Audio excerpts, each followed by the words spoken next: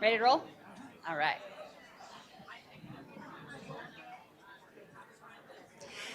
Good morning. Thank you so much for being here with us today. It is 9:04 on the dot. We're going to go ahead and get rolling. Please continue to enjoy your breakfast and grab coffee whenever you need it.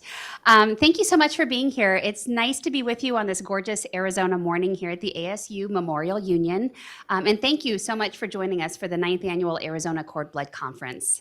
My name is Kimberly Romo. I am the Director of Business Operations at MHC Healthcare down in Tucson, and also a proud, long-serving board member of the Save the Cord Foundation.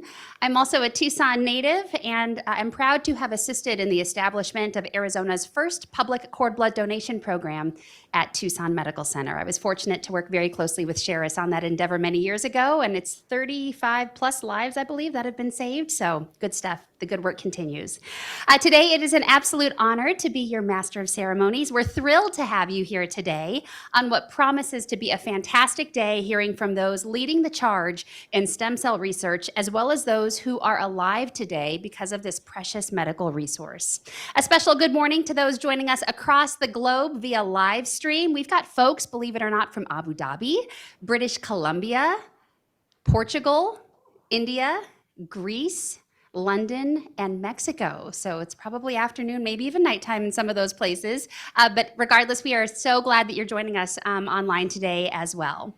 A couple of housekeeping things for you. Restrooms are located through the double doors and on the south end of the building near the elevators. Also, we encourage you to download the Whova app. There's a QR code located at check-in, and then also at your tables, right in the center of your tables. We're going to be using this app today just to make sure that you have kind of an interactive experience today. So having it downloaded will allow you to have a more interactive conference today through polls, surveys, and also the opportunity to connect with folks that you network with today. So let's go ahead and get started. How's that sound? Good? All right. Our first speaker today is going to be Jenny Kunico.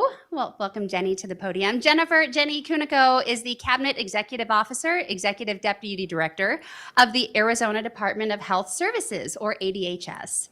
Jenny has been with the agency since 2014, and during this time, she served in multiple leadership roles, including Deputy Director for Public Health Planning and Operations, where she oversaw policy development, hiring professional and support staff, information technology, business intelligence, data management, workforce and professional development, community engagement, and the department's budget. Is there anything you didn't do, Jenny? Sounds like you did everything. Prior to joining ADHS in 2014, Jenny worked in the private sector overseeing office operations for a successful small business for 15 years.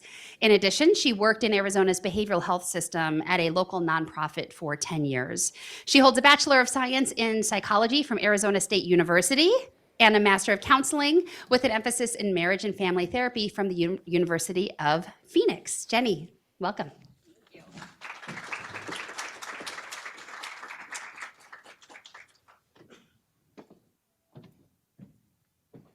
Good morning. I think the most stressful thing is walking up those stairs. You never know if you're going to make it, or that might be the moment you eat it and hope someone comes and saves you. So thank you so much for being with us today. As mentioned, I am Jenny Kunico. I am with Arizona State University, the Cabinet Executive Officer.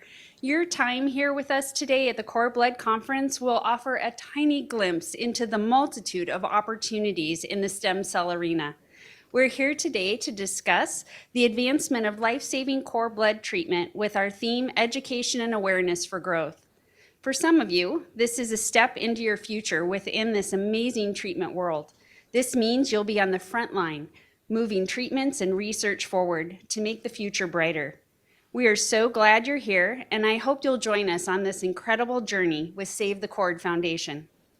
It's quite beautiful what the Lifeline for Babies continues to do to feed life, fighting over 80 diseases, including leukemia, lymphoma, and sickle cell. Here in Arizona, a child's life was changed when she was diagnosed with a very aggressive blood cancer, and it had a very low survival rate. As you can imagine, her parents, they were shocked and devastated when she couldn't find a bone marrow match. But a cord blood transplant ended up saving her life, and she's a teenager now. This is just a story and a testament to the lives that can be saved with cord blood.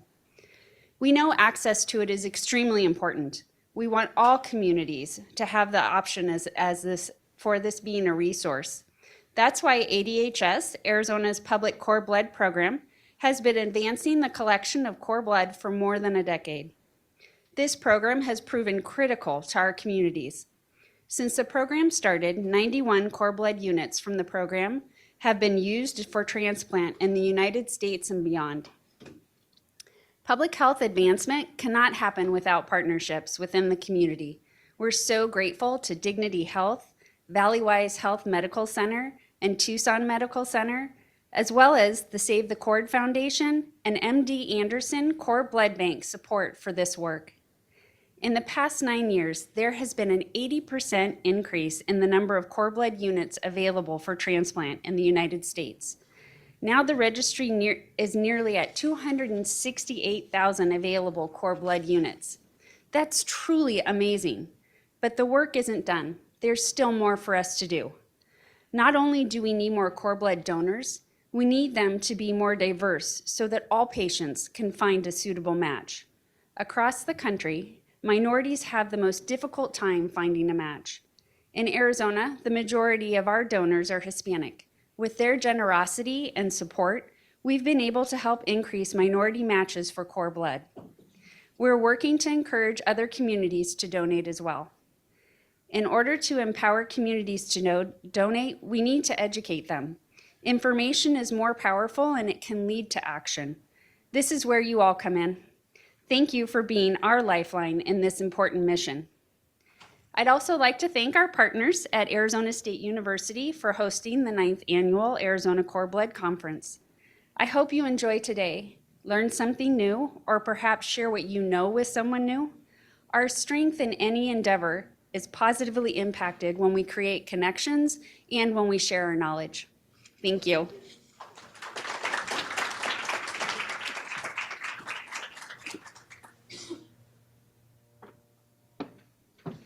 Jenny, thank you.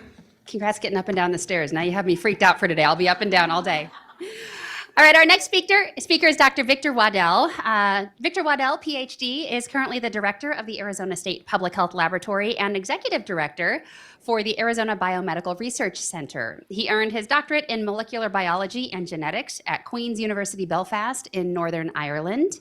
Dr. Waddell's other degrees include a Master of Science in Environmental Sciences and a Bachelor of Science in Biological Sciences, also from Queen's University Belfast. Dr. Waddell has published many articles relating to both public health and molecular biology. Dr. Waddell has worked for the Arizona State Public Health Laboratory since 2001. As laboratory director, he is responsible for overseeing the entire laboratory, including the chemistry, microbiology, newborn screening, bioemergency response, and chemical emergency response sections at the state laboratory. Dr. Waddell served as president of the Association of Public Health Laboratories from 2011 to 2012 and is currently president of the Clinical Laboratory Standards Institute. Now, not many people know this about Dr. Waddell, but he is a highly regarded goat farmer in his neighborhood. And as I learned last night, goats are just part of his crew. He's got many, many animals. But he plans to one day retire on a lot of acres on a tiny house with lots of animals. And by the way, he's got a great accent. So here you go, Dr. Waddell.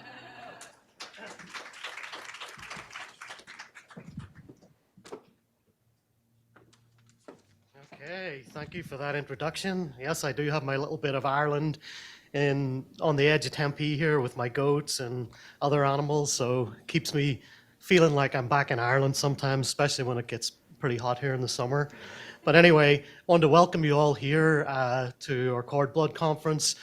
This, believe it or not, is our 9th year that we've done this, and it's amazing to see all the new faces, to see all the people that I've worked with over those years with the Cord Blood program since I've been involved with it, and certainly amazing to see all of those new folks here along the back and all of the folks that are joining us online, etc. So again, just thank you for all attending today. Thanks to all of you in the room. And again, we heard how many people are online across the United States and across the world. Welcome to everyone as well. And also, We know as we move forward with our cord blood program and our conference, we could not do this without all of you. So, we appreciate all of you in the room, all of our partners, all of our folks across the United States and beyond that support us through this endeavor.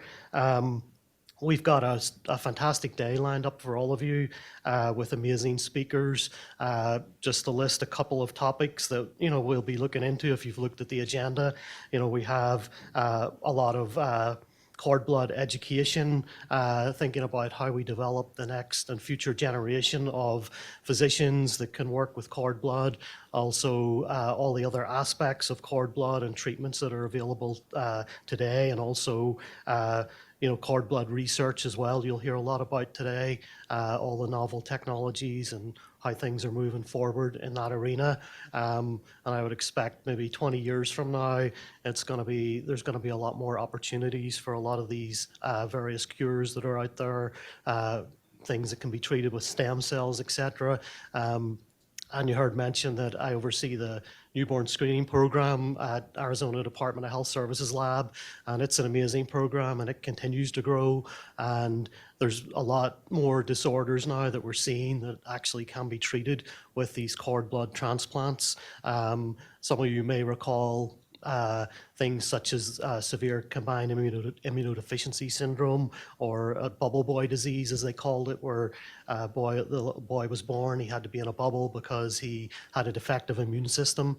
And so now we have a test for that. We can screen kids when they're born. They may look totally normal, but they could succumb to infection and die from it.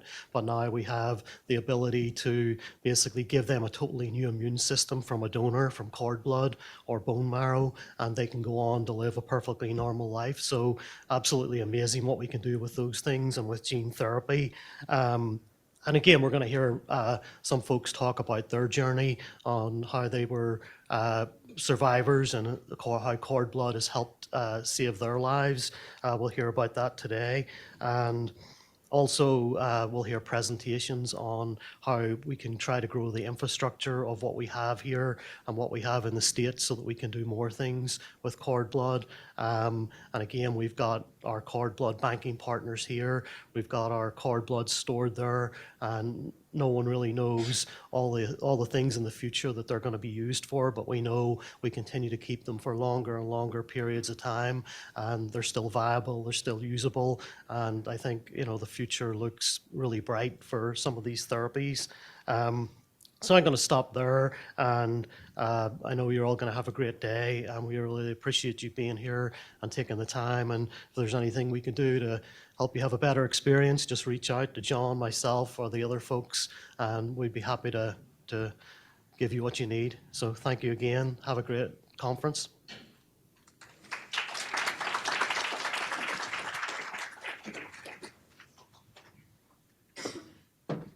I told you the accent was the best, right? You talk all day, Dr. Waddell. All right, I'm also excited to introduce my fellow Tucson native and almost South Point Lancer, John Garcia. John has served at the Arizona Department of Health Services since 2020. His career in government spans over 40 years. John's work includes information technology, grant administration, public policy, budget, finance, and criminal justice administration. He obtained a master in business administration with a specialization in information technology.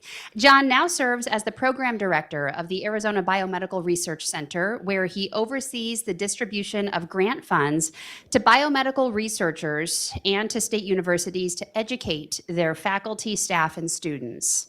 Additionally, he also manages the Arizona Public Cord Blood Program, where he is passionate about expanding the collection and diversification of cord blood in Arizona. John, welcome. Good morning.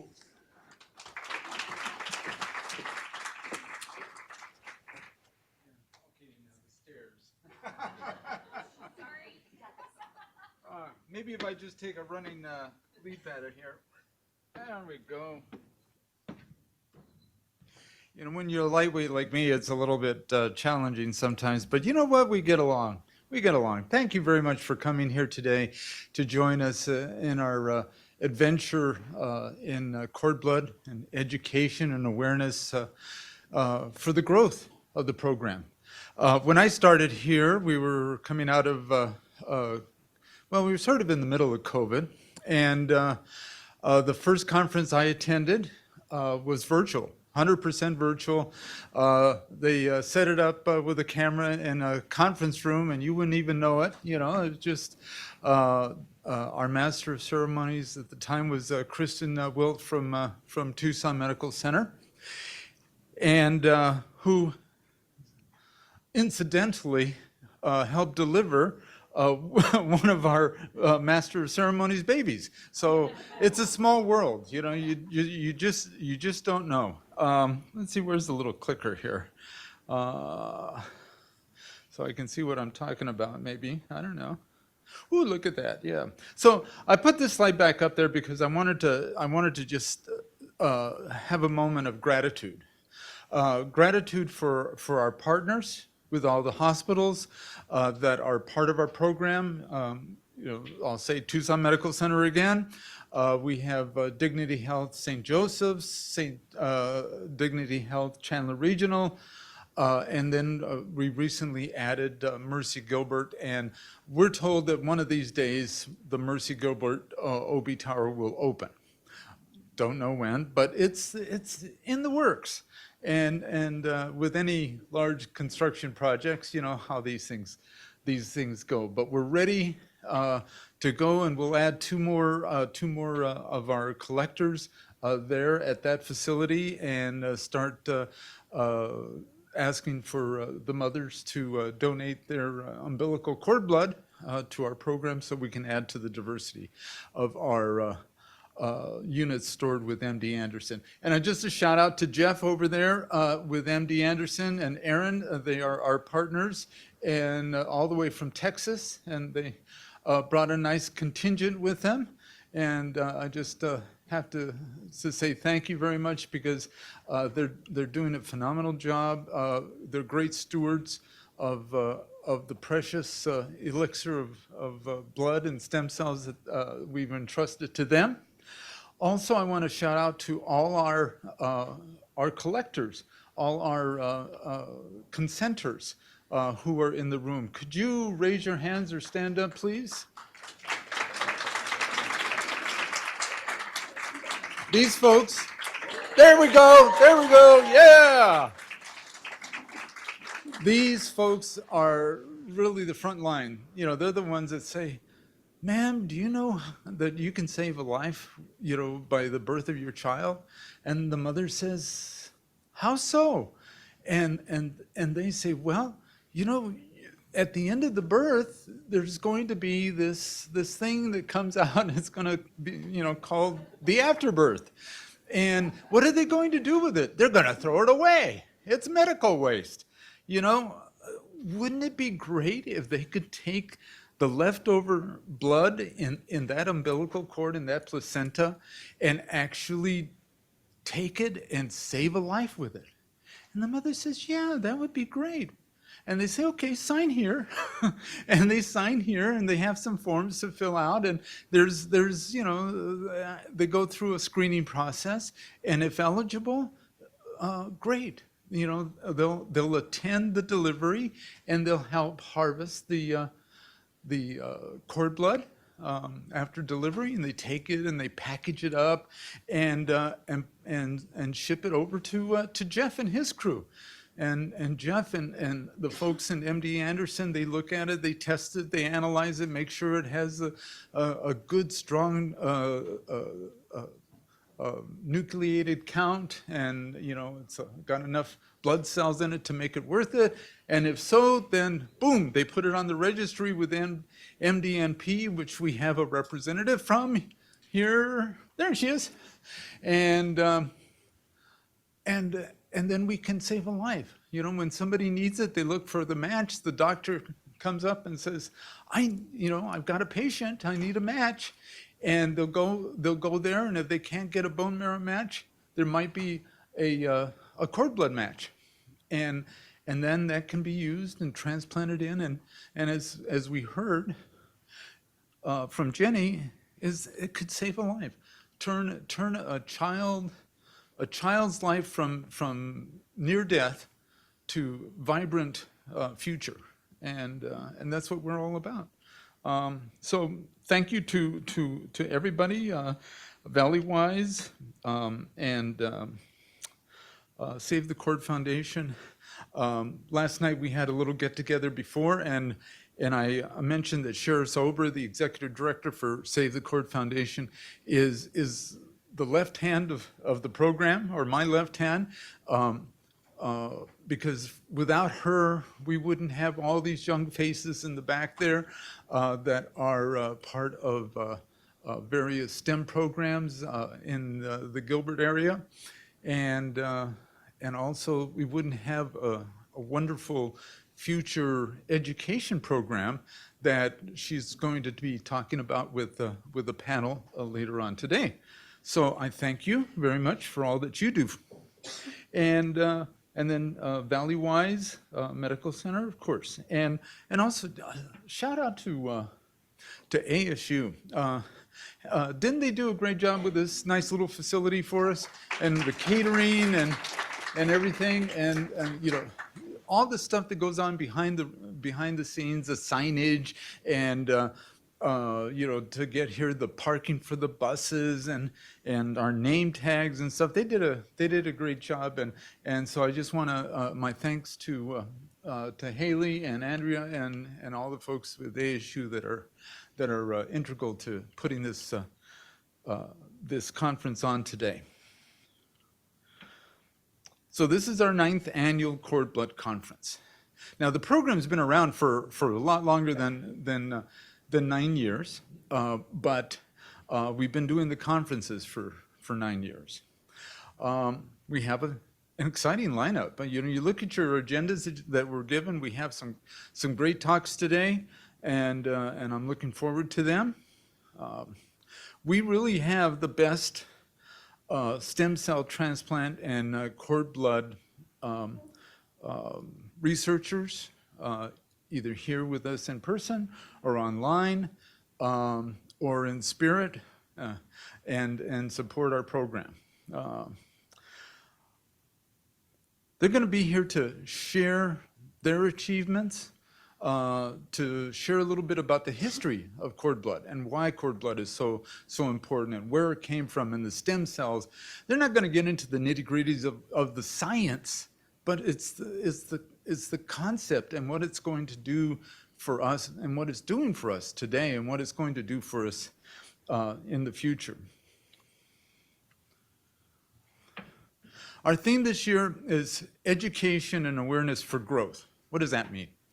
Well, since I've been part of the program, we've been talking a lot about, over the years, bridging the gap to get from one part of the program to another part of the program. And it's always been bridging the gap. And I started thinking about this and working with our team, and we wanted to see, where do we want to go? What's next? What is going to make cord blood propel into the future? Not just meander, but propel with force and excitement. And we said, you know, it's going to be education, and it's going to be awareness. We want to raise the awareness of physicians, make sure they know about cord blood and what cord blood can do and what the stem cells in that cord blood will be able to achieve. The nurses and educators, the science teachers. The science teachers don't even know that much about stem cells, but they will. We're going to see to that. And then there's the education of students at all levels, not just high school students or college students or graduate students or postgraduate students. The whole gamut needs to know about what stem cells can do and how they are going to make a difference in the future. Not only that, but these young people that we have in the back of the room are going to be looking for careers. And we're hoping that they're going to choose a career that's going to be in a science and hopefully a biomedical science, and maybe even a science involving stem cells and cord blood. You know what I'd like to see is I'd like to see the next big cure come out of one of these folks in the back of the room. The next stem cell cure is going to come from these folks. We don't even know what it's going to be. Right now, we don't know. But they will find out, and they will make it happen. And it is up to us to prepare the way, to take the road, put the gravel on it, put the asphalt on it, pave it, so that they can get from where they are now to this future that is going to involve their careers and will end up saving more lives than they could ever imagine. And that's what we're all about here today. We want to expand access to transplants. You're going to hear from our team captain, so to speak, of Dr. Filippo Milano. You're going to hear from him as he talks about the need for more transplant physicians so that we can get transplants in Arizona. You know, right now, if you want a cord blood transplant, you have to go out of state. There's nothing here in Arizona. So all the specialists are you know, all over the place, except Arizona. And we want to change that. So we're going to talk about that. So that is the core of what this conference is about today. I hope you enjoy it. I hope you take back something. I hope that you spend time to talk to some of these bright minds that are in the back of the room. You know, they want to hear from you. They want you to show your excitement so that they become excited, so that they want to do nothing else but spend the rest of their life working in science and working in the cord blood industry. So thank you. You have a great day, and I'll be around. Come talk to me. Say hi. Let me know what you're into. I'd love to hear your story and share my story with you. Have a good day.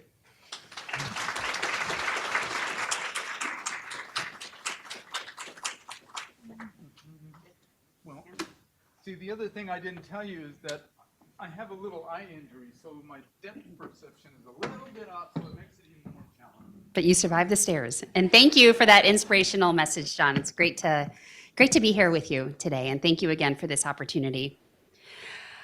All right, up next, we're going to have a few words from Congressman Juan Ciscomani. Congressman Juan Ciscomani represents Arizona's 6th Congressional District in the House of Representatives, where he sits on the House Appropriations Committee and House Veterans Affairs Committee. Juan and his family immigrated to the United States when he was just a young boy and established roots in Tucson, Arizona, where his father worked as a bus driver to give his children a shot at the American dream. Juan attended Pima Community College and then the University of Arizona, working his way through school with maintenance jobs until becoming the first in his family to graduate from college.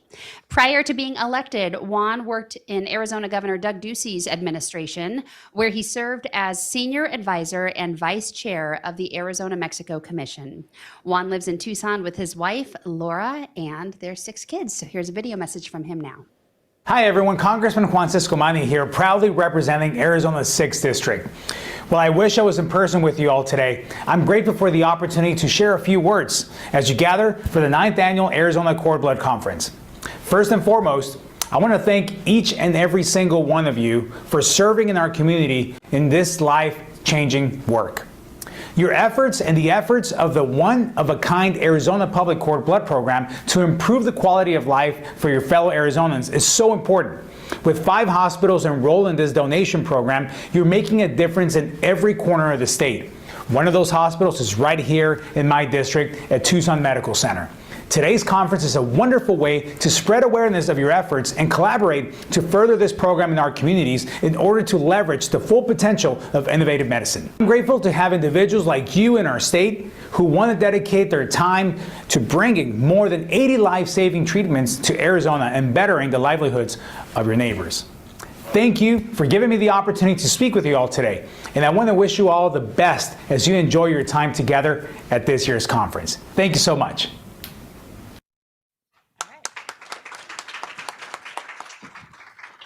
Grateful for that. Thank you so much.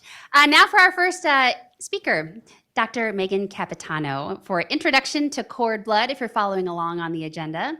Megan Capitano earned her BA in biology from St. Mary's Honors College of Maryland in 2004. During her summers in college, she worked at Memorial Sloan Kettering Cancer Center in the laboratory of Dr. Beau DuPont as a laboratory technician, where she developed a passion for research. She next went on to earn a MS in Natural Science Oncology in 2006 and her PhD in Microbiology and Immunology in 2012 at the State University of New York Roswell Park Cancer Center Division under the mentorship of Dr. Elizabeth Rapaski, where she was given the George Myers Award for Proficiency and Academic Excellence in Immunology. She received her postdoctoral training from 2012 to 2016 in the laboratory of Dr. Hal E. Broxmeyer at Indiana University School of Medicine, focusing on experimental hematology.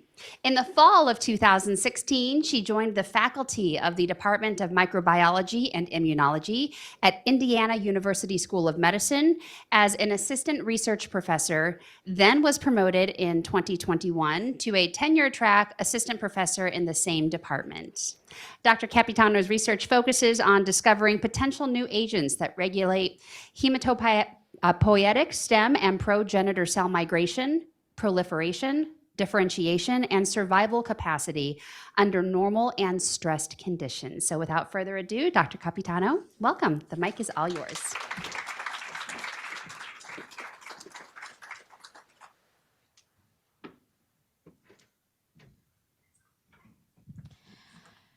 Hi, so I'm Megan. Nice to meet you all. I'm going to treat this like a classroom. So it's going to be interactive. I'm going to ask you questions. So in the back, I hope you had your coffee and your Wheaties, because I will ask questions. All right? So I got the task of describing what is cord blood. And I have the unique ability to do this partly because I was trained by the father of cord blood, when the man who actually discovered the clinical use of cord blood. So what is cord blood? Cord blood is the blood left in the umbilical cord and placenta following the birth of a child. This blood is a rich source of life-saving cells. And those cells are primarily what we use in the clinic are the stem cells. Now, how many in this room know the difference between an embryonic stem cell and an adult stem cell?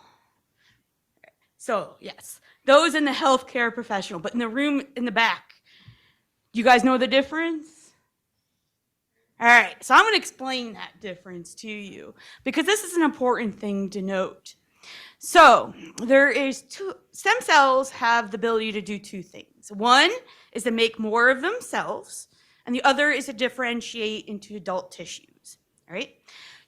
Stem cells are responsible for the maintenance of all your body's tissues. If they can't make more of themselves, then they'll make new tissue, and then we'll have no cells to do it in the future, right? So they have to be available to make more of themselves and to differentiate. Does that make sense? The embryonic stem cells are the first. So stem cells have different potencies. How many tissues can they create? The embryonic stem cells can create all your tissues. And the earliest of those can also make your placenta and your cords. Adult stem cells only make specific tissues. They differentiate to make specific tissues. So we were interested in cord blood originally because of this particular population of cells, the CD34 positive cells. Now these are hematopoietic stem and progenitor cells. These are the cells responsible for making blood. So your immune system, your red blood cells, your platelets, all right?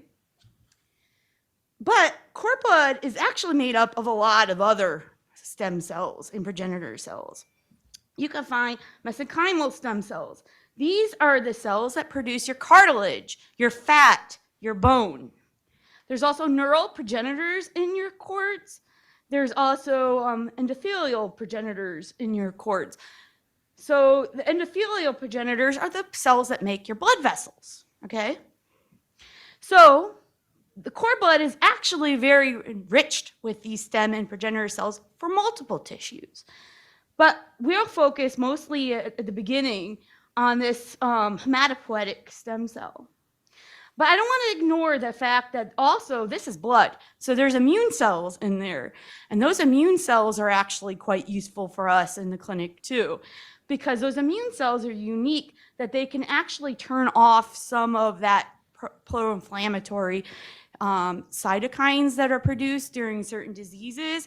So can the mesenchymal stem cells, and we can utilize that to turn off like cytokine storm associated with many diseases, and I'll talk about that in a little bit. All right. So why is cord blood important in the clinic? One is because cord blood collection cord blood has those stem cells, and those stem cells and cells are easy to collect. So cord blood collection does not harm the mother or the child and does not interfere with the birthing process. We could take the baby, have the cord, which we would normally do is clamp the cord blood and cut it, but once you can take that clamped cord blood and collect the blood from it and draw this into a special collection bag. We could transport this into to our laboratories and examine whether or not that cord blood could be useful to save for later use. And I'm going to tell you right now, even if we can't save it to use for clinical use, we can save it to use for research. So not one cord blood would be wasted, right?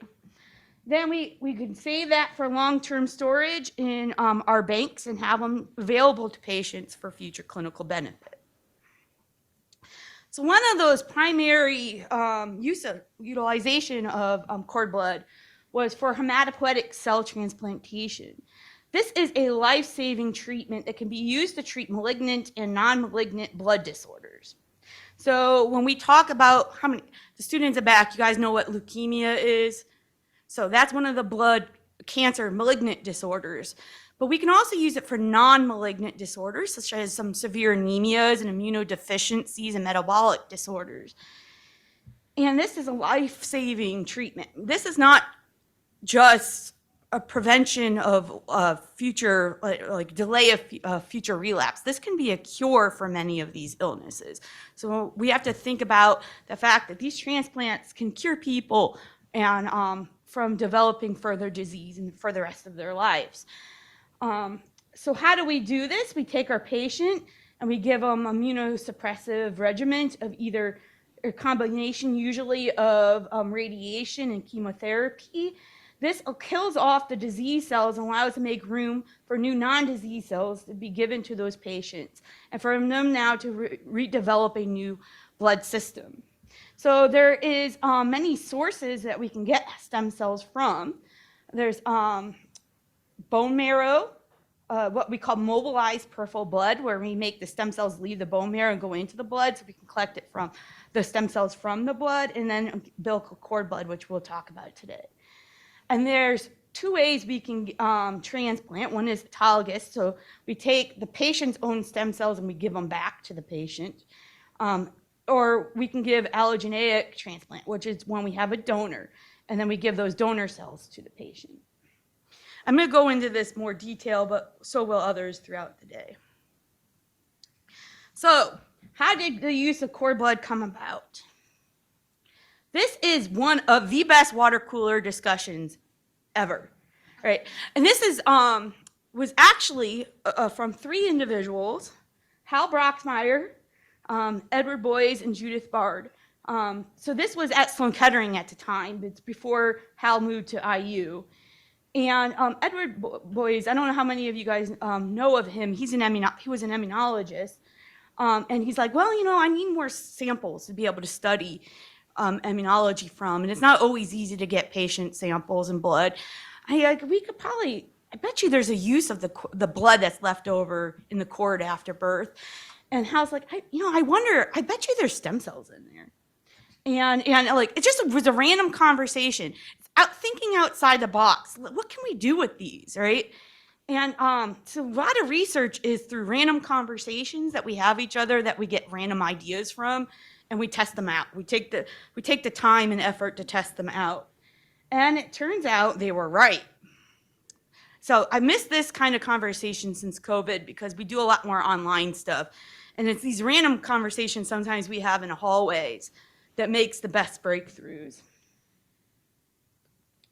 So Hal's like, I bet you there is hematopoietic stem and progenitor cells that could be used for transplantation within those cords, all right?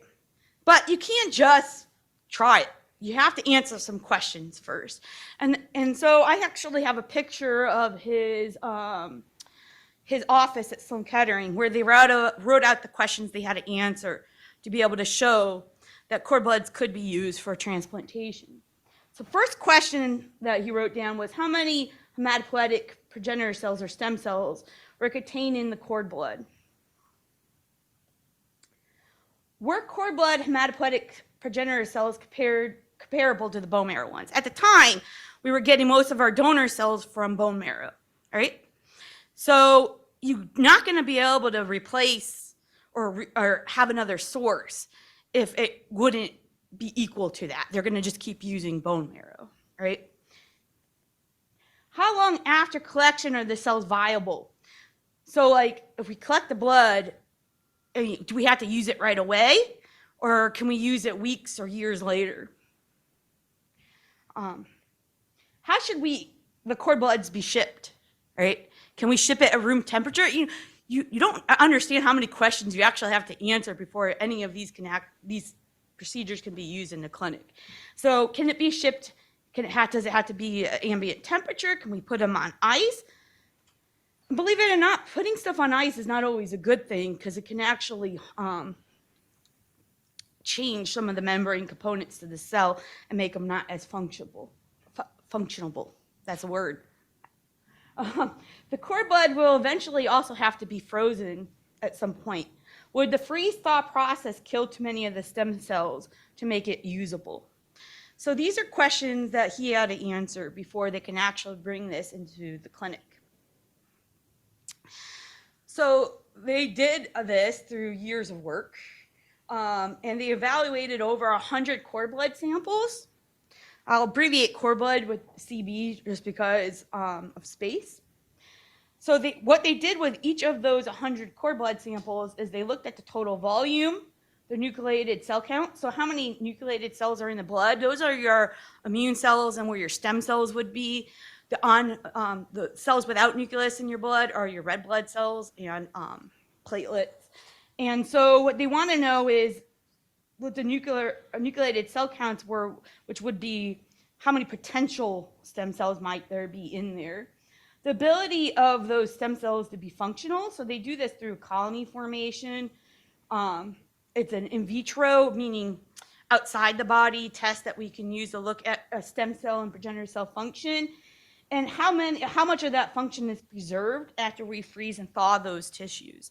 So these are the original lab notebook results, and this is actually the results from the cord blood of the very first cord blood recipient, Matt Farrow. And you could see the cord blood volume that they were able to collect was about 130 milliliters. And from the placenta, they got another 30 to 35 milliliters of cord blood. The cell counts, the viability of those cells. Then they went on and they did pre-freeze functional assays and post-freeze functional assays. And then they collaborate. By this time, Hal was in Indiana University, and Ed Boys was still in Sloan Kettering, and he was taking these cells and transplanting them into mice. And these were immunocompromised mice because otherwise the mouse would be like, oh, wait, that's human. That's not normal. I'm going to get rid of it. So what they use is the severe immunocompromised mice, and they transplanted these human cells, cord blood cells, and they found that they got engraftment. So this was published in Procedures of National Academy of Science, in 1989. But this work was actually done in around 1985, and they waited to publish. There's a reason why they waited, and I'm going to tell you that in a second. But while this work was being done, they developed their clinical team. And that clinical team is composed of Arlene Erbach. She was a specialist in Fanconi anemia. That's the disease they decided to start with, all right? Because Fanconi anemia was well established in the transplant world to be cured by the transplant. So they thought that was a good place to start. And she helped the first do some tests in the animal models to show that indeed the cord bloods could be used to treat Fanconi anemia. Then they got a clinician. And this was not going to be done in the United States without a lot more work up front. So they ended up going to do these first transplants in Paris with Elaine Gluckman. And Elaine was her specialty was transplanting patients with Fanconi anemia. So she was brave enough, because this takes bravery on the clinician side to test a new therapy, right? She was brave enough to be the volunteer to do those first transplants. And then they needed to find a patient that could be utilized for these first transplants, and a family that was brave enough to try it. And that's where we get Joanne Kurtzberg. So the first patient they actually wanted to transplant fell through. Unfortunately, the child that they were going to get the cord blood from, the sibling of the patient, actually had the mutations for Fanconi anemia, so they couldn't utilize them. So they moved on to another patient that they thought could benefit from the cord blood transplant, and that patient was Matt Farrow. Matt Farrow's was important. His sister that was born was actually HLA matched. How many of you guys know what HLA is in the back? No, students. So you know when we talk about you have to match I'm sure you heard this in that you have to find a donor match, right? Right, because I know you guys watch those medical television shows. You know about you have to find a match for the kidney or a match for the bone marrow, right? So there is these molecules called HLA that is what your immune system sees and recognizes cells as foreign from. And you need to match those close enough that the immune system or your body doesn't reject those cells, right? And so we wanted to make sure that if the cord blood didn't work for the transplant, we could get bone marrow from that baby to do a transplant from the stem cells in the bone marrow. So we have a backup, right? And it turns out that Matt's sister was a match, a good enough match for transplant if they had to go into the bone marrow. So they took his cord blood, and Hal ran all the tests in his laboratory at Indiana to see if these cord blood would be a viable source. And they were. So that transplant was performed in Paris in 1988. Matt Farrow, seen here, was the first transplant recipient. His family took a chance on this new scientific finding.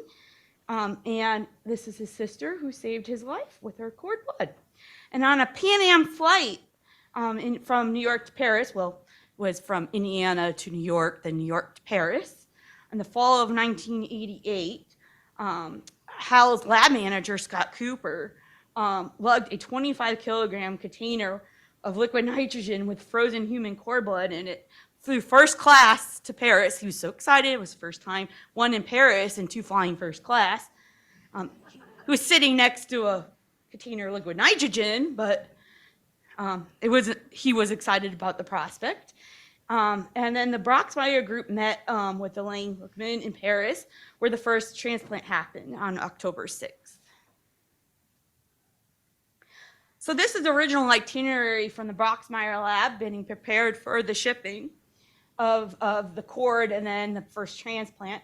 So this is where Scott Cooper left. He left in September. They gave themselves plenty of time to get that cord there and make sure it was going to arrive there without getting thawed in the process, and making sure everything was still viable and usable prior to the transplant.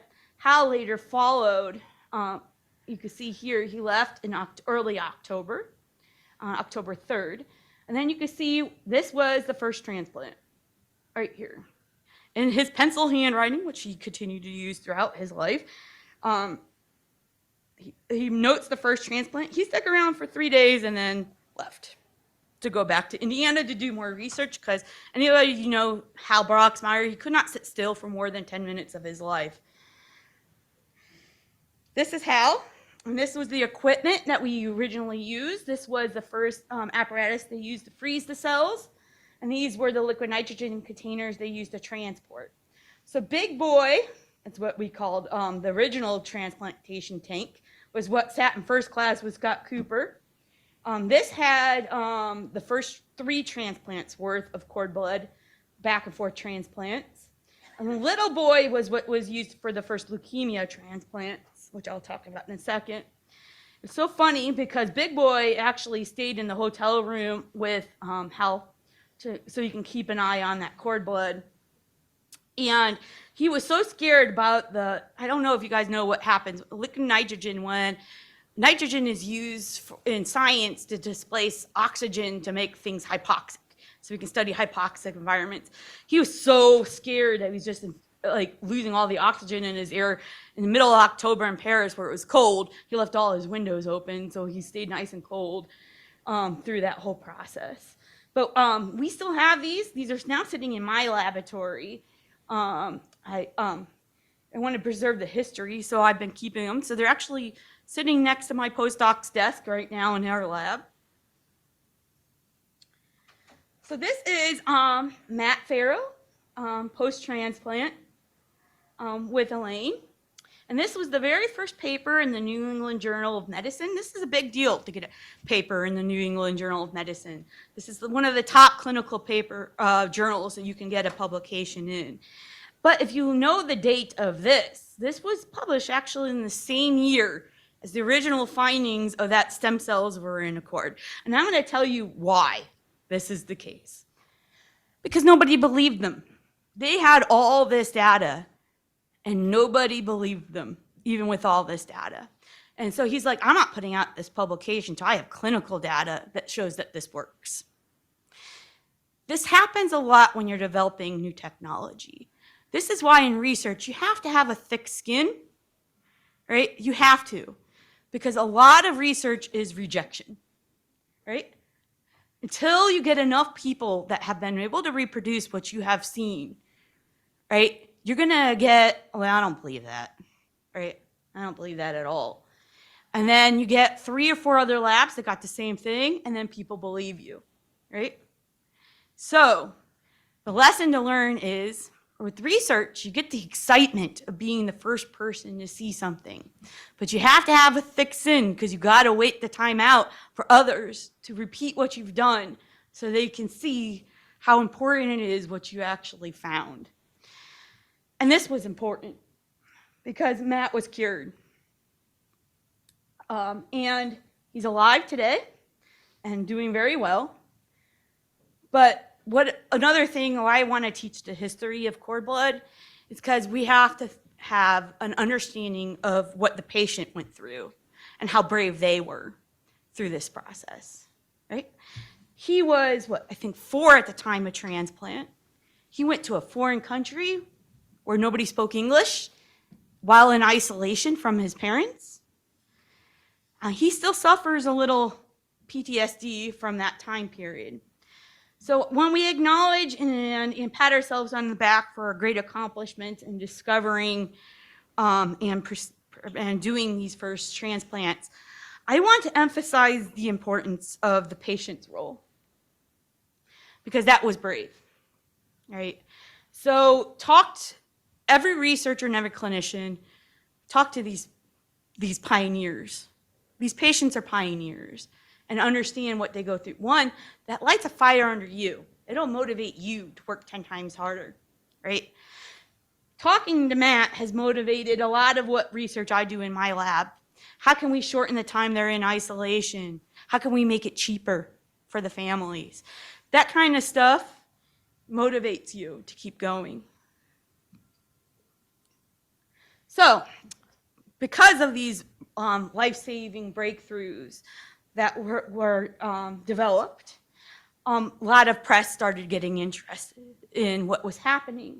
So there's this article that came out after the third successful cord blood transplant in Discovery Magazine that talked about how great these cord blood samples were working as donor cells. And this was read by a grandmother of a child that had leukemia. And that child's mother, they had no success in finding a match for transplant. And she bought this magazine article herself to her doctor at Johns Hopkins, John Wagner.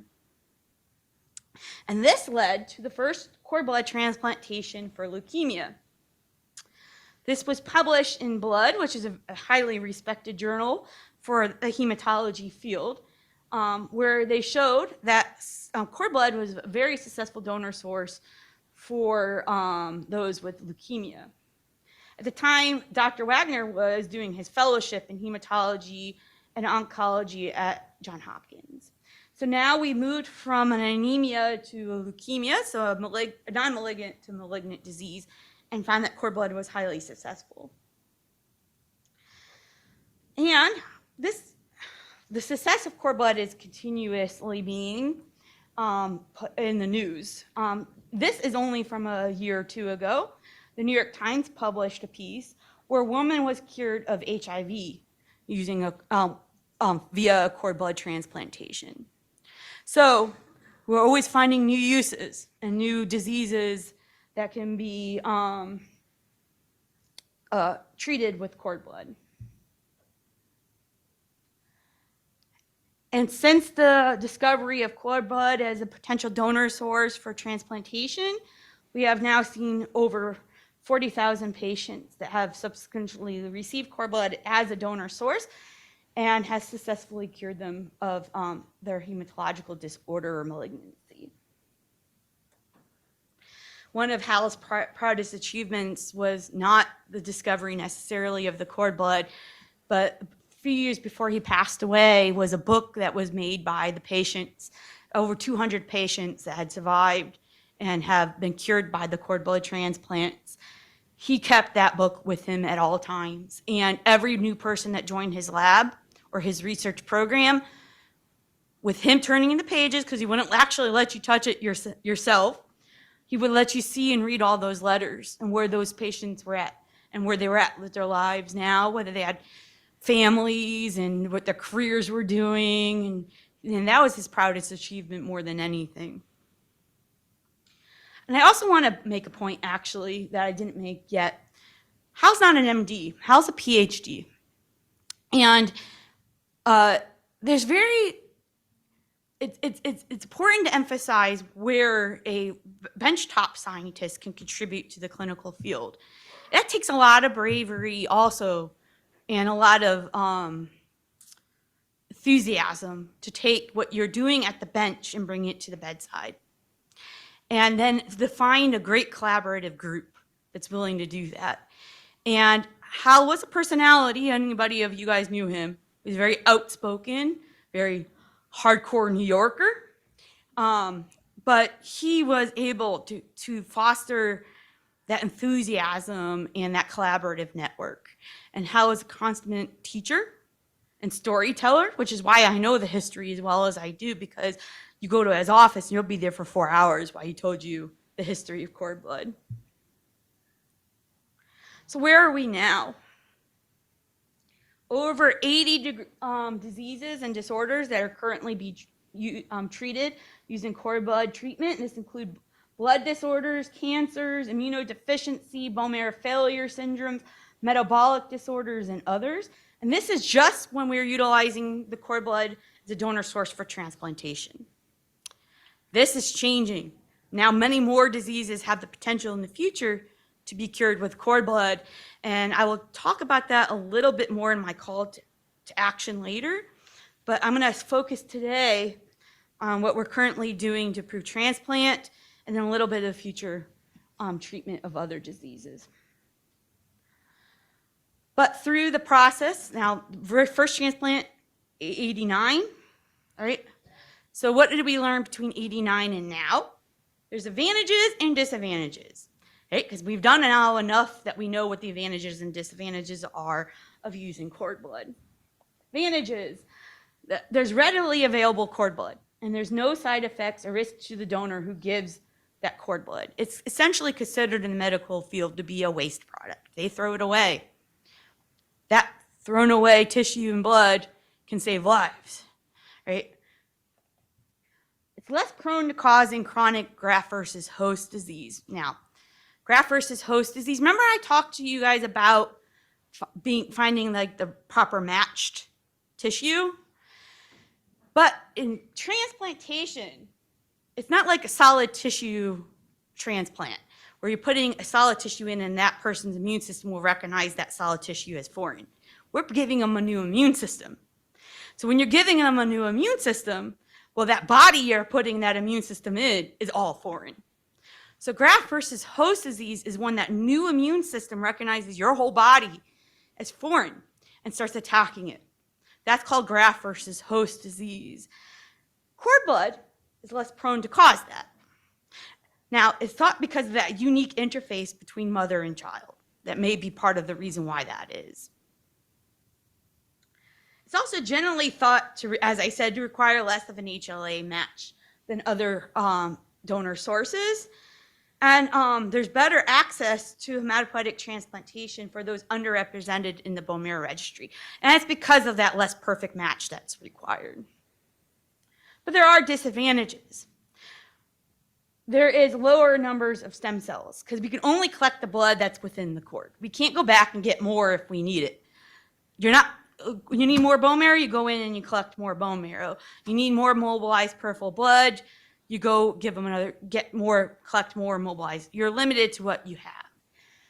So this makes cord blood more often used in pediatric patients than adults.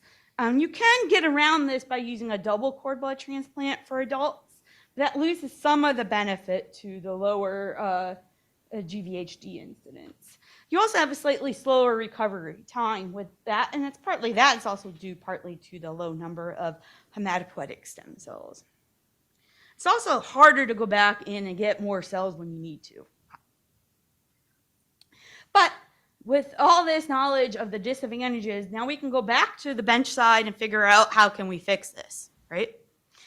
So there's many strategies now are being used to improve cord blood, and some of them actually have been now FDA approved to use in the clinic. And one of that is new methods, or one of those methods we can use to better, I can't go back, but one of those methods to better improve cord blood transplantation is improved collection methods and processing of cord blood samples to preserve HSC numbers and function. My lab actually just got a patent on new ways to do this. Another way is expand the stem cells in culture before we go to transplant. Now this is where we're seeing a lot of movement forward in FDA-approved strategies for doing this. This is also going to be important not just in the field of transplantation, but for gene therapy, because understanding better ways to culture the stem cells and keep their function active is going to help us when we have to manipulate that for gene therapy. So these studies done in cord blood is going to affect not just the cord blood field, but the bone marrow transplant field the stem cell transplant field as a whole, right? Enhancing the homing of those stem cells to the bone marrow. So when we transplant those cells in, they have to get back into the bone marrow to produce your blood, which is where your blood is mostly produced. Although there's some really cool studies showing the importance of other tissues, but I won't go into that because I can go on and on. But we have to get those cells into the bone marrow. And if they don't get to the bone marrow, they're not going to produce more blood. So one of our techniques we're trying to improve cord blood is that maybe we don't need more numbers, we just got to get more of them into the bone marrow. And then once they get into the bone marrow, they have to be able to differentiate and create blood. And what we're trying to do is, I said there's that lag in recovery time with cord blood to getting more the immune cells to be produced. Well, we're going to try to shorten that, all right? So there's many techniques that are out there being tried right now. This is the stuff just my lab has put out with and Hal's lab toward the end that I was a part of. Some of these we did clinical trials with and have been successful. We have New England Journal of Medicine using DPP4 inhibition. We have a paper. We also have we have a cell paper where we isolated out the cord blood under hypoxic conditions to preserve the stem cell function. I'm not going to go through the science because I can get too technical on that stuff, but we just say we've tried many a thing, and it's been we've been having some success. But this is my current lab. I've taken over. I'm in Hal Broxmeyer's lab space, which is surreal because my postdoc is now sitting where I was sitting as a trainee, and this is my current lab. I have a graduate student who came from Maine, my lab manager from Ohio, Jim, who's a native Indianian, and myself. And then I have a medical fellow who is actually working on a cord blood adjacent project. She's looking at the effects of maternal obesity on hematopoietic stem cell health in offspring. Both, although I'm very proud moment, both my senior trainees are moving on to their own faculty positions this year. They both left me at the same time, which is hard, but I can't be prouder. Merve is going on to Oklahoma to spread stem cell research to Oklahoma. And then Jim is just moving across the street. So I'm lucky he's not moving too far away. He's got an offer. He has the process of negotiating his startup package for the department that's in the building right across the street. So I don't have to chain him to his desk and keep him forever. But my lab focuses on many ways to prove cord blood. I'm a firm believer in the utilization of cord blood and training my people to become future scientists. They're also researching cord blood. Jim's main focus is cord blood and has actually given he won one of the best abstracts award at last year's Cord Blood Connect meeting. He's examining ways to better expand and maintain hematopoietic stem cell numbers by utilizing the conditions where those stem cells naturally live. So we're studying stem cells under their preferred physiological parameters and just utilizing that instead of drugs to increase stem cell function. So we're keeping them at a warmer temperature that where our body would be at. We're keeping them at a lower O2, which is the environment your bone marrow is in. And we're doing that without having to add any drugs. And it's pretty much free to do. It doesn't cost you anything really to increase the temperature or to lower the O2 except for the nitrogen, and that's $2.50 a tank. Okay, so we're trying to get that out and running. That paper should be going out this year. We're seeing a almost threefold increase in the timing of immune cell recovery and platelet recovery.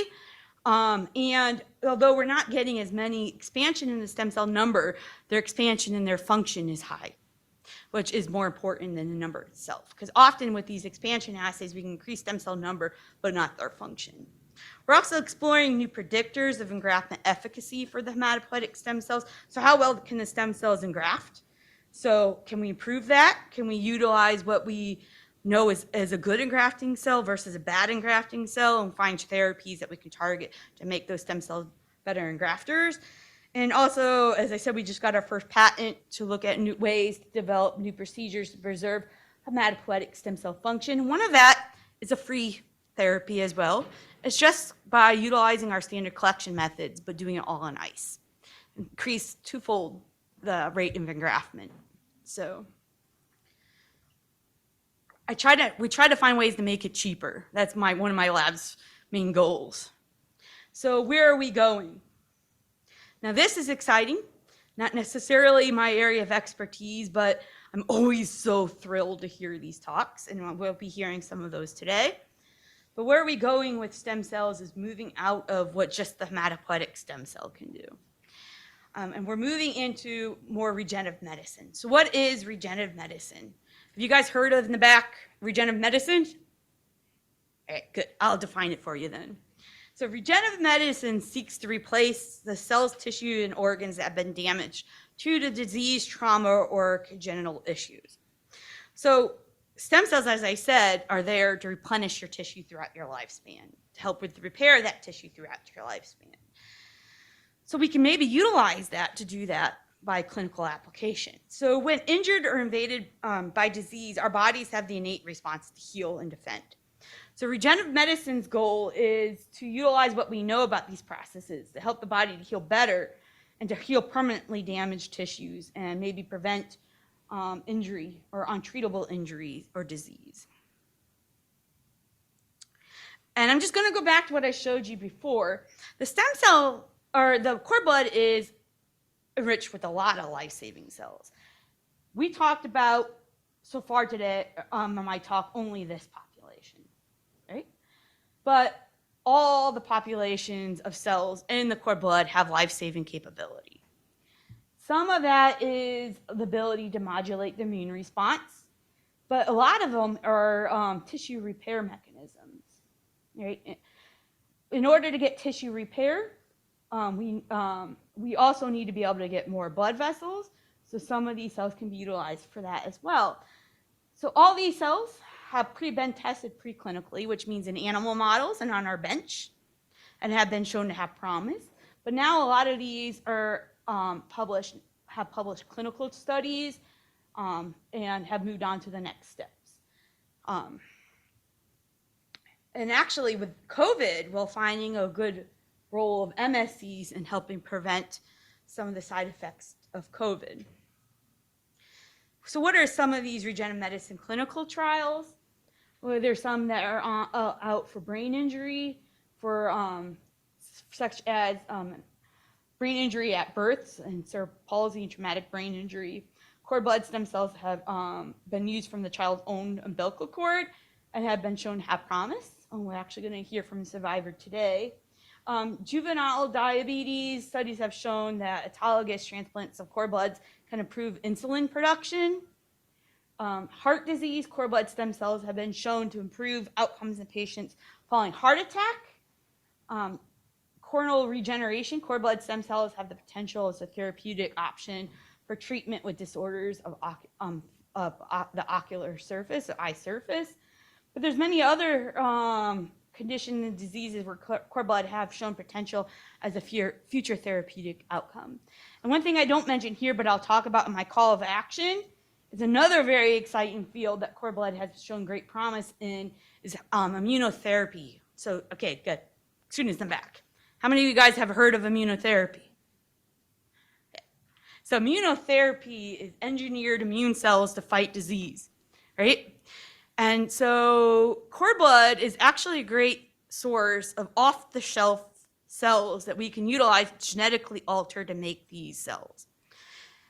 They have now been used in clinical trials for that purpose and have shown great promise.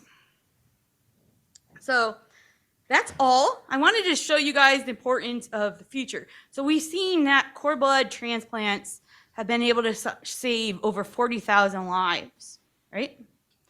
But with the future research of cord blood, we have the potential affecting millions of more. And so this is the importance of research and the collaboration between researchers and clinicians and the bravery of the patients who are willing to undergo those. So I encourage all of you students in the back, if you go into this field, you take the opportunity to shadow the clinicians and the scientists. You can see and talk to the patients because nothing will motivate you more than talking to the patients, all right? So with that, I'm happy to take any questions.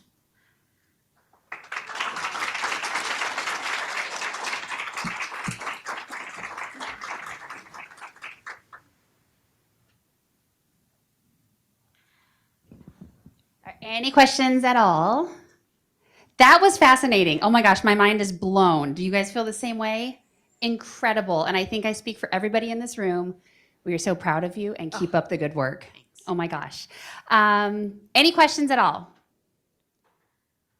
All right, don't be shy. If you're thinking it, there's probably like 10 other people who are too. All right. Chandra is going to be checking in with our folks online. Any questions online? Oh, question.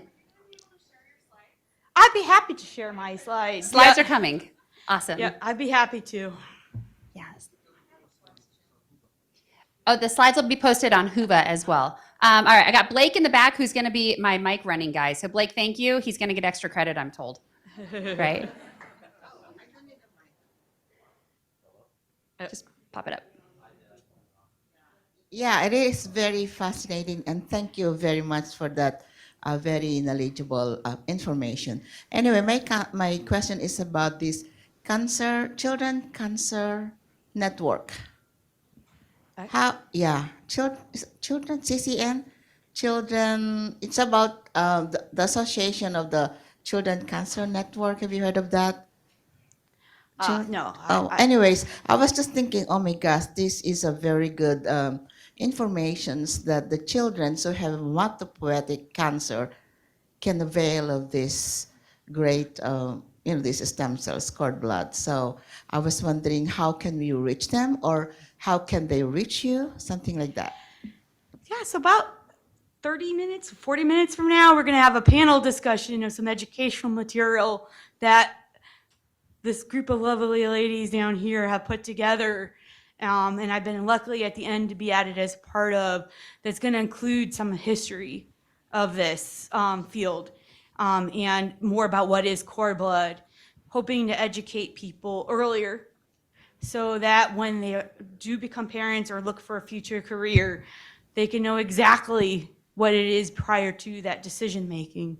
So yes, we are working on the educational material, and you'll be hearing about it from all of us in about 40 minutes. Yeah. I'd like to volunteer for that matter because one of my colleagues is working on, that other organization, and we're trying to build a little place for the children with cancer.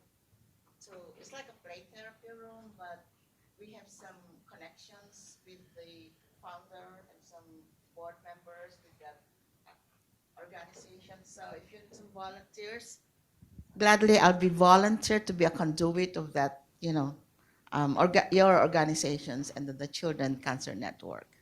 Tell them who you're with. Oh. Filipino nurses. Yeah, I am with the Philippine Nurse Association. I am one of the executive advisor now, past presidents, and I met Cherise during one of our conference, and from then on, I tried to increase awareness about cord blood transplantations through inviting her to our conferences and through supporting our Philippine Nurses Associations. And actually, from listening to you, more of a children's awareness, because I really believe in that youth educations. And I was thinking, oh my gosh, I'm gonna bring Arizona Cord Blood, invited all the youth, Filipino American youth, to be aware, to get education for this cord blood. So thank you. Yeah, we definitely need to talk because I think that's a good idea. Hi, Dr. Capitano. I am a fellow Indianian. Woo! My parents went to Purdue, though. Oh, okay. Well, we'll forgive you for that faux pas. Are you on the Bloomington campus or the Indy? Indy campus. Yeah. Okay. I was wondering where you source your research cord blood, because we have a really robust collection system. I'm at St. Joe's. I'm the biobank manager.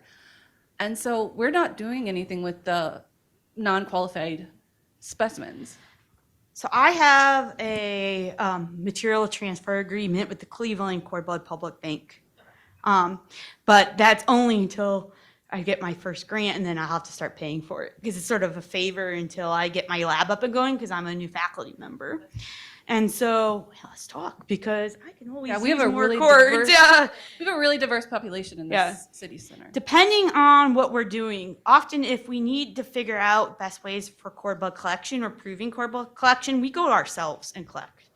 So I am that person that's standing around outside the operating room of a C-section being like, hey, I want my blood. Also, the FedEx guy has called all my lab members his little vampires because we wait around for our shipments of cords to come in from Cleveland.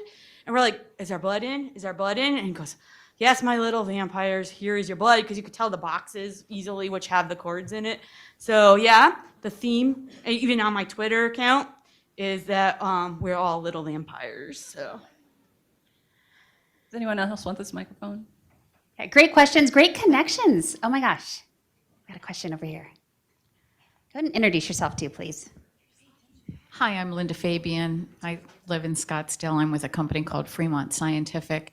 But I wondered how long the stem cells are viable after they're frozen. Do you have like a period of time that you can keep them? Yes, we've now gone on to 30 years and they're still viable. That paper was published last year in Cell Translational Medicine. And my postdoc, it was Hal's last paper from his lab. We finished it off for him.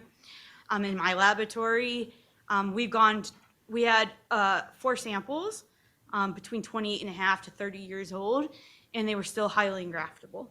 And they're frozen in liquid Frozen in liquid nitrogen. nitrogen. Yeah, we got those. We had some that were older than that, but unfortunately, a grad student that was supposed to fill the liquid nitrogen containers didn't, and we lost them. So we actually had a collaboration with the New York cord blood banks that provided us with their oldest samples. And what was really great is last year's Cord Blood Connect, there was a group in Germany that had 27-year-old cords, and they were able to show very similar results. So we had 2 groups that were able to show that the cord blood was still viable after 30 years. And that's important because research has found that the exposure to stem cells to COVID actually has effect on their potency. And as we have increased chance of seeing more and more pandemics, we have a source of cells that have never touched these or seen these pandemics before, and have a source of very viable stem cells. And the volume is? Well, we did the transplant. We had purified the 34 cells prior to freezing. So we had over 1 million CD34s, which is about varies from patient to patient. So each sample had a different concentration of the stem cells. And that did have an effect on their viability, of course. But it was more the number of the stem cells and not their age that was associated with their ability to engraft. Thank you. All right. So if any of the students have questions and they're too shy to ask, I'm around during the break. So if you want to ask me then, so you don't feel like you're in front of the whole room, go for it.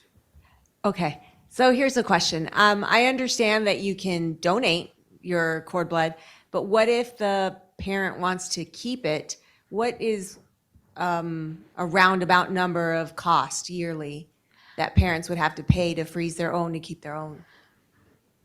I'm not comfortable because I don't know enough about the private cord blood banks to do that, as I do most of the research. But I'm sure you can ask some of our Save the Cord Foundation people, and they can help you with that answer. I'm sorry, I don't know, and I don't want to mislead you. Okay, no worries, thank you. Great questions, great networking connections that are going to happen. Any other questions before we go to our friends that are online? Yes, in the back. Blake, you got him? Thank you.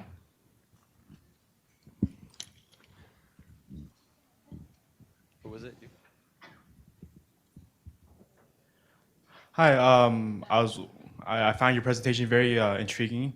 So I was wondering, so for context, I've had psoriasis, an autoimmune disease, for about 10 years now.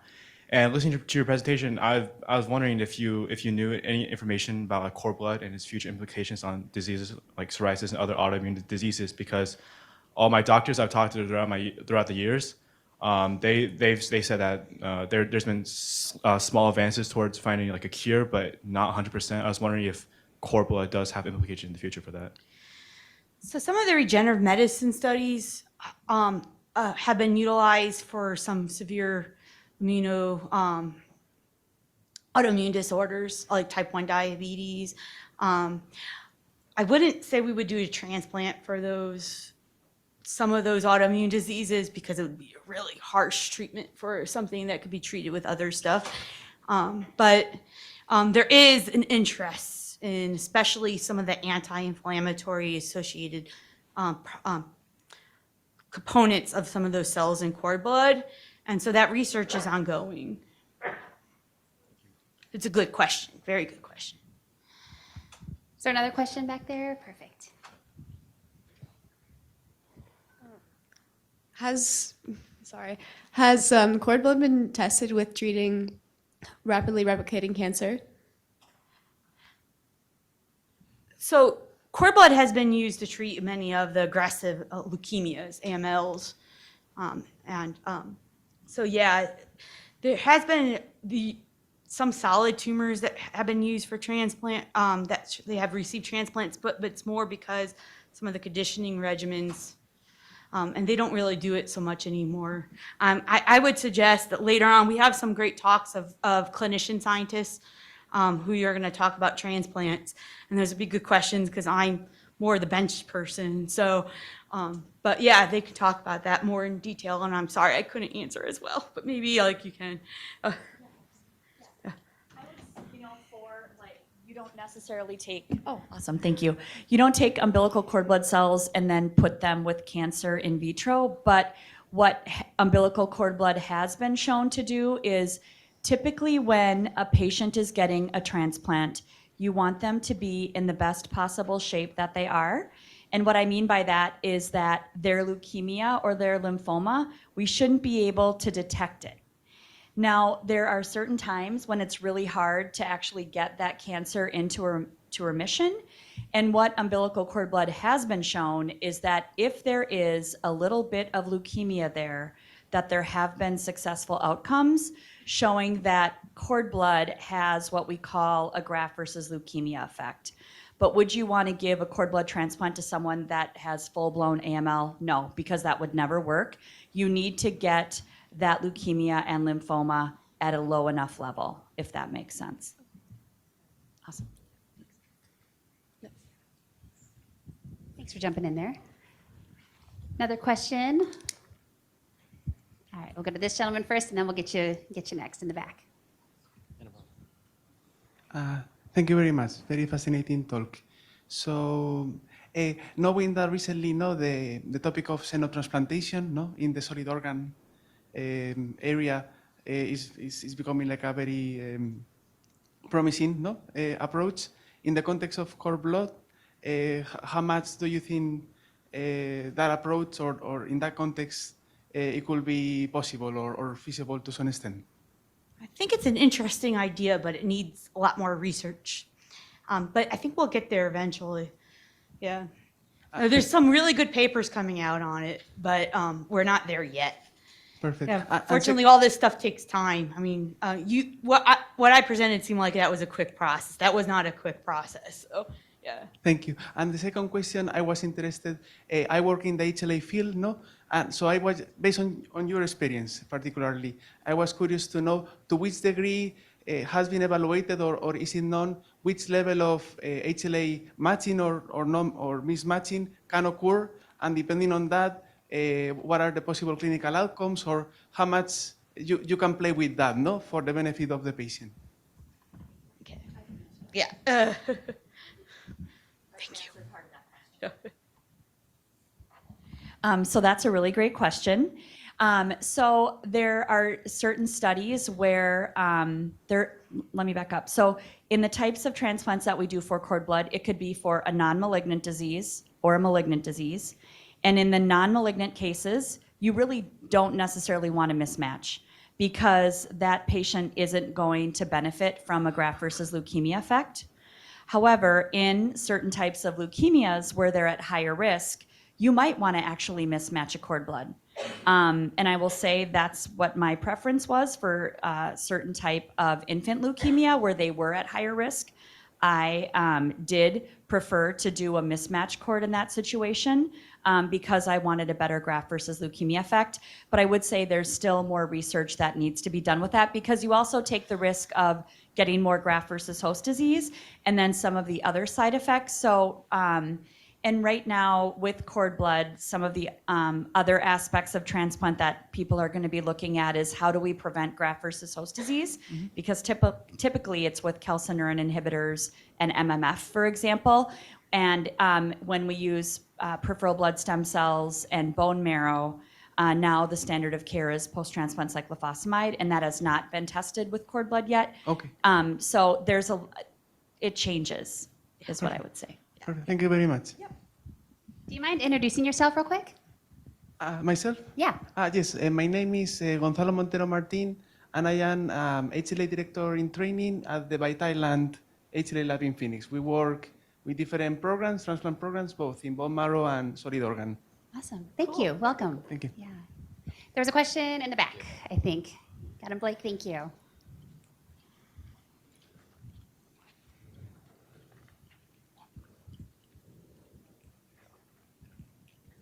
Thank you very much. That was a really good presentation. My name is Joseph. I'm with Gilbert Classical Academy. In the beginning, you mentioned something about how cord blood is being used to treat diabetic patients. A lot of members in my family have diabetes of both types. So I'm just wondering if you can give me a little more background on how cord blood can help with diabetic patients. So I told you a lot of the cells that are found within the cord blood have the ability for tissue repair and possibility for that. Part of that is we can utilize it as a tissue repair mechanism, those cells. But also we have the ability to convert different cell types to what's called an induced pluripotent stem cell. And we can create new tissue stem cells from other tissues and utilize that to replenish that tissue's stem cell tissue. So like we can make a cell that is a hematopoietic cell in origin and make it into a cell that can create the islet cells of the pancreas that make insulin. And that's one way we get around using embryonic stem cells too. But this actually won a Nobel Prize for the scientists who developed this research, because now we can take cells and make them other cell types. And so it's very interesting. We could do that by just inserting 4 transcription factors, 4 genes, proteins. So that is where medicine is moving, right? So, and it's not just for treatments, but it's for creating the cell types out of human tissue for pharmaceutical companies to test their drugs on. So we could take a tissue from, say, somebody with Alzheimer's, create neural stem cells from those, adult neural tissues, all from fibroblasts from that patient, and then use it to do whole panels of pharmaceutical drug panels to test to see if you can increase the function of that cell that has Alzheimer's. So it allows you to take cells from tissues such as the pancreas, which is not always easy to get. You're not going to go and remove a person's pancreas to do experiments on, or their brain and do experiments on, but we can create cells from that own patient's tissue, recreate them into a new type of tissue, and then do research on that. So actually I teach that in my graduate school course. We do different tissues, stem cells, and how we can manipulate them or manipulate other cells, become those cells for our future research goals. It's actually really cool if you want to learn more about it. Won the Nobel Prize a few years ago, so out of a Japanese group. Awesome, thank you. Any more questions before we check in with folks online?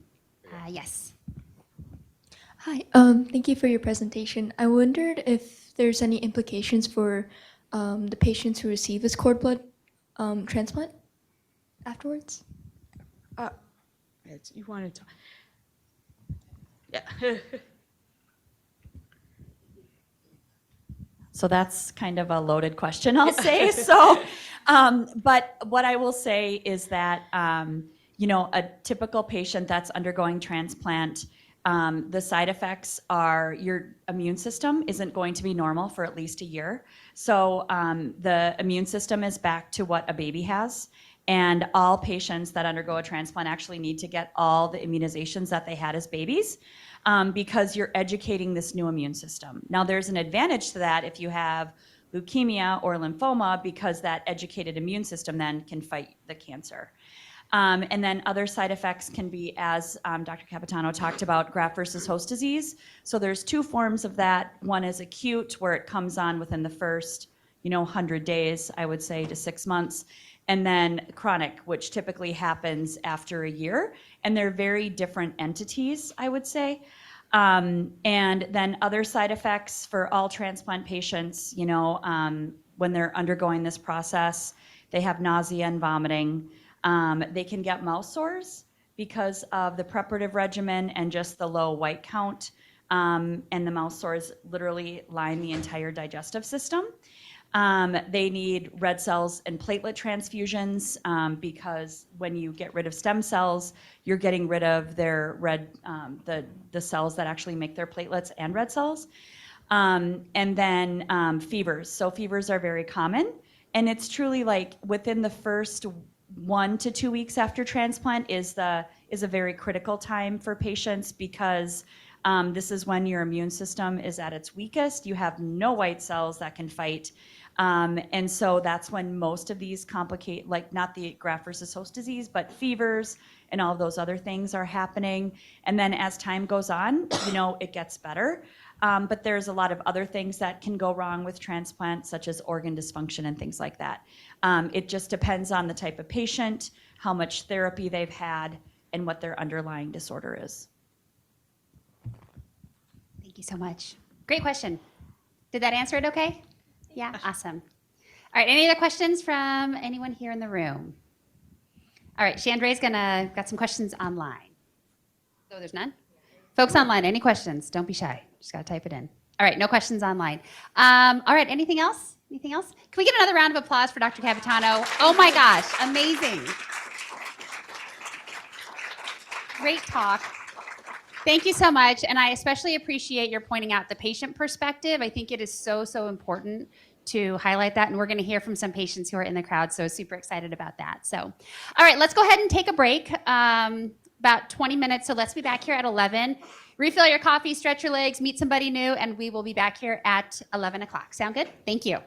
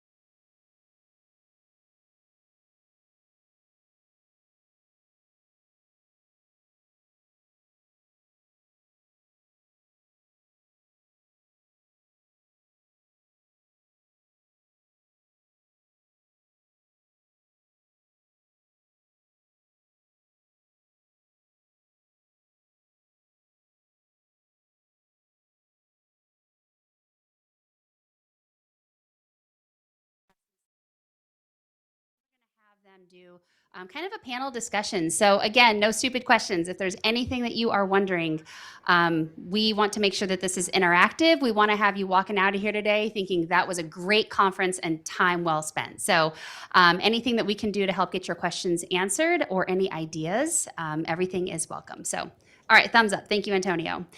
Alrighty, so our first guest is Barbara Torrey. She currently works as a K-12 science coordinator at Gilbert Public Schools. She was nominated for Administrator of the Year in 2022. Barbara previously served as the STEM coordinator and biomedical science instructor at Red Mountain High School in Mesa Public School District. Named Teacher of the Year in 2012, Barbara was also a recipient of the ASBA ASA Golden Bell Award in 2015. Barbara has more than 24 years of teaching experience, ranging from freshmen in high school to seniors in college. Barbara ignites sparks both in students and in fellow educators. She equips teachers with the tools and confidence through collaborative workshops, engaging professional development sessions, and personalized coaching.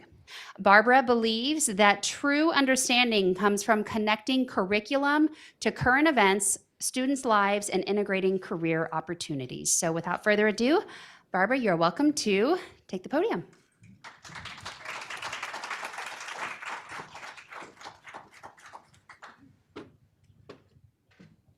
Thank you for that incredibly kind welcome. And I'd like to give a huge shout out to Gilbert Classical Academy and Campo Verde High School for coming today. I know you guys are going to have some homework to make up, but I hope you enjoy your time today. Today, I'm going to share the stage with incredible individuals that aren't just team members. They're cord blood warriors, ignited by a passion that's truly awe-inspiring. Sharing this platform with them is an absolute privilege, and I'm incredibly grateful to be a part of this amazing team. Today, we're here to share something special. And I am Barbara, and I'm going to be taking you back in history to how this all started. Back when I was in the classroom, I was always looking for ways to give my students real-world experiences, not just only in the lab, but with professionals in the STEM fields, because it goes beyond science. It's about developing those critical soft skills, communication, and teamwork. So I made it my mission to attend every STEM, medical event, science event I could find, and I dragged my students with me as well. Back in 2017, I was teaching Project Lead the Way's biomedical science, and I took a group of students to the STEM Expo at the Mesa Arts Center. This turned out to be a pivotal moment. There I was scanning the booths, because you get all the freebies, right? And I met this incredible woman. You know those people who radiate pure enthusiasm? The kind that make you smile by just being around them? That was Charis in a nutshell. She was practically buzzing with excitement to talk to the next generation of students. Now I know everyone throws out the, oh, we'll keep in touch at events, and I'm sure she gets it all the time. But this encounter was different. I grabbed her card, determined to follow up. And follow up I did. I emailed her, and to my surprise, she not only responded, but offered to come out to my classroom. It's a scene that is still sketched in my memory. There we were, sitting in student desks, sharing a lunch that she brought, and the conversation was vibrating with excitement. We were just brainstorming ideas, but the passion in the air was electric. It was in that moment, sharing that infectious enthusiasm for getting students excited about science, that I knew I wasn't just talking to a colleague. I was meeting someone who would truly change the world. But Charis didn't stop there. True to her word, she returned to present to all my classes, and her passion was contagious. The students were hooked. She returned again, and not just by herself. She brought a whole posse of friends, from medical professionals to researchers, just as passionate as she was. Our classroom became a hub of STEM enthusiasm, and the students thrived on this exposure. It was during this incredible time that another pivotal moment occurred. Through Charis's network, we were introduced to the amazing Dr. Milano. Dr. Filippo Milano was able to connect to students on so many levels, from his passion with soccer, to his love of cooking, to his current research. He has this incredible gift to take really complex concepts and break them down into bite-sized pieces, making them crystal clear for students from freshmen to seniors. It wasn't just about the information, though. Dr. Milano created a safe space for questions. Students were not afraid to ask questions, and after class, they literally lined up to pick his brain. But you could see the joy and excitement on his face interacting with those curious minds. But our passion didn't stop at my classroom walls. We always talked about how to take this spark, this excitement for STEM, and share it with a wider audience. We wanted to reach beyond my 200 students a year. That's when Charis, the Ever Connector, introduced me to Melanie. Together, the three of us became a team, the passionate STEM Dream Team. And we spent countless hours brainstorming and planning and putting an action into plan. The Dream Team began to grow and attract more fantastic minds who also shared our vision. And that's how cord blood in the classroom became a reality. We are preparing the next generation for the future and introducing them to the world of cord blood stem cells and the valuable careers surrounding this cellular technology. The future is here. Arizona will lead the nation in bringing this important scientific education and technology into the next generation. And so now with this project's background in your mind, I would like to introduce the marvelous Melanie.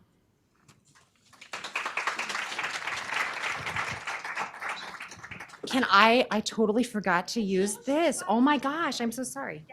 So sorry. Okay. Unlocking potential, equipping the next generation. All right, there was my agenda. So sorry, I got so excited about the moment. So the history.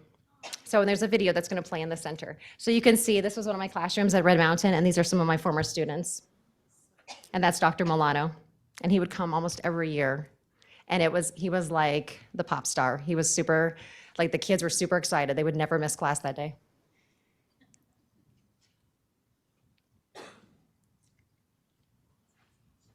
So.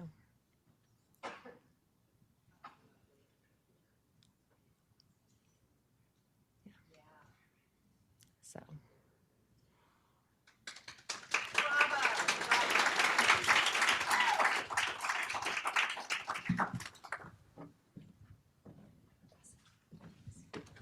Barbara, thank you. I think you matched Sheris in the enthusiasm department. Good stuff, good stuff. All right, Melanie Hall serves as Director of Student Education at Save the Cord Foundation, a 501c3 nonprofit charity. As content designer of a curriculum aimed at increasing awareness and interest in cord blood stem cells, Melanie brings a unique blend of analytical thinking and innovation to her work, consistently seeking creative solutions when promoting initiatives. With a dedicated focus on enhancing the human experience in healthcare, Melanie works at Mayo Clinic as a contributor on the patient experience team. Earning her BS in healthcare administration from Brigham Young University, Idaho, Melanie has over 12 years in nonprofit leadership, marketing, program development, and management, as well as promotion. Melanie, show us your slides.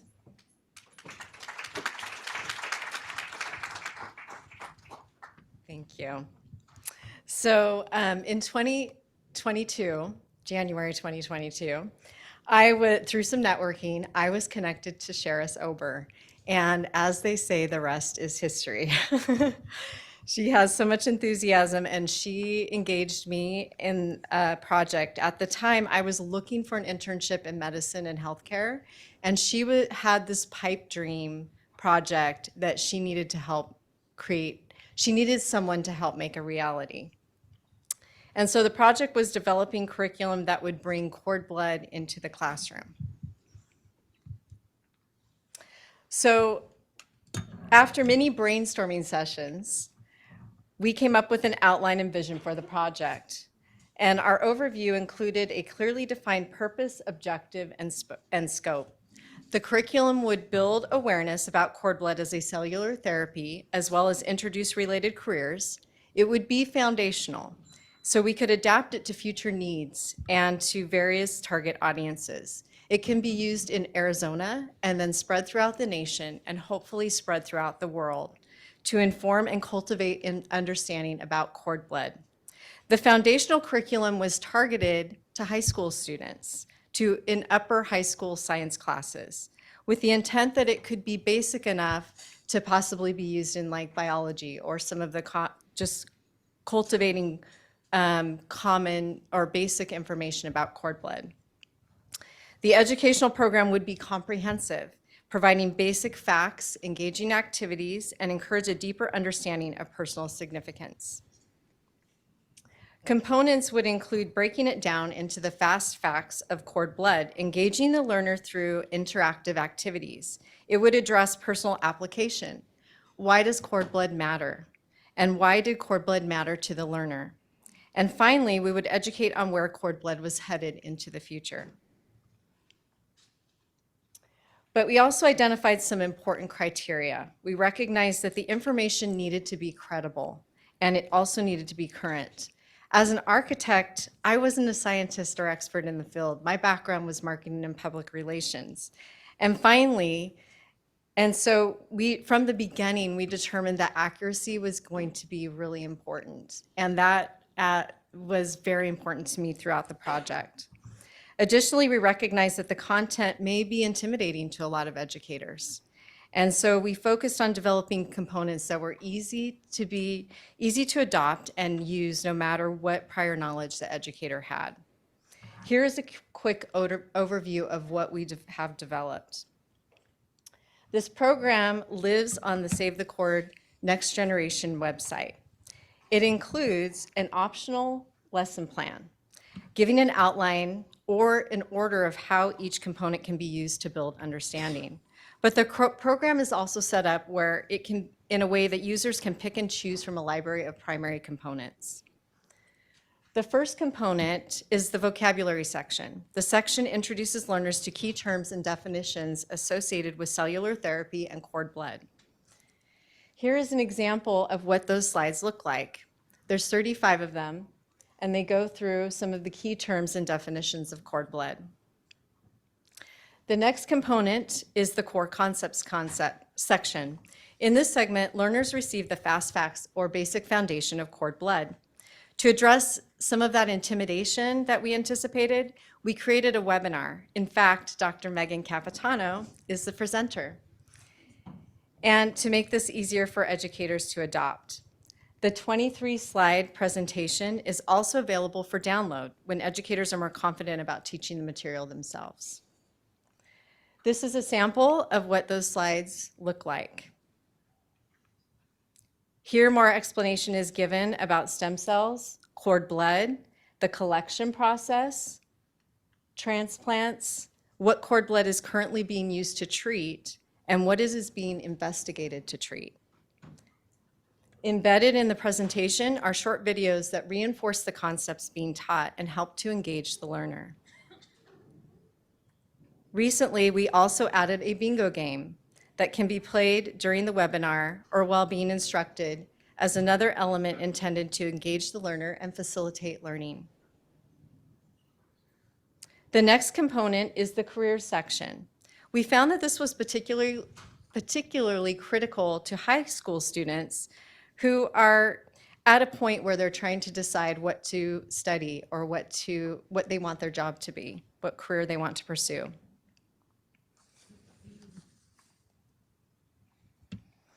Our next section is the escape room activity. This is an interactive way to reinforce what is taught in the vocabulary and core concept segments. We have created this as a virtual activity, introducing a scenario, followed by puzzles to solve as a student is taken through the storyline. I'm purposefully not going to go into this too much today because it's actually being debuted to the students that are here. And I don't want to give anything away. So this has been a quick overview of the program that we have developed. Now I want to share just a little bit about where we are in launching this program.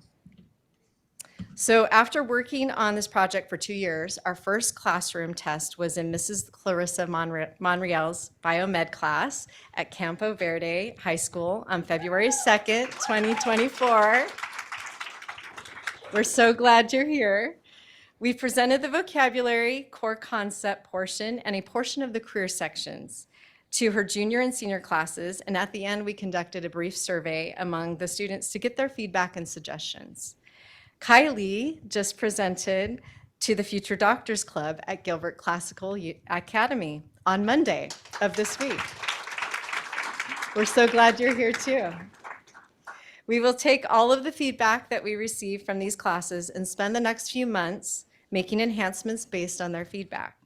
One activity we already added was the bingo game to make that webinar or presentation more interactive for them.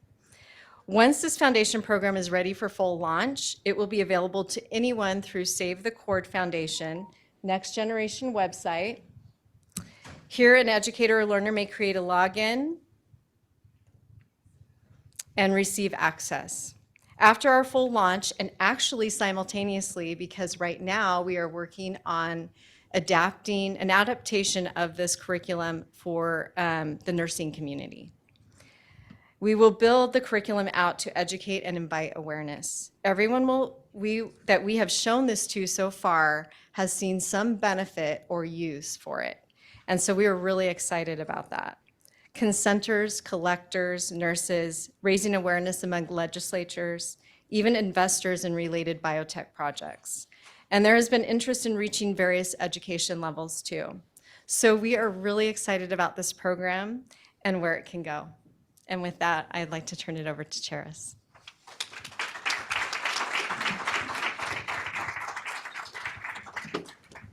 Melanie, thank you. Oh my gosh, I'm so impressed. I can appreciate the work that has gone into this program. Oh my gosh, nice job.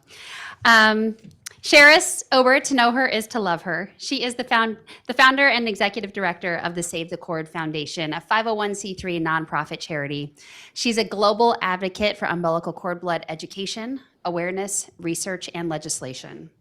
Charis is a graduate of the University of Arizona and has more than 25 years of experience in pharmaceutical and biotech sales, marketing, and product development. After working for many years in the biotech and pharmaceutical industries, Charis and her friend Anne Sarabia, future founders of the Save the Cord Foundation, were invited to tour a cord bank in Tucson, Arizona.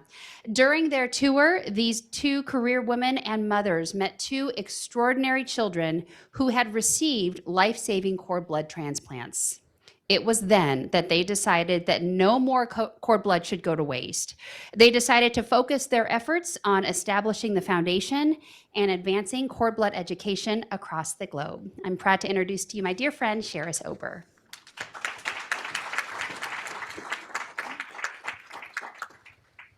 Oops, the stairs. Wow. Thank you so much. Hi, I'm Charis Ober. And I want to tell you that this is really a dream come true. It's been a dream that's been on my mind for many, many years. And I asked myself, with this incredible science and possibility for incredible careers, why aren't we talking to the next generation of young people? All of you out here deserve to know about this science, and you deserve to find out about the incredible careers that are going to be available for you now and in the future. So I'm here today to share that information with you, to motivate you, and to shine a light on your path, because one day I may meet you and you're going to say, guess what? You and your group helped me attain this position. I'm so happy. You're saving lives. You're helping, individuals that before had no other opportunities at a second chance at life.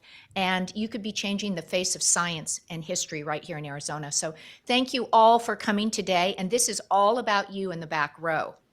So before I get started, I want to turn up the volume a little bit and get you motivated. And I have a quick question to ask you. What are the 5 C's of Arizona? Does anyone know? And if you don't, that's okay, because I do. Cotton, cattle, climate, citrus, and copper. But guess what? There's a 6th C. Who knows what that C is? It's cells. We're going to be, and I'm not talking about phones. I'm talking about stem cells, stem cell technology, and all the biotech that's happening right now before your eyes and laying ahead of you in the future. And we're so fortunate to be in a state that had the vision, that had the roadmap to the future, that not only wanted to talk to the general public, to our healthcare providers, expectant parents, but what about the next generation of young people coming forward? It's all about you, and we're here to touch and change your lives and make it better. And so that's what it's all about today. And our first, oh, this is scary. I'm not very techno-oriented. Here, would you do that? Here, advance for me to the next one. Okay, all right, so this is what it's all about. Okay, you learn about the science, but what does it really mean to you in the future? And it's all about your careers and your career path. And you can do anything you want with this kind of cellular education and technology and biotech information going forward.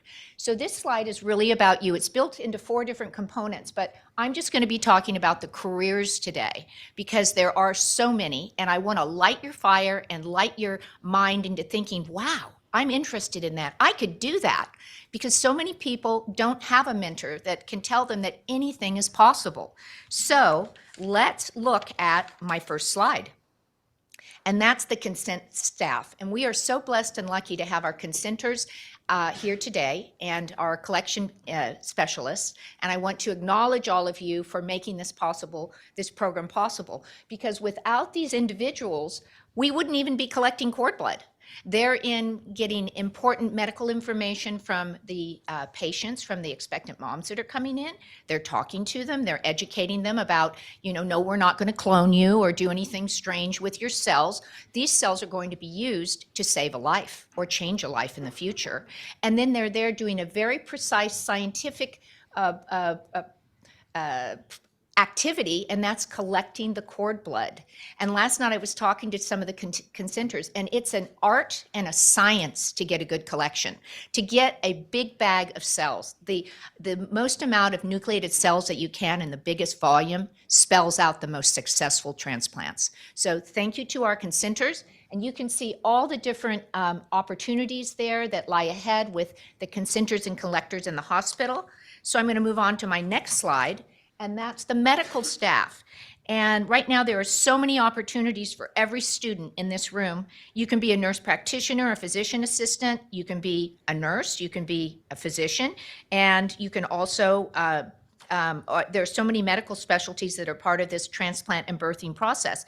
You could consider being an OBGYN, an oncologist, a hematologist, a transplant specialist, pediatrician, and within the nursing community, there are so many nursing specialties that can apply to this. And let's not forget about the midwives too. They're also collecting cord blood for us too. Next slide, please. Okay. What about logistics and transportation? People wonder, how do the cells get from the hospital to the bank? Did anybody ever think about that? Well, that also is an art and a science. We ship them at ambient temperature. We only have 44 hours to get those cells from point A to point B. They have to go to a reputable bank, and we're so blessed and lucky to work with MD Anderson, and we're here with Aaron Eaton and Jeffrey Wilson today, who control the cord blood bank there and also the lab, so thank you both. But the logistics people are the ones that are flying the planes. Think about during COVID when the whole world shut down, and maybe people had a bone marrow transplant that was going to happen, but maybe your bone marrow transplant person was in Germany and you were in the United States. Remember when the planes stopped flying? There were a few transplant companies that were continuing to fly back and forth and provide those patients with the valuable cells they needed. They'd already been ablated. And so that's why this transplant and transport is so critically important. And then how do they get from the bank to the hospital where the transplant's going to take place? And many people think this just miraculously happens, but it doesn't. It's because people are on the ground, they are working under a precise time schedule, and if they don't, these cells are not going to have the viability and integrity to be used in a transplant. So again, thank you to our logistics and medical courier specialists that work with us every day in the Arizona Public Cord Blood Program. So next, let's talk about, so I got that backwards, laboratory and banking. This is a very scientific, obviously, positions that are on the screen, and you can see we're talking about a clinical cell therapy associate, a specialist, and also lab supervisors. These individuals many times don't have interactions with the patients. They may hear about the patients. Actually, Jeffrey Wilson was talking about this last night. On certain technologies he's using, they would customize it, and he'd say, I have to stop and think about the patient and what their particular needs were and what the circumstances were. But you may have never gotten the opportunity to meet that patient because you're working in the lab, creating all of this to go forward. So their careers are within the specialty of processing, banking, HLA matching, but they are so very important and critical to the success of our transplants, because if we didn't have them, none of us would be here today, and none of the successes that we've seen with over 90 transplants and many thousands of units of racially diverse cord blood that has been collected by the Arizona Public Cord Blood Program. Okay, so next let's move on to research. This is what Dr. Capitano does. Without researchers, PhDs, physicians, and scientists, we would not have the transforming, life-saving technologies that are being discovered every day. Research is contributed to by both private banks and public banks or centers like MD Anderson, Duke, the Cleveland Cord Blood Bank, and at Indiana University, where Dr. Capitano has taken over Hal Broxmeyer's lab and continues to lead the way in important cord blood research. Cord blood units that don't meet the TNC and the volume here at our own Arizona Public Cord Blood Program are used by researchers at MD Anderson and across Arizona to continue important life-saving, life-changing advances in research. And I think of the work being done at MD Anderson right now with the CAR-T and NK work, which is going to revolutionize and change the face of transplant. So hats off to you. Thank you for all of our friends at MD Anderson. And last but not least, public policy and regulation. These can both be medical and non-medical careers.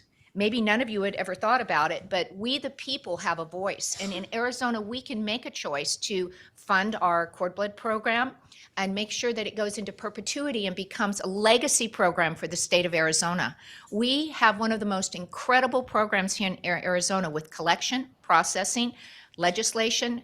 We're attracting many biotech and other companies here. And then we have individuals like you that are going to be, the next scientists, PhDs, people in public health that are going to be really fortifying our state and making it probably one of the best states in the union as far as collecting cord blood and moving forward with research. So back to my talk, it says, these individuals, it revolves around public policy and making these technologies both accessible and safe for the public. Individuals may have a degree in public health, public policy, or work in the legislative or lawmaking realms of politics. An example is the NIH, FDA, and Arizona's own Arizona Department of Health. So there you have it, and I've only touched a few of the opportunities that are available, and there are going to be so many more careers to explore in the future that we haven't even imagined or dreamt of.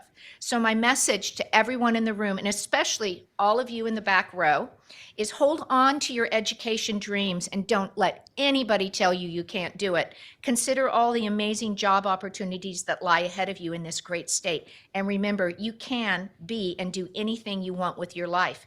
This is all where it starts and where it's happening. The world of cellular technology and bioindustry is just getting started, even though it's been around for over 30 years. You're living in a state that has a long history of cord blood banking, collection, and transplant. And there is a potential to provide incredible high-paying careers right here in Arizona and jobs for the next generation of Arizona's students. Thank you.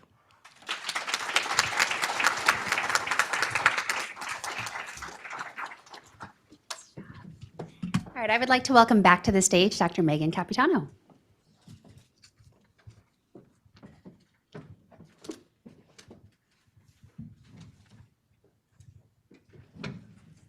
So last year at Cord Blood Connect, little did I know that the person presenting the poster next to me would become my future stalker. Self-acclaimed future stalker. Didn't take much stalking. One asked, and I was like, she's like, can you help me with this? And I was like, yes. So it didn't take much stalking. I got lucky to be included in this group of brilliant, enthusiastic, and let me tell you, most pleasant people I've ever worked with. Because we were joking about this last night, actually. How many times you go on Zoom and every face on that Zoom is like, you go on Zoom with these ladies, every face is like, makes working with them such pleasure and so easy, and it makes you enthusiastic to want to do it. But I'm going to talk to you a little bit today about what role they asked me to play. And the part of that is ensuring the accuracy of the information and how and giving examples of how to teach the course so that either they can use the webinar that I did or recorded, or they can hear what I had to say and utilize how I emphasized and how we emphasize in the slides certain concepts to educate in the classroom. So what were our key goals in creating our educational materials? And I'm going to go through each of these individually. So the first one was understanding the scientific jargon by defining vocab words. Now, when I say scientific jargon, anybody here who's been to scientific meetings or written an NIH-style grant, we have to write what's often a lay abstract, which means we have to take our science and be able to explain it to the whole population.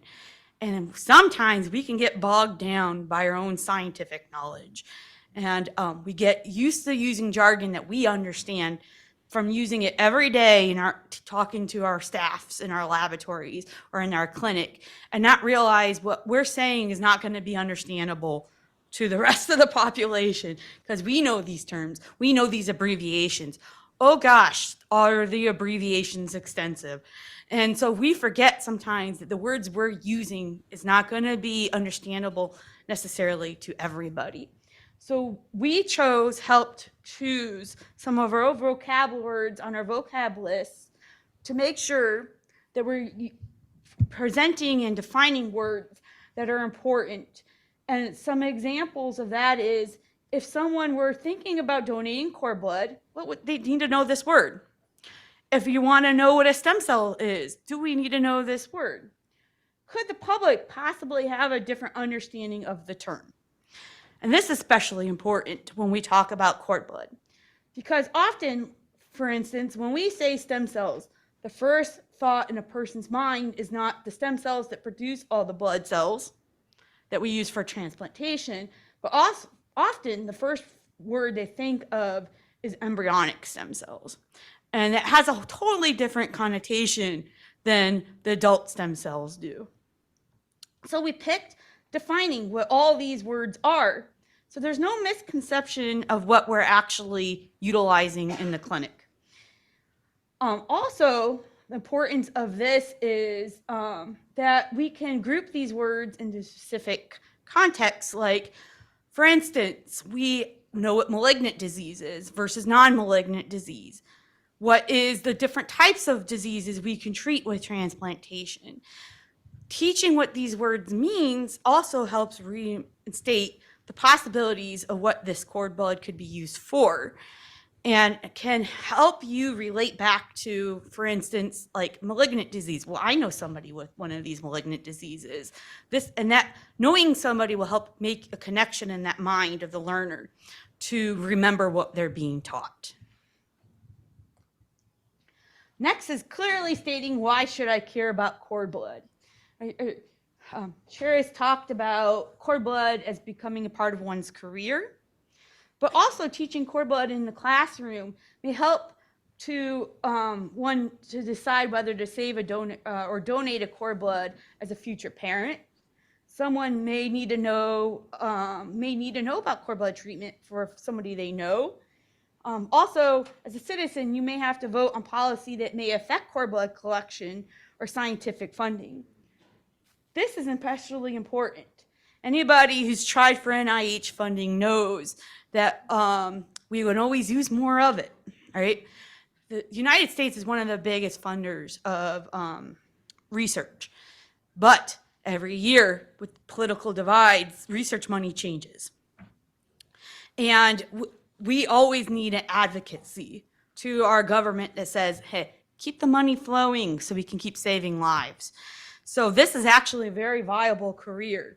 And when we say career, it's not only in advocating for science or creating law, but it's also in teaching the science to our political departments. I have a friend with her PhD. She used her knowledge to actually translate scientific findings to the State Department, so people can understand what research in the United States is being done.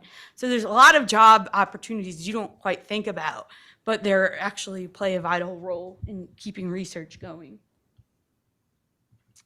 Also, part of the curriculum we thought about was discussing what happens to one, the cord blood once one donates it, to demystify the process, right? Studies have shown that the more knowledge about the donation process leads to greater propensity to donate.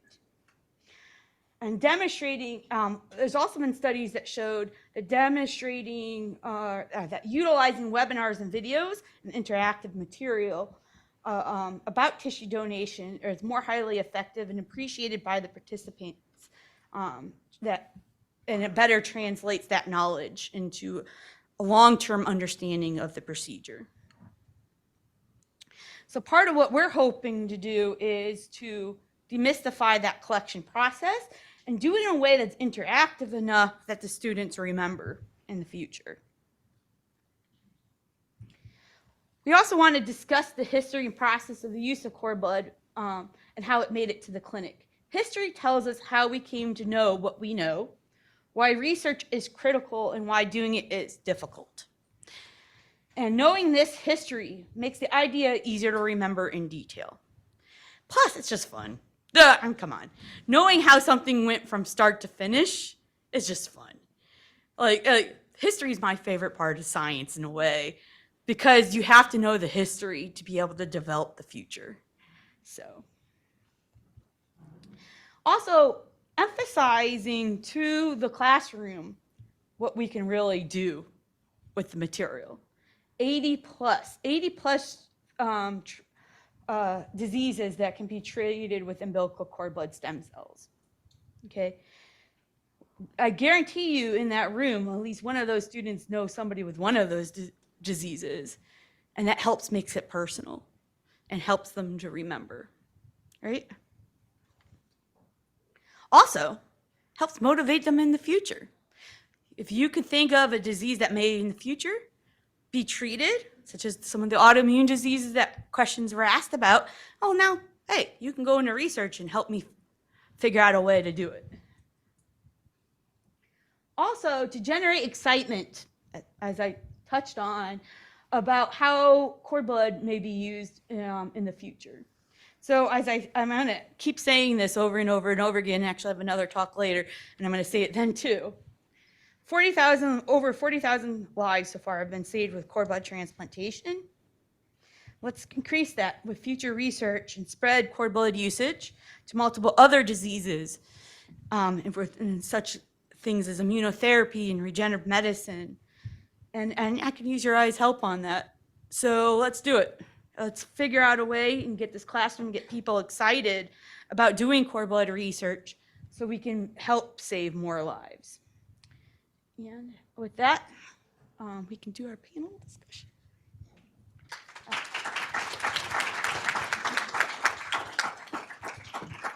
Thank you so much. Okay, so Sheris has a couple more ladies that she's going to call up, right? I don't know if this is on or not, but does it matter? So, first of all, I'd like to thank all the women on this stage. Without their help and vision and tirelessly working, none of this would have happened. From Barbara Torrey opening the keys to the classroom and inviting us in, and her excitement and to bring this into the classroom for the students has been phenomenal. Melanie is the architect and the creator of the program. She didn't speak cord blood when she first came to me, but now she's very fluent, trust me. And I also want to thank Dr. Megan Capitano, because without her, we wouldn't be here today either. She vetted the entire script and all of the pictures and everything we're using, because the last thing I would ever want to happen is to put out anything that was not factual or exactly perfect. And I also want to do a nod to John Garcia, because he always believed and was continually encouraging me in this process. And I kept telling him, John, we're going to get there. We're going to get there. And now we're there. And thank you, Victor Waddell, too, for all of your help with and support in this. So now I want to bring up two very important people. Clarissa Monreal, please come to the stage. You're being called. And Kylie Smith. Kylie, come on up. And these two women, Clarissa Monreal, opened her classroom. And she let us come in and teach and do our proof of concept. Thank you so much for believing. And Kylie is the messenger. She's been with Save the Cord Foundation for 3 years as a president. I first met her at one of these little programs that we had on, STEM programs, and she has become an integral, very important part of the whole cord blood education program, and will now be taking this into the classrooms all next year under the Arizona Public Cord Blood Program and the Arizona Department of Health. So thank you, John, for keeping her here. Thank you, Kylie. Thank you, Clarissa. And so I think we're going to open up questions now. Yeah, sounds good. So super interactive, everyone. So any questions, Fire away. They're ready for it. I would like to start with Clarissa, if that's okay. If you can kind of expand more on the experience of, really the first time this was rolled out. How was it received by the kids? Is there any kind of aha moments from some of these students that really kind of blew you away? Can you tell us more about that? Well, I'd like to thank Barb Torrey. She was the first one to reach out and let me know about this opportunity. And then I got the follow-up emails from the ladies, and we did a couple of Zoom calls. So like Barb Torrey said at the beginning of her presentation, she was part of the biomed program from Project Lead the Way, and that's what I teach here with my students at Campo Verde and Gilbert. And these are juniors and seniors, so it is a 4-year program. Most of them are pursuing a health career, and they do get introduced to a lot of different health careers throughout the 4 years. I chose juniors and seniors because they would have had the gist of a lot of the information and medical terms and things that we focus on throughout the 4 years. And they were really open to being able to receive the information and then give the feedback of how it would relate to, they had to kind of turn their thinking caps because they are engaged in so much about medicine and health, and they have that prior knowledge, whereas to a regular science classroom might not as much. So they were really open to trying to figure out how to make sure that other students that are just in a, not that it's just a science class, but another science class, be able to understand. So they gave, hopefully, enough feedback for them to kind of improve a little bit on the PowerPoint presentations and still make it viable and exciting for kids to learn. And I would like to say that most of these kids are juniors, and they are going to get all of the HLA topics in the next month. And I was like, this is why you guys look like you don't know, because they haven't gotten to that part yet. I hope that answers the question. Absolutely. Yeah. No, thank you. And I guess for anybody, after that first experience, was there anything that you changed significantly because of that? Anybody, take it away. Melanie's going to have at it. Actually, that's the next phase. So we were waiting for this conference to end so that we can apply all of the feedback that we've received from students. And over the next few months, that's what we will be doing, is going through that feedback, which was very valuable. We appreciate the students taking the time to write their notes, to be very bold and to give some direction and some thoughts about what they think could improve. And that's the next stage, right? And, we thought we had it all covered. I thought I had all our bases covered. And then after we did our presentation, a little hand went up and they said, well, where are the transplant recipients? And boom, a bell went off in my head. I'd completely forgotten about that. Where are the individuals whose lives were at stake and received a cord blood transplant? And what about the regenerative medicine patients? We're going to meet one this afternoon, Luke Fryer, who is one of Dr. Kurtzberg's very first CP in kids that you'll see, it's just amazing. So we are going to continue to build this out, and there are going to be many sections, such as its own history section. We're going to have our careers section. We're going to have our transplant section. And then we want to go to individuals like Jeffrey Wilson, who works in a lab, and he can do a 2 or 3 minute cameo on what does it take to be a lab manager, and what do I do, and what's my job description, and how much money do I make, and what do I do? So it's really important to flesh this out, and Rome wasn't built in a day, and this won't be either. But believe me, it will continue to grow, and it's going to make history for the state of Arizona. I don't know any other state that is going to be moving into the classrooms, and I hope we set a precedence for the other 49 and around the world too. Dr. Capitano, going back to the jargon, I know you explained a little bit, but after kind of our guinea pig classroom, anything that you changed from your piece of this whole pie? I haven't seen the results from the classroom communication, but I'm sure I will be. Because again, sometimes as a scientist, you get bogged down. You know the words, you use them all the time. You just assume you're surrounded by people that also know the words. You assume they don't know it too. So everybody knows them, but it's not the case. So you're constantly working to educate better, and nothing's ever gonna be perfect until you get feedback back. So I'm hoping we'll get the feedback. We added a couple questions to the that will be added to the questionnaires for the students. So we also know how to get that jargon to be more accessible to everybody. Kylie, what about you? Anything that was really surprising for this first round of experimentation?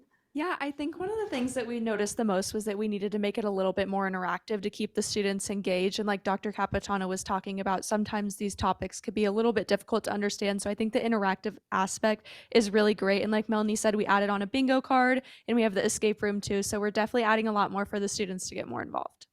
Awesome, thank you. Do we have some questions online? Chandra, go for it.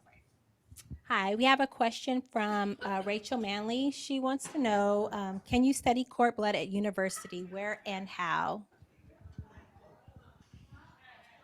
So yes. I teach that class. So I teach intro to stem cell biology, and I have a whole class on cord blood in my stem cell biology class. I also teach for the NIH. For the Centers of Excellence in Hematology intro to cord blood. And we teach, or not intro to cord blood, intro to stem cells, and I teach cord blood in that class too. And that's available to high schoolers, college students, med students. So that's available to multiple levels.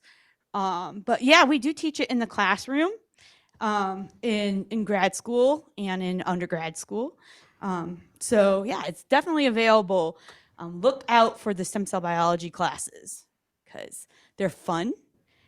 You'll learn all about the some of the most high-tech science there is out there. So, yeah. Perfect, thank you. Any more from online? Oh, John wants a mic. Barbara, so how does this fit into the overall journey of a student as far as requirements for graduation and stuff? How will this end up shaping their science requirements eventually? Oh, that's a great question, John. We're still kind of like looking at that, but exposure is everything. You know, power, knowledge is power. So it'll be really interesting moving into the future because they could be future careers or even future parents that utilize these great technologies. So that is something we're going to be taking a look at. Any other questions? We got a question in the back. Thank you. If you don't mind introducing yourself too, please, that'd be great. Hi, Cheryl Schmidt. I teach nursing at Arizona State University. I've been a Red Cross nurse since 1974, and one thing we've learned about Red Cross donations is it's not just A, B, O, negative, positive. There are 600 antibodies in human blood, and if I give my blood to somebody who has different antibodies, they can have a reaction. Is that considered in the cord blood or the stem cell research? Yes. Matching is essential. As was discussed, there's multiple components that have to be considered when we're giving donations of cells to patients. And part of that is that there is an immune response, and you're giving, in the case of stem cell transplantation, you're giving that patient a whole new immune system. And if not matched correctly, that donation will view the body it's being put into as foreign and will attack it. That's called graft versus host disease. Also, you have the benefit, though, if there's some mismatch, and especially in cancer, of something called graft versus leukemia, where that immune cells are different enough from those cancer cells that recognizes it, and there's changes to that cell that make it recognize it as foreign. But you also have that case of ways we can change that to not be as important. And so some of the future of how I think cord blood could be used is to develop off-the-shelf cellular therapies where we can genetically alter the cells not to have the markers that make them be seen as foreign. All right. And so we can make off-the-shelf immune cells that are specifically targeted to different types of cancer. And we can make off-the-shelf mesenchymal stem cells that can be used to augment immune response that loses those markers that make them look foreign. And then we can maybe utilize that in the clinic. And we're not totally there yet, but we're getting there, and it's getting closer. I just want to add one thing. Yes. So prior to getting a transplant, we actually check the patient's body for what we call donor-specific antibodies to that donor, whether it's cord blood or peripheral blood stem cells or bone marrow, because if there's high levels of these donor-specific antibodies that could interact with that stem cell product, the patient could reject that. So then we will look at that and base it. Yeah. Thanks for clarifying. Another question. Can you introduce yourself, please? Hi, I'm Lauren Isley. I'm on the medical affairs team at Cord Blood Registry.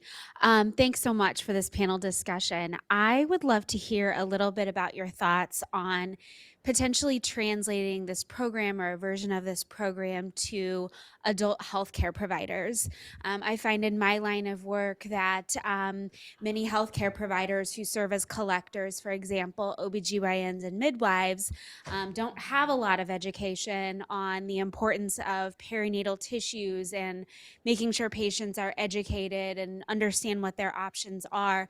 So I would love to hear from any of you on how and if you think pieces of this program could potentially translate to, for example, a residency program or some sort of midwife certification program, and maybe how to integrate some of these components, because I feel like that's a really big component of what we're missing in terms of why there's potentially not as much uptake of cord blood donation or preservation. Thank you.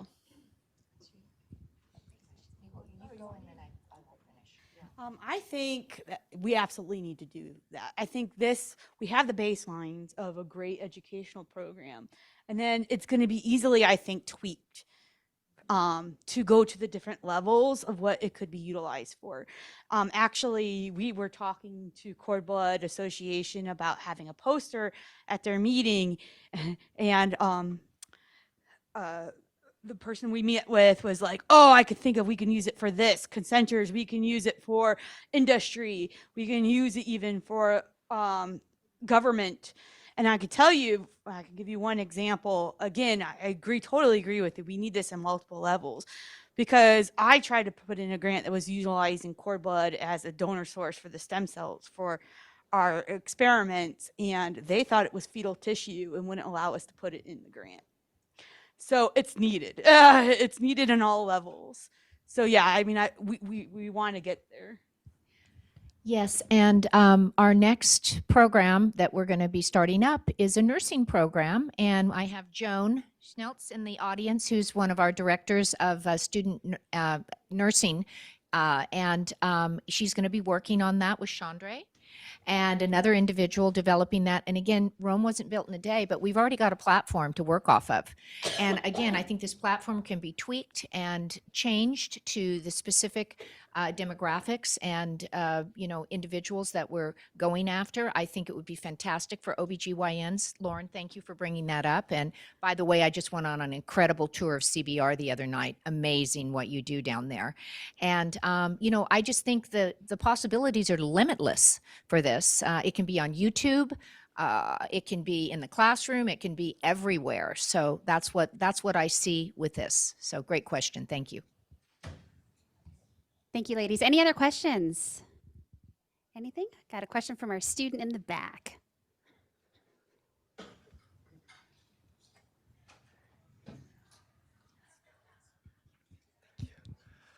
Hi, my name's Alvaro. I'm from Gilbert Classical Academy. Coming from a smaller school, we don't have as many science class options. And as a framework, most of our courses are APs. How would you expect to how would you plan to integrate a course or a module into a more, lack of better words, concrete framework as a curriculum? Go ahead. No, you're the educator. Okay. That's a great question. We're going to have to really look at that, because maybe the first step would be to bring them into the classroom and just have like guest speaking. I know you guys just had a lunch, so you just had a snippet of what the potential actually is. So maybe sometimes I would actually have guest speakers come out, and I would be able to pull students from a class for an hour or during a lunchtime with a little extension, and then they were able to experience the full presentation of the guest speaker. So we could look at ways to navigate through your system, because every school is a little bit different, to figure out how to bring that to you guys. And we can definitely do that. We can talk later. Can I add to that? Going through the PowerPoint presentation that we did see in January, it doesn't have to be where the educator has to start and finish within a time frame. I mean, they can chunk it and they can always go back to the topic. If they're starting a unit on blood, they can talk about the blood and then kind of refer back to it as they go throughout the year. And depending on the experience that the students have, I mean, the educator can really make this as long or as short as needed, and still get the point across. Exactly. It can be mixed and matched. And as I said, we're going to have new sections coming forward. So maybe instead of one day, it'll be 2 or 3 days that, you know, the classroom can experience all these different sections. And we have a lot of friends here in Arizona. We have the Arizona Science Teachers Association and the AZ SciTech and AZ Bio. And I'm going to be knocking on doors once this is completely put together and going right to the teachers and going right to the chief science officers for AZ SciTech and asking them, invite us into the classroom. This program's available in September. It'll be out there, and you know, your teacher doesn't even really have to know how to teach it. They can just turn it on, watch, learn, and you know, go forward with it. So that's our plans. Very coming up here very shortly. Was there another question somewhere here in the back? I feel like I saw another hand up. Anything? Chandra, anything online? Any other questions online? All right. Is this just for high school students? That was a question. No. You want to expand on that for us? No, it's not just for high school. It's for everyone in this room. If you have questions about cord blood, you can go to Next Generation. You just log in and you have accessibility to all of the different sections. Then now that won't be available until September because we want to make sure it's pitch perfect before it goes out. But this is for any and everybody, parents, children, teachers, any and everybody that has a thirst for knowledge, perhaps has a family member that has one of the 80 diseases that can be treated and cured with umbilical cord, or has a desire to go into the future with research, or become a healthcare professional. I think it's for anybody and everybody. So thank you. Thank you, Cheris. And what about other languages? Is there plans to offer this in other languages? Yes, actually, we'd like to turn this into a Spanish program too. We could do French, and I mean, the possibilities are limitless at this point as we grow. Great question. I know you mentioned it's going to be available in September. Can you give us kind of a broader view as to what the timeline looks for this? Well, we're continuing to do our proof of concept and tweak and edit this program. We're going to be adding some different videos to that in different sections. We're going to pull out the history section that Dr. Capitano was so kind to do and have its very own program on there. So it's going to grow and morph as we go along. So I just think that we want to wait and have this summer to kind of work on it and polish it to perfection. And then as school year starts actually in August in Tucson, but come September, we'll roll that out and hoping to take this to Cord Blood Connect, not only with a poster, but also a presentation. So I'd imagine it would be teachers and also school counselors, high school, college counselors would be key as well. Barbara, I wanted to get a word from you on if you have somebody who's in the audience or someone who's watching, virtually, and they're kind of intrigued, but they're not quite convinced. You as an educator, what would be your message to them? Well, I would reach out to one of these lovely ladies, especially Cheris, and then have a sit-down conversation, either online, on the phone, or in person, and then really learn about the science and figure out if you feel comfortable bringing that to your classroom. Any other questions out there? Anything at all? All right, we're standing between you and lunch. To our panel, thank you. Oh my gosh, great information. And I think Barbara, I think you hit the nail on the head that if there's interest and you're not quite sure where to go from here, you have more questions that you need answered, I would imagine any of these women are available to help, talk to you and really make sure that you feel good and you feel confident about any next steps. So we're excited to see what the future holds for this. Great work. Thank you so much. All right, so let's get to lunch. Thank you so much, panel. Students in the back, you are going to be heading to the gold room, where there's boxed lunches for you. Students love free lunch, right? And then everyone else, we have buffets on both sides of the room. So whoever wants to get started, we know it just takes one person to get the food started. So if you want to be that person, go right ahead. We'll be back here at 1:15, okay? 1:15, see you guys back here. We're going to eat first, and then we'll probably start the escape room about a quarter after, I'm guessing, or 20 after. Yeah, something like that. So I just want you to get a good lunch. You know what I mean? Instead of,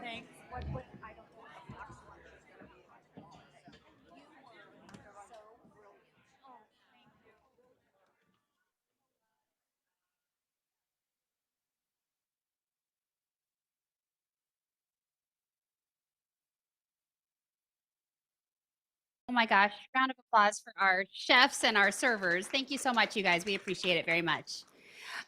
Okay, so before we get to our next speaker, we just wanted to get a quick recap of what happened at lunch in the gold room where all the kids were. Sheris, take it away.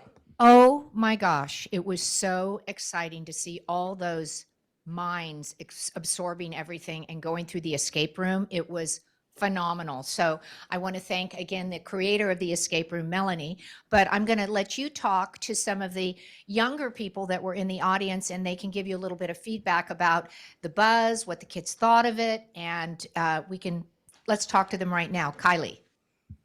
Yeah, so it went really well. I went through the escape room a few times on my own, and the high school students are definitely a little bit smarter than me because they've picked up things a little bit faster than I did. So it went really well, and they seem to be very engaged with it. And it's a very engaging format, so it brings in different puzzles, but also the information about cord blood. So I think it's really fun because it's not just throwing facts at you or making you remember them, but there are also different brain puzzles in it too. So I think it integrates it in a very good way.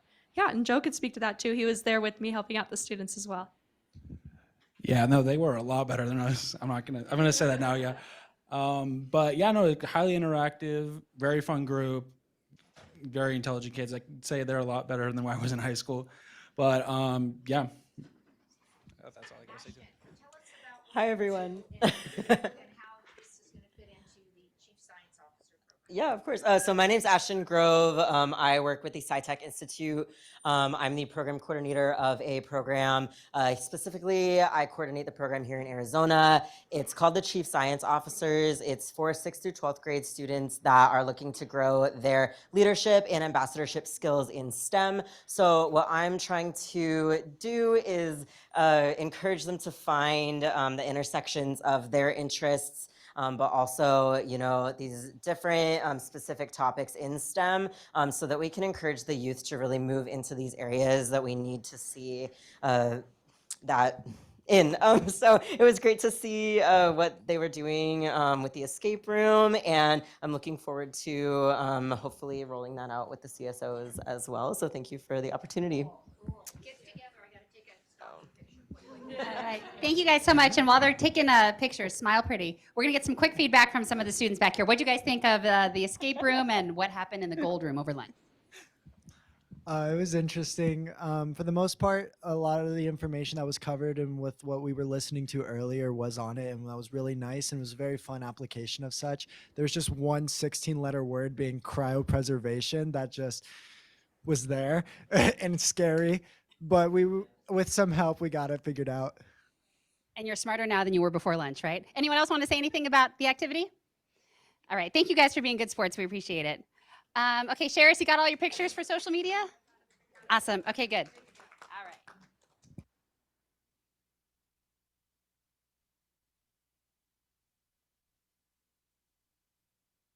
There we go. All right, so our next speaker is Dr. Chitra Hosing. She's with cord blood research and cellular therapy. She's actually the medical director of the Apheresis Center and the associate medical director of the Cord Blood Bank in the Department of Stem Cell Transplantation and Cellular Therapy at the University of Texas MD Anderson Cancer Center. Her focus is on the development of novel cellular therapies of hematologic malignancies. She was co-PI for CD19 NK CAR study. The preliminary results from the trial were published in the New England Journal of Medicine. Dr. Hosing is currently developing a clinical trial using CD5 NK CAR also for hematologic malignancies, and is a collaborator on the trial of CD70 NK CAR T-cell malignancies. I hope I said all that right. Please welcome Dr. Hosing.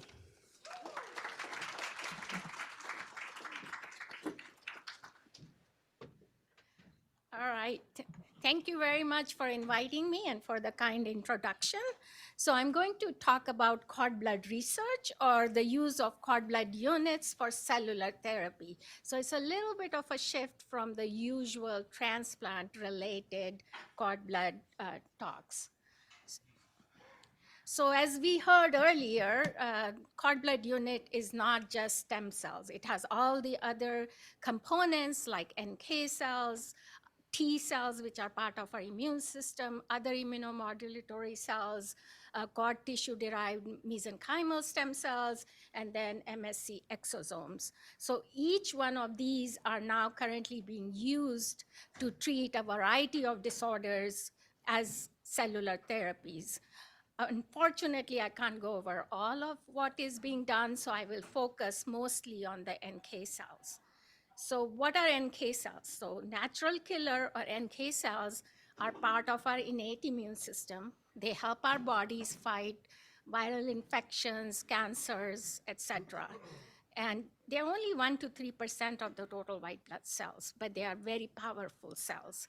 And of course, cord blood unit has NK cells as well. So these NK cells are a powerful tool for treating malignancies. So they can be expanded, taken from a cord blood unit, expanded and given to a patient with leukemia, and they will kill the leukemia cells.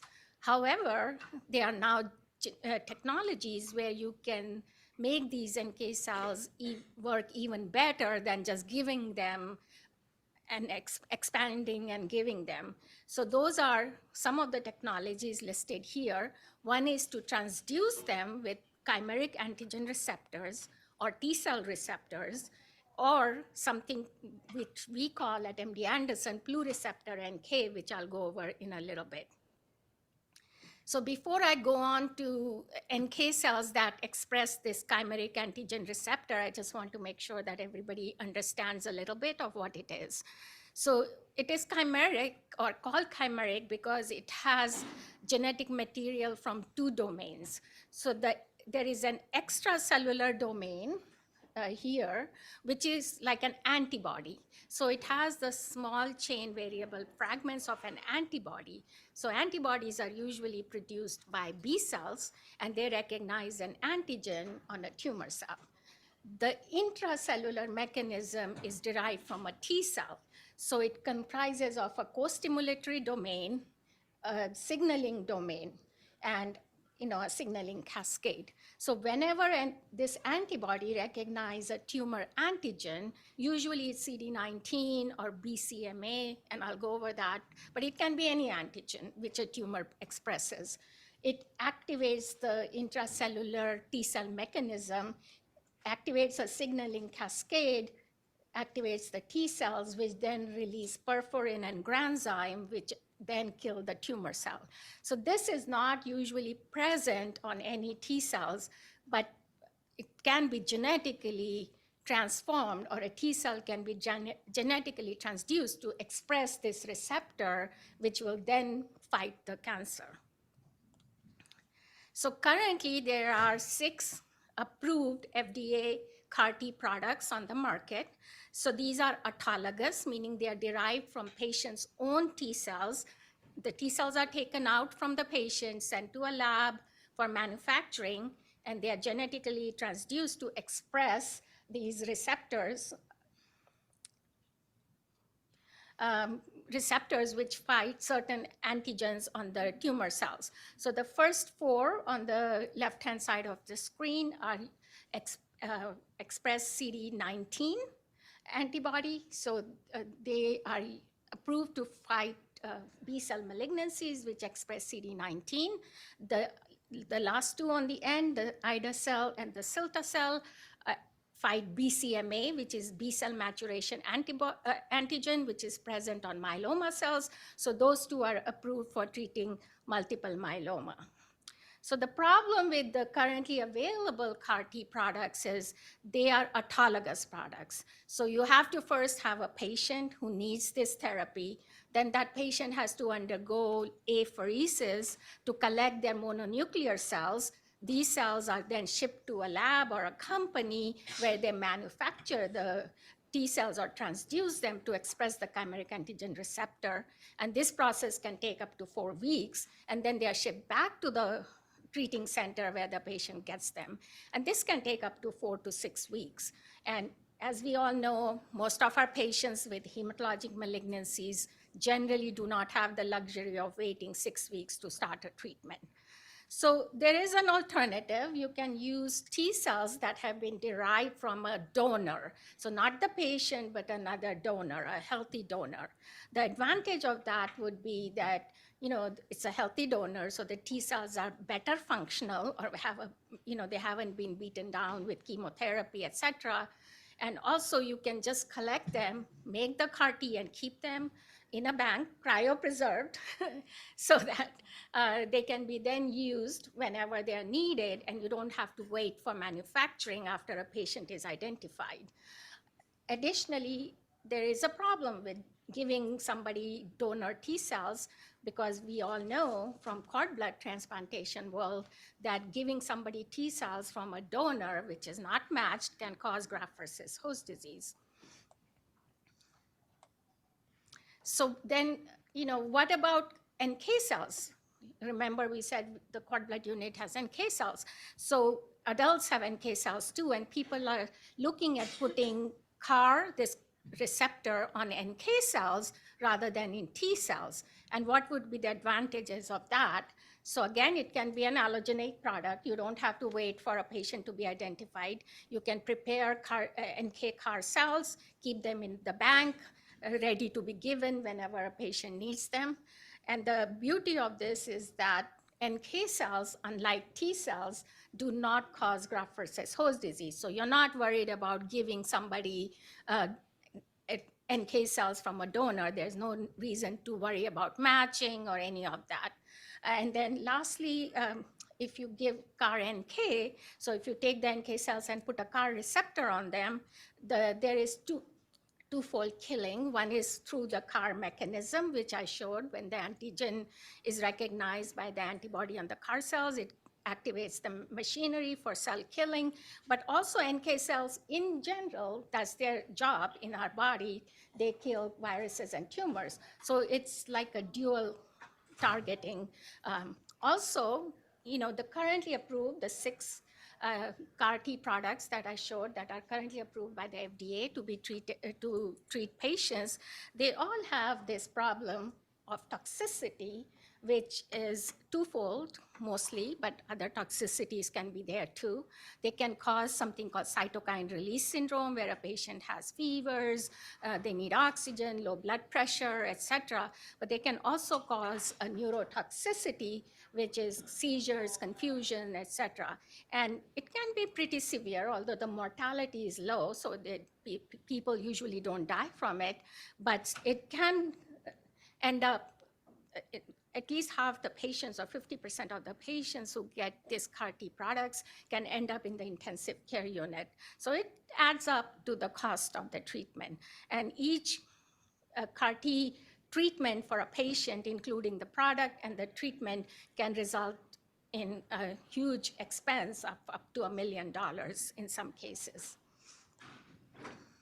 So then if you're going to use NK cells, Dr. Rizwani and her lab, Dr. Enli Liu, said, if you're going to use NK cells, why should we use adult NK cells? Why not we use only cord blood-derived NK cells? They are readily available. You know, we have a huge bank of cord blood units where we can take the NK cells and make CAR NK out of them. So first, they looked at to make sure that the cord blood NK cells function similarly to peripheral blood or adult donor NK cells.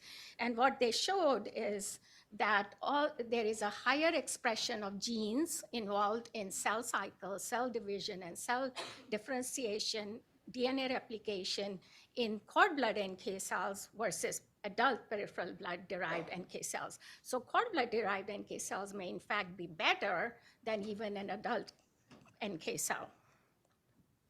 So based on that information, then Dr. Enli Liu went on to take a cord blood NK cell and then retrovirally transduce them to express the CAR receptor, CD19 CAR. It also has a suicide switch and a cytokine gene which produces IL-15. So this was the CAR construct that she developed. And this, of course, CD19 CAR is like any other currently approved CAR T products on the market. There is a cytokine because NK cells don't last as long as T cells, so we do need the cytokine IL-15, which is important for proliferation and differentiation of these NK cells and persistence. And then because this was going to be a first in human study, she also put a suicide switch in the gene so that if there was an unexpected toxicity noted that nobody was aware of, we could give a drug called remdesivir and kill this NK CAR completely. So, and based on mice experiments, they showed that once the mice were given the NK CAR cells, they could persist for up to 70 days after they were given. So normally NK cells don't last this long, but because of the IL-15, they lasted pretty long in the mice. Then next, before doing a human trial, they did mouse experiments. And basically, if you see these mice experiments, the first column here is mice that had lymphoma-bearing cells, or lymphoma, a xenograft model of Raji lymphoma murine mice. And if they got only the lymphoma with no treatment, all these mice started to have extensive tumor burden by day 14 or day 21. So the blue thing is bioluminescence showing tumor. If they got NK cells, remember NK cells fight cancer. So we could give them just NK cells, and you can see the mice did maybe a little bit better, but still by day 21, they all had a heavy tumor burden. Then we gave them mice, gave these mice CAR NK. So CD19 expressing CAR NK cells derived from cord blood unit without the IL-15.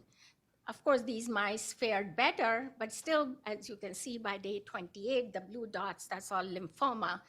They had a significant lymphoma burden. But the mice at the end here, which got the CAR NK, CD19 CAR NK, which had the IL-15 in it, they did the best. So based on that, promising results, Dr. Rizwani wrote the first clinical trial, this was first in human, of chimeric antigen receptor CD19 cord blood derived NK cells for lymphoid malignancies. So the trial, we took a cord blood unit from our bank. Initially, the FDA required that it should be a 4-of-6 HLA match with the recipient. Again, because this was first in human, they were concerned about the toxicities, but later they allowed for us to give it without any HLA matching, since we know NK cells do not cause graft versus host disease, and maybe there was no need for HLA matching. So with that, we took the NK cells, separated the NK cells, transduced them with retroviral vectors to express the CD19 CAR. Patients always getting CAR T therapies get fludarabine and cyclophosphamide for lymphodepletion, and then they receive the cell infusion on day 0. One of the problems we noted with this trial was that the way it was written at the time, the cells had to be given fresh. So as you can imagine, the production started day -15, but anything can happen to the patient in 15 days.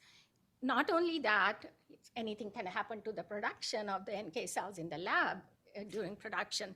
So if everything, say the patient got their chemo already, but something happened to the cells or to the patient, there was no way of cryopreserving these cells for future use, then it was all wasted and we had to start over when the patient was ready again. Nevertheless, the results were very good, and this was published in New England Journal now, at least now 4 years ago. The first 11 patients that were treated on the trial, 7 of them had a complete remission. And not only that, we did not notice any cytokine release syndrome, neurotoxicity, or graft versus host disease. We did not need to use the suicide switch that was in the CAR in any of these patients. And moreover, these very heavily pretreated patients, 7 of 11 patients had a complete response. And the CAR NK cells could be detected in the blood of patients or recipients for up to a year after they received the CAR NK. So very good persistence for NK cells. Then more recently, Dr. David Marion presented the results of the entire trial. So the first 11 patients were published in New England Journal, but the results of the entire trial were published just earlier this year in Nature Medicine, and the results seem to hold up with overall response rate of about 50% at day 100, overall survival of 68% at 1 year, and a progression-free survival of 32%. The responses were different based on the aggressiveness of the lymphoma. And of course, the low-grade lymphomas did very well because they are low-grade, and a CR rate of 83% at 1 year. The diffuse large B-cell lymphomas, which are a little bit more aggressive, had a CR rate of 29% at 1 year. But this is not any different from the currently available CAR T therapies. Again, even the larger number of patients, it was confirmed that there was no toxicity, no CRS, no ICANS, and the cell persistence was higher in patients who had a response, which makes sense. But there was an interesting finding when we were tabulating, or Dr. Marin was tabulating the final results of the trial. And what he noted was that there was something called an optimal cord blood unit. So the NK CAR that was generated from this optimal cord blood unit was the most significant predictor of response in this trial. And what was that optimal cord blood unit defined as? So it is a unit which has less than equal to 8 × 10⁷ nucleated RBCs and a collection to cryopreservation time of less than 24 hours.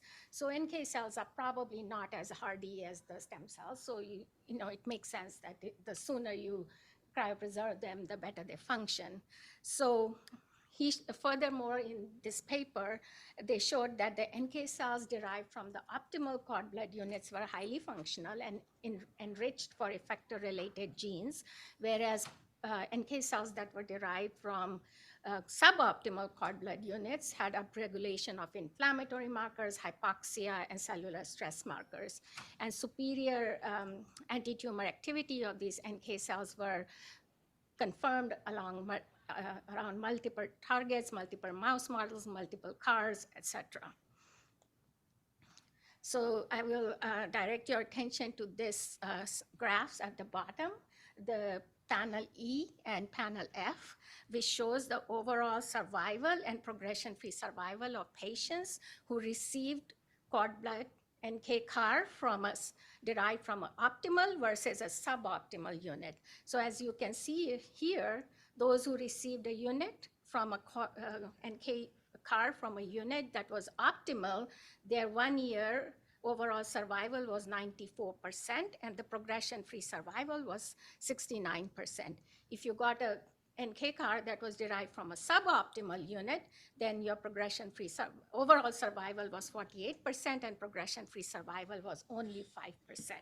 So moving forward, all our current trials, we try to use this optimal cord for production. So next, changing gears, the next NK CAR product that we are working on, or is actually in the clinic already, is CD70 CAR. So CD70 is also expressed on multiple hematologic malignancies, leukemia, lymphoma, multiple myeloma, and it's also expressed on multiple solid tumors like renal cell carcinoma, osteosarcoma, etc.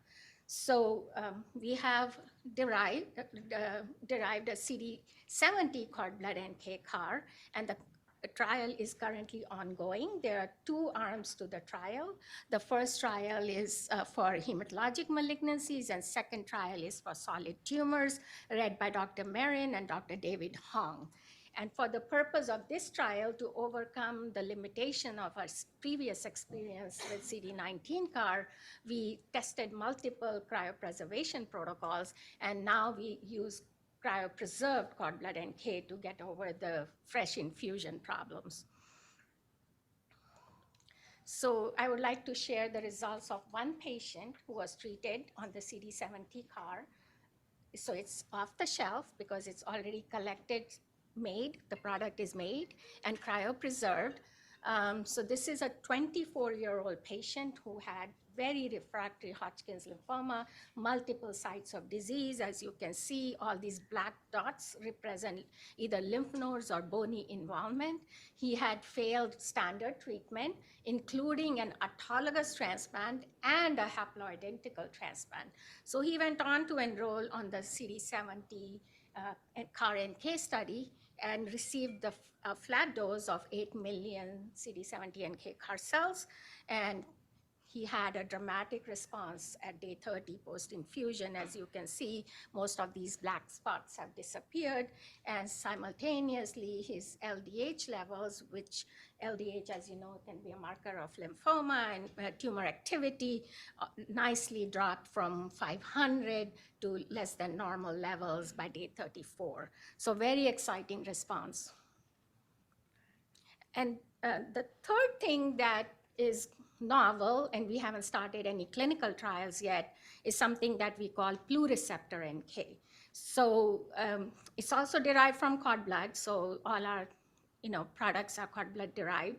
So we take a cord blood unit, separate out the NK cells like we do, and then this NK cells is virally transduced using 2 retroviral vectors to express multiple genes. The first one that it's made to express is a CD3 complex, which is a T cell receptor complex, which is not normally present on NK cells, but we express it, genetically transduce it to express the CD3 receptor. The other thing is expresses is something called high affinity CD16, which then helps to bind any sort of monoclonal antibodies and can fight any, can help to bind with the monoclonal antibodies that are currently on the market. It also expresses invariant T cell receptor, and lastly, as always, it will we have it express IL-15, which is important for cell persistence and in vivo expansion. So this pluriceptor NK in itself is not going to do anything. What we envision is that it will be combined with a number of commercially available drugs to enhance the activity of these drugs. So for example, elrantamab, it's approved to treat multiple myeloma. It's a T cell engager, so when a patient with myeloma gets this drug, it engages the myeloma cell, the BCMA on the myeloma cell, and the T cell of the patient, and activates the T cell to fight the myeloma. So here, if we give it with the pluriceptor NK, it will engage this CD3 receptor, the T cell receptor, in addition to the patient's T cell receptors, and enhance the activity of the killing. Similarly, it can be combined with a number of monoclonal antibodies. So for example, one such antibody is tafasitamab, which is also approved to treat diffuse large B-cell lymphoma. So it is a CD19 monoclonal antibody, and when given to the patient, it binds with the patient's NK cells to induce antibody-dependent killing. But if we give it with the pluriceptor NK, it will enhance the killing, because patient's NK cells will also do the killing, but also this NK cell will also enhance the killing. And this has been shown in the lab by Dr. Bin Liu and Dr. Rafat Bassar, showing that this pluriceptor NK, through its high affinity CD16 receptor, binds very effectively to the CD19 on any B cells or tumor cells, and will induce killing based on the NK cell. So this seems a little bit out of place, but it may answer some of the questions that were asked earlier.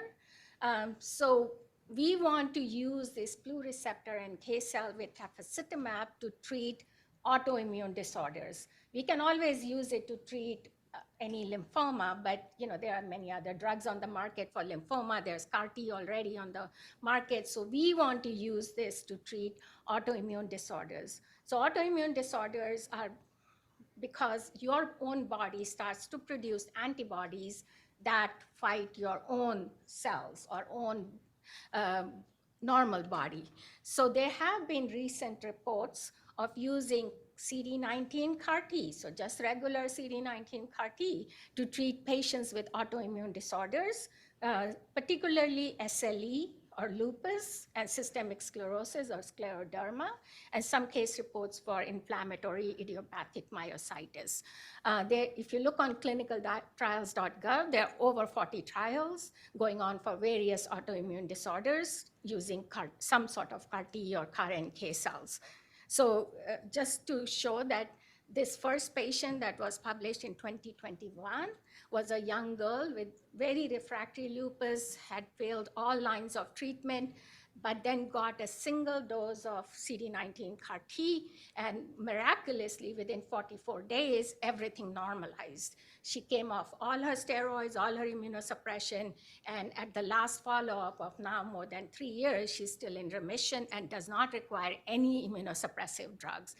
And more recently, just last month, I think, the same group then published their experience with now 15 patients with autoimmune disorders, including 8 more cases of SLE or lupus, and 4 cases of systemic sclerosis or scleroderma, and 3 of inflammatory myositis.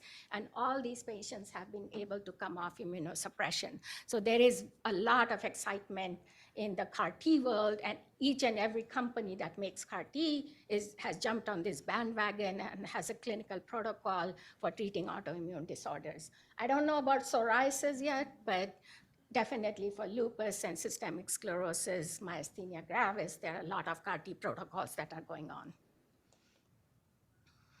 So based on that, like I said, we wanted to use a Plu receptor with the tafasitamab monoclonal antibody to target B cells, which produce antibodies. So this clinical trial we've already written.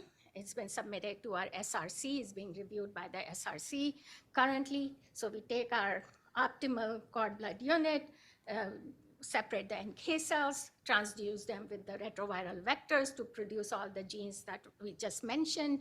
And we have a bank of them. The bank is already ready, it's prepared. And when we have a patient, protocol has to be approved first, but when we have a patient, our plan is to give them tafasitamab, followed by lymphodepleting chemotherapy. On day 0, they get tafasitamab and the Plu receptor NK cell to enhance the activity of tafasitamab, and then they get 4 more doses of tafasitamab. And we plan to treat lupus and systemic sclerosis patients, and hopefully we'll see good results. So a couple of slides on other immunomodulatory cells that can be seen in the cord blood unit and are maybe of some use. Again, this was discussed earlier by Dr. Capitano.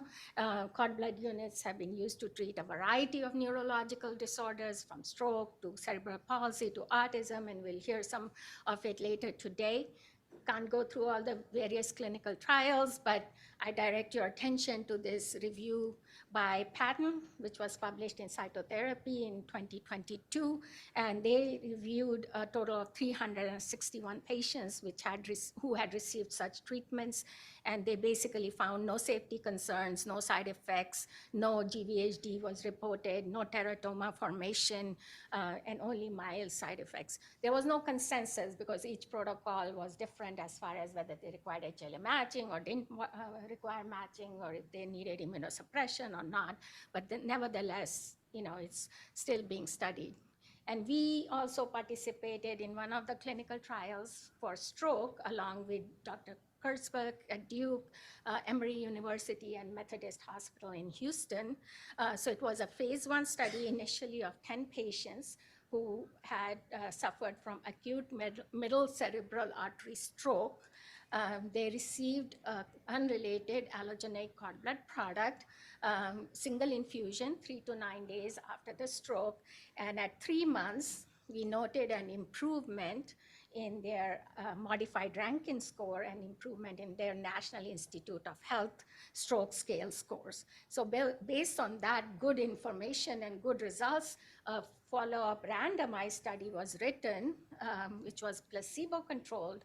Sadly, because of the COVID pandemic, the study had to be terminated early. So although no safety concerns were noted, the study failed to show clinical efficacy due to the reduced sample size. So just to conclude, You know, we all know, I didn't go over this, but there have been major advances in cord blood transplantation over the past 30 or 40 years. Ex vivo expansion has shortened the time to engraftment, improving the safety and allowing us to use some of the smaller units. NK CARs, like I said, we have CD70, CD19, and now CD5 CAR, which are showing very good activity, all derived from cord blood units, at least at our institution. Dr. Kath Bollard has pioneered the development of virus-specific T cells from cord blood units, and they published their results in Blood Advances in 2019. Again, I did not have time to go over cord blood MSCs, which are being used for cord tissue-derived MSCs to treat graft versus host disease, regenerative medicine, ischemic cardiomyopathy, etc. And lastly, cord blood-derived MSC exosomes are also being used. For those of you whom you attended, if you attended the meeting last year, my colleague, Dr. Olson, went over some of the uses of cord blood tissue-derived MSCs and the results in regenerative medicine. So at last, I want to give a shout out to our wonderful bank. We have a huge bank.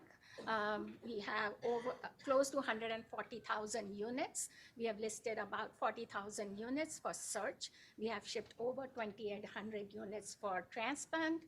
Most of our inventory is minority units. We give away a large number of units for research to the area researchers. And we are very, very grateful to all our Houston area partners. And last but not least, of course, the Arizona Public Cord Blood Program, including Dignity Health, Valley Wise, and Tucson Medical Center. So thank you very much for your collaboration. One more slide. I want to thank everybody in our department who did the clinical work, the cell therapy lab, and of course our wonderful cord blood bank led by Jeff Wilson, Erin Eaton, Donna Rio, Mel Fontenot, Anna Artigas, Suzanne Dworsky, and last but not least, Dr. Rizwani, who with her brilliant team of researchers and scientists have done most of the clinical work and the preclinical work, and of course, Dr. Spall, who's our ad interim chair. Thank you. Thank you, Dr. Hosing. Before we let you go, any questions for Dr. Hosing? Yes.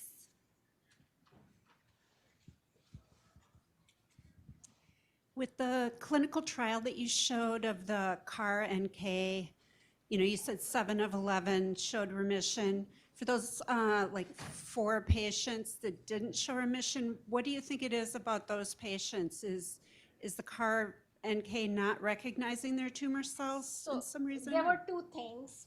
First, maybe at the time when the first trial was written, we did not know about this optimal cord. So that has really shown to be one of the major factors influencing response. But also because it was a phase 1 first in human trial, the patients were very, very refractory and heavily pretreated. I mean, I'm surprised we had 7 responses. If I went through the list of patients and showed you how many treatments they had, I would have expected 0 responses actually. But it may have been, we were puzzled too, we meaning Dr. Marion and Dr. Rizwani, as to why some patients did so well and some not. And that's when they came up with the optimal cord, and it really seems like if the cord unit was not the optimal one, which had low NRBC and short cryopreservation time, the NK CAR made from those cells did not function as well. Thanks for your question. Any others? Any others? Yeah. Do you know what the nucleated RBCs might be doing? Inflammation? I think it's just a stress or hypoxia response in the cord blood unit, yeah. Sheris? I had the pleasure of listening to a webinar, and Dr. Spall was on one day, and I saw the before and after picture, which you showed on there, and she used a term I'd never heard before, that she said the tumors actually melted Yes, away. yeah. which blew my mind. And that was such a young man. He was only 24. Yeah. Did he go into remission? Is he going to live? Yes, Will he yes. have a normal life? Yes. Well, I hope so, but yeah, he's in remission. Well, will he live? I mean, it's still, the trial is new, so the follow-up is not that long. And you see how his history was. He had an autologous transplant and haploidentical transplant and still relapsed. So we are hopeful, but it's a short follow-up. Or there might be another therapy, even if he relapses, that they can use, right? Like that's I'm the sure beauty as about long as science. his performance status is good, we will. But, if it's refractory, then, maybe, I don't know. We'll see. He had received a lot of experimental and standard treatments. Any other questions? All right, one more round of applause for Dr. Hosting. Doctor, thank you.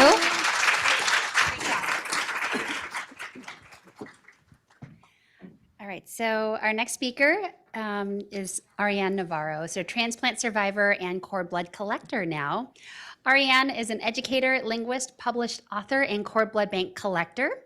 She's a 2-time acute leukemia survivor who received a double cord blood stem cell transplant in February of 2012. She advocates for greater access to survivorship care and mental health services within the young adult or YA cancer survivor community. She's currently working as a cord blood bank collector at the University of Texas MD Anderson Cancer Center. She was featured in a segment on Good Morning America that showcases First Descents, an organization that provides life-changing outdoor adventures for young adults impacted by cancer. Ariane lives with her husband, 2 sons, and 2 dogs. She has published personal essays in Elephants and Tea magazine and in the Stupid Cancer blog. She is currently writing a memoir about the dialectic view of grieving and celebrating life after cancer, and we are so excited to hear your story. Welcome.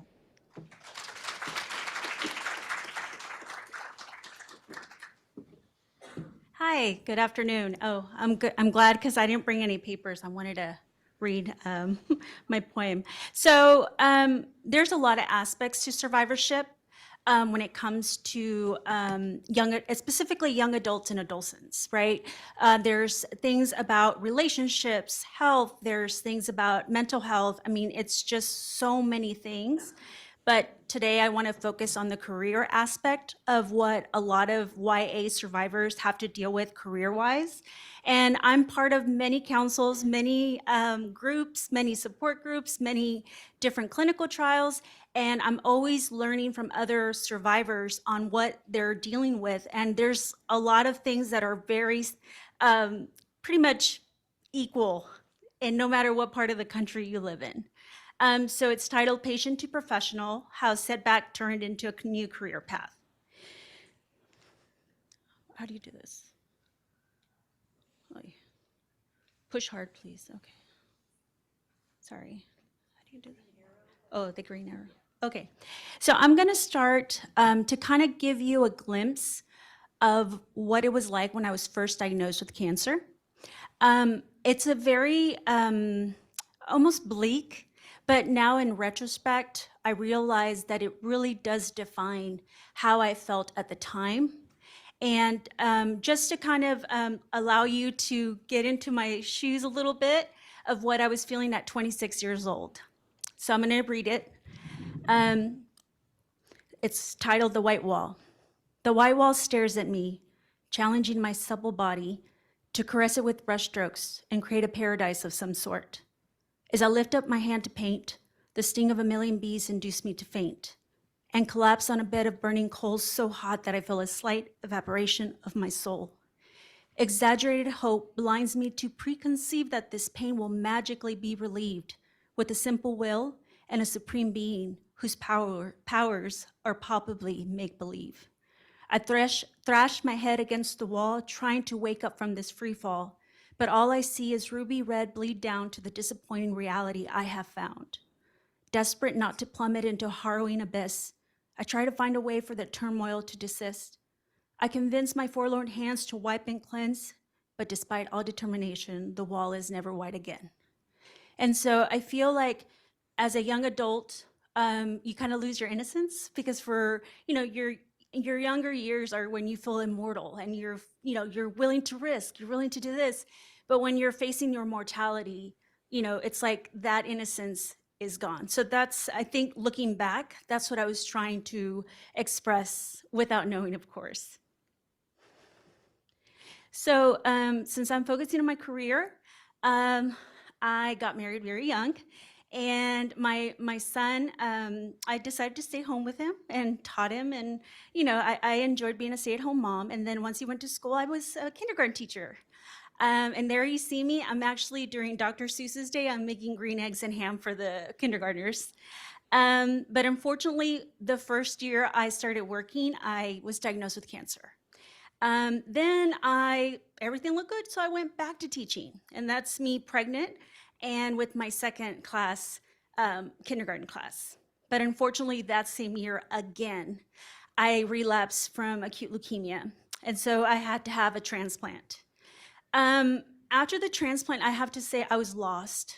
I no longer looked the same. My hair changed. Every aspect of me, of my identity as an overachiever, as a person who loves to learn, as a person who wants to do everything, learn new crafts, like completely died. And one of the things I loved doing was listening to music and dancing freely. And for a very long time, I did not do that.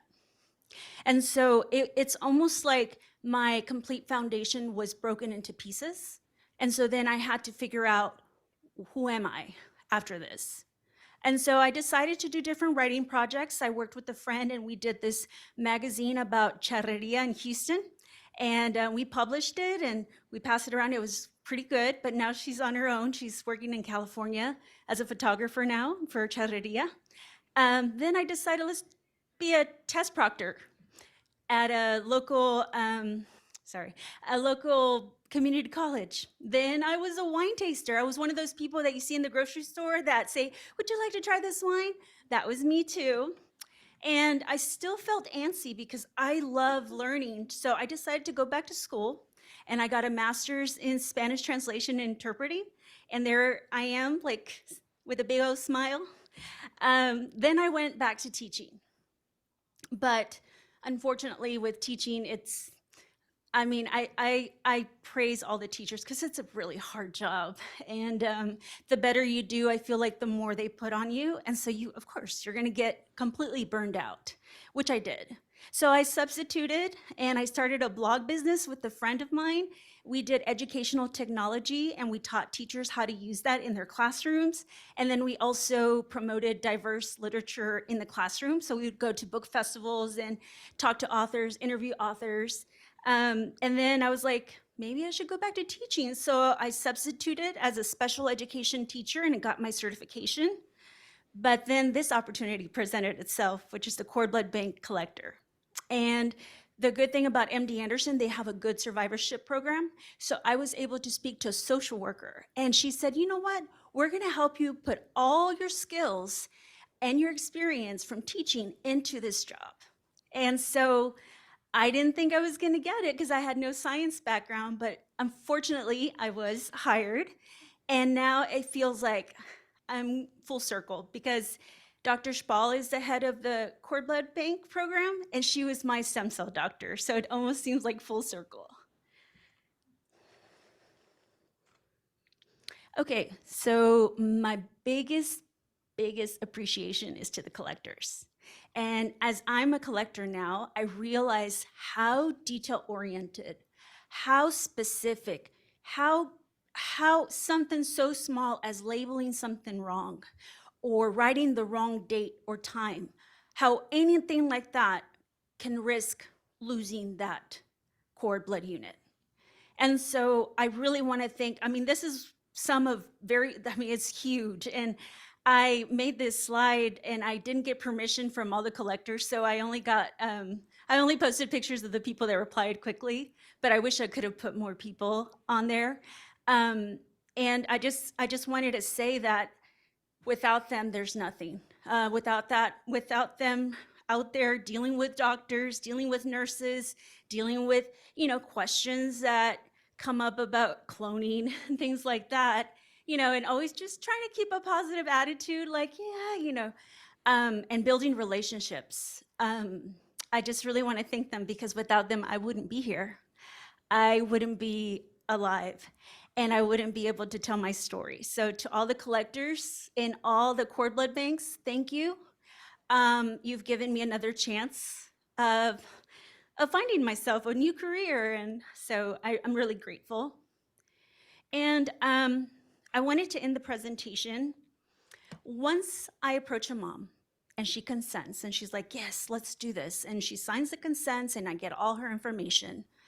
Before I leave, I always say, so I'm gonna tell you a story. In 2009, when I was 26 years old, I was diagnosed with acute myeloid leukemia.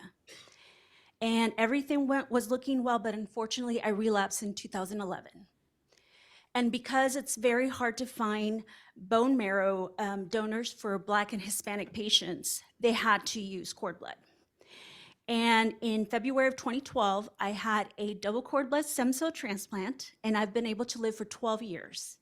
My oldest son, who was 5 years old and 7 years old, the 2 times I got sick, is now at college. He is studying animation and video game design at the University of Texas at Dallas. And my little one, who is 3 months old, the second time I got sick, is now in middle school, and he is a fan of basketball and plays basketball every season, even if it's not basketball season.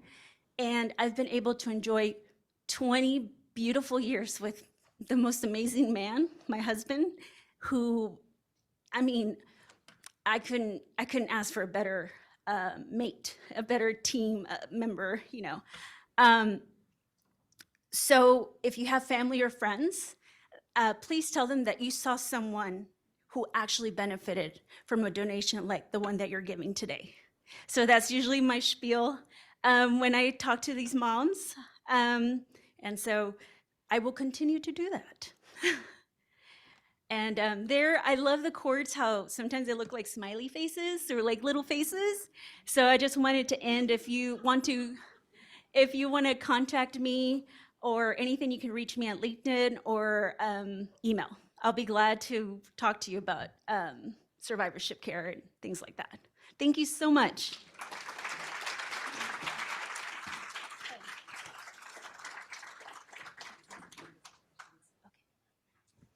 Oh my gosh, did she do an amazing job speaking? Wow, you are fantastic.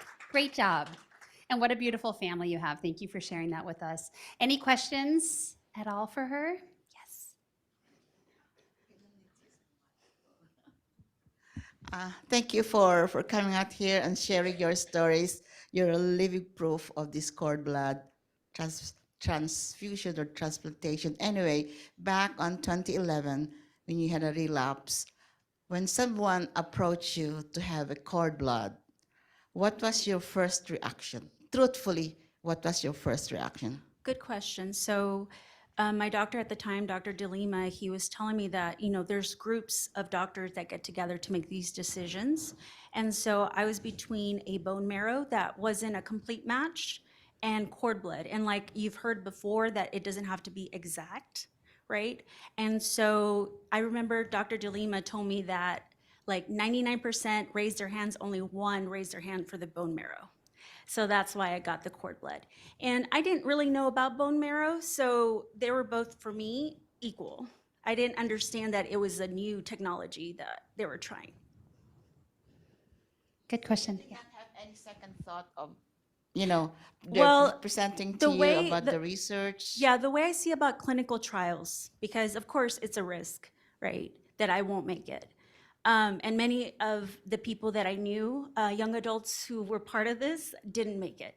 And so I remember thinking that I would rather much die doing a clinical trial, and it'll help future people. So I thought the risk was worth it, you know. Very good. Yes, thank you. Any other questions for Ariane? Any questions? All right. I'm coming. I can run in high heels, I'm just not going to.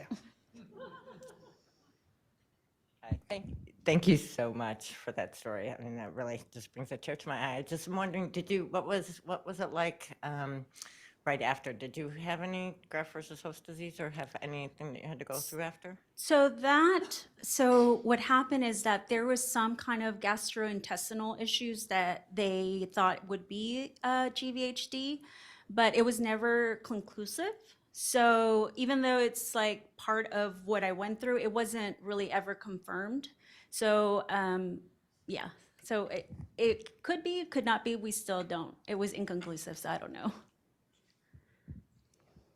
Thank you. Any other questions? Yes, Sharis has a question. They're trying to get you to meet your step count.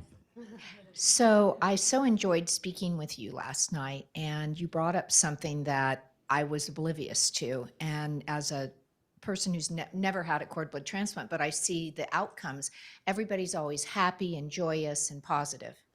But we were talking about the psychological impact that individuals have on a, I don't want to be morbid or sad, but could you address that a little bit? Yeah, what you and were I talking think to that's me? important because, I mean, that's what my memoir is about, is that we need to celebrate but also grieve.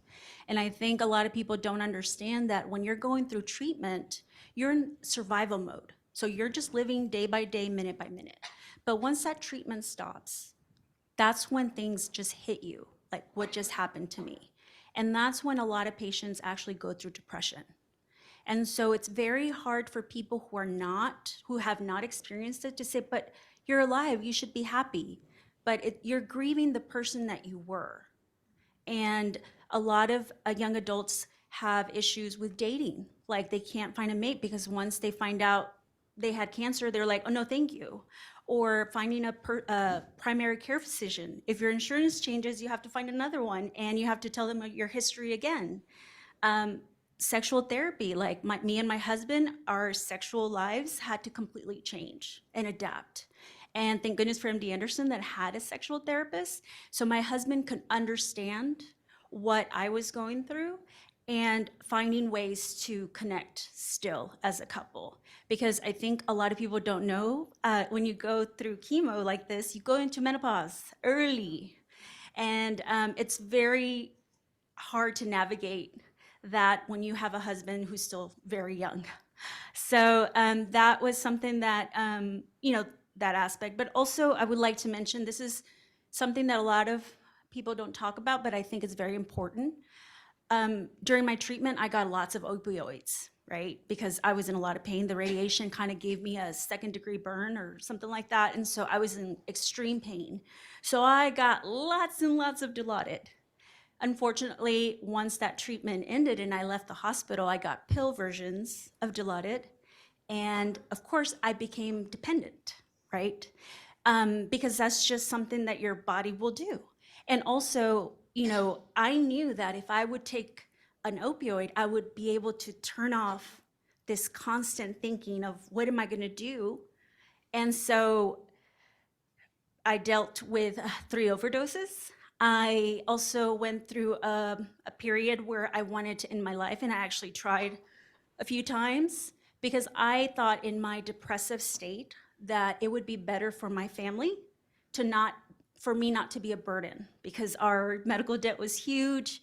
We weren't able to save money for my son's college. My husband was not getting the Aryan that he knew, like a lot of things. And so fortunately, I have a great support system, and I'm able to reach out. But that's something that a lot of people don't understand. And so when people say, how could you do that?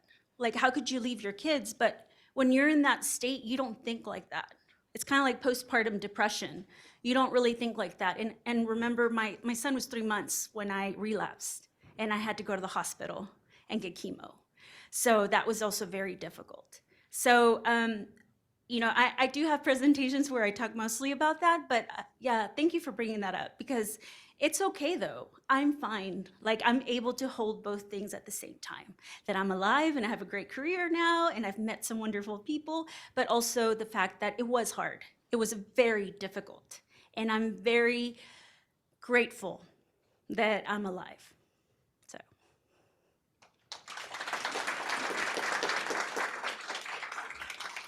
Thank you for being vulnerable with us, and clearly this is a very safe space, and for allowing us to see the not so pretty side, but this is life, right? This is the reality of it. So thank you for that. Any other questions for her? All right, you did a great job. Thank you so much. Thank you for being here.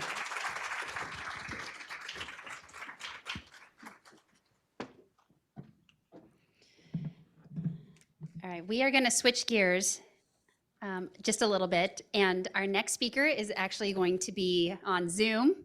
Technology's wild, isn't it? Joining us virtually today is Dr. Filippo Milano. Are we good with him, guys? He's online? Perfect. All right. Discussing how to grow the physician and transplant infrastructure to expand the use of umbilical cord blood stem cells is the title of his talk. Dr. Milano's background includes a medical degree with honors in 2001 from the University La Sapienza of Rome. I did not do this, John, but you told me to. Where he graduated first in his class. He completed a PhD in hematology at the University of Washington. Since 2020, he has served as an associate professor at the Fred Hutchinson Cancer Center and University of Washington. He currently serves as director of the cord blood transplantation program and as scientific director of the cellular therapy laboratory at the Fred Hutchinson Cancer Center. Welcome, Dr. Milano. Where are you joining us from? And I understand they call you the mascot. Is that right? Yes, it's true. Hi, everyone. I feel so bad to not be there. This is my favorite meeting, and I'm very sad to not be there to join this time with you, with the students, with Charis, Barbara, and all of you guys. It's really a shame, but I'm doing very important things, and I am in actually on clinical service. And I apologize to stay in advance because I do have a family meeting at 3, so try to complete my presentation, but I do need to go and take care of patients afterward. So let me see if I can share my presentation, share my screen, but I'm gonna do this, share, and okay, you should see the slides, I hope. Slides are fine? Okay. Okay, so what I'm trying to accomplish today during this talk is to talk about the current state of cord blood transplantation, what is not working with cord blood transplantation, and some of the solution innovation that we can bring up.